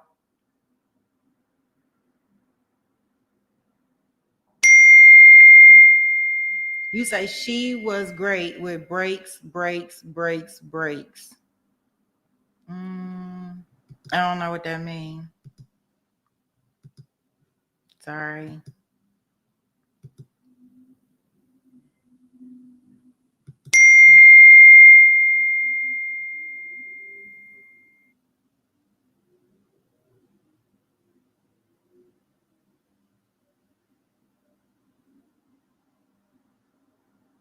Oh, you want me to sing a song? Don't get me back on that thong song. No, ma'am. Not doing the thong song.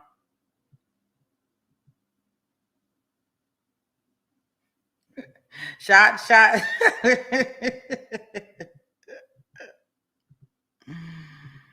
Oh boy. Say it ain't so. Okay, well, cool. I will get in here and I will get that set up. Do I gotta download it? I'm trying to see if I need to re-download it. Or see if I already uploaded it to YouTube. I gotta figure that out. I gotta go in here and look. I don't know what I be doing half the time. Y'all know I be so confused. Oh no, I have not uploaded it. Yeah. Okay.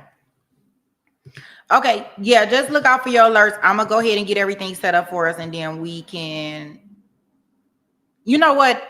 I wait a minute. I'll set it up real quick. I'll do it a different way. I'll do it this way, and then I can just drop the link.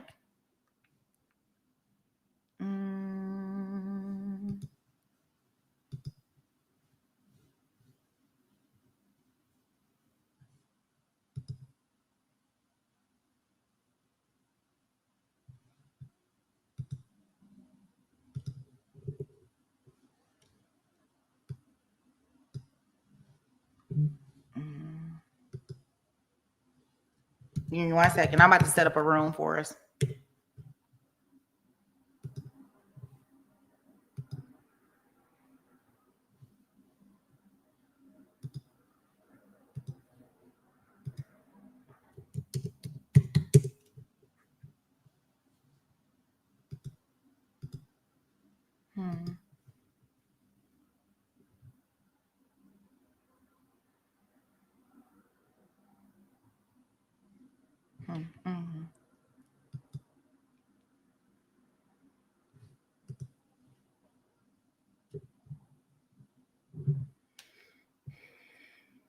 And while we over there, then I can work on a thumbnail. Because I haven't created a thumbnail for this one.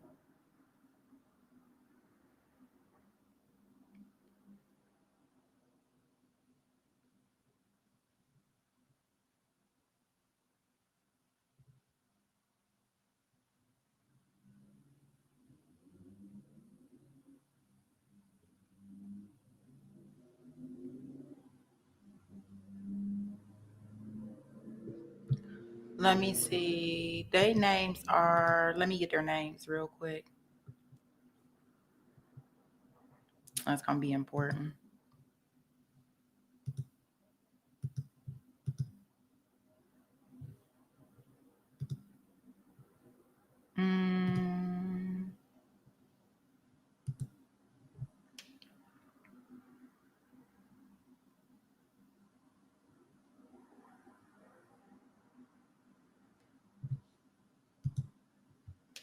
Versus Ebony Parker.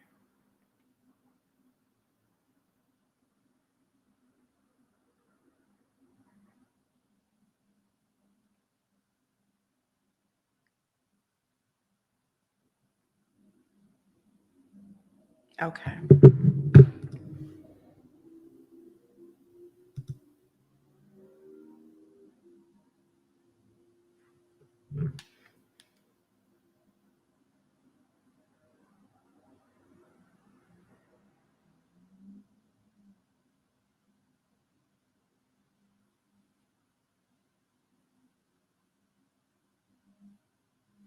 Yeah, and I'll do the thumbnail a little later.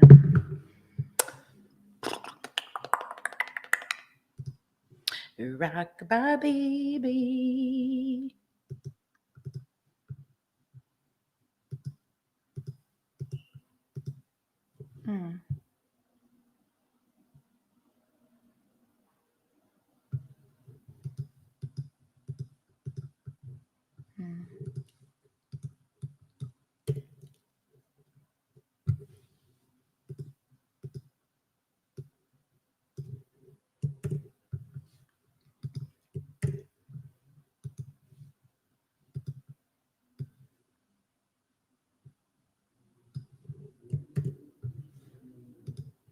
Okay. And we are going to do this right now.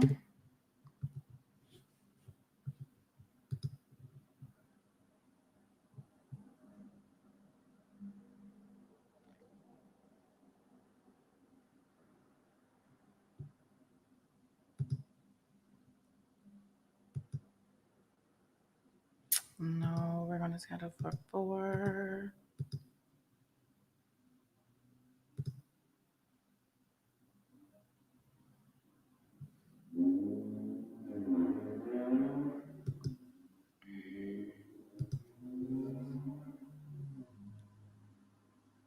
Okay. Command C.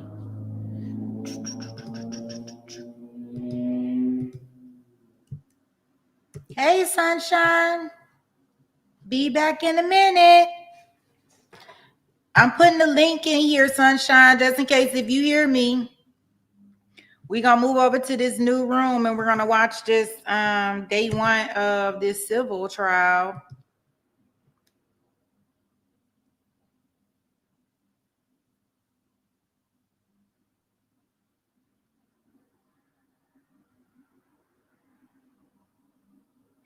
Okay, so I dropped the link for the trial that we about to go ahead and cover right now. So if you click on the link, it will, and put your seatbelt on, it will transport you over to the new room and we'll watch day 1 of the civil trial that's currently all over America. And woo, yeah, that's gonna set the groundwork for a lot of trials in the future, right?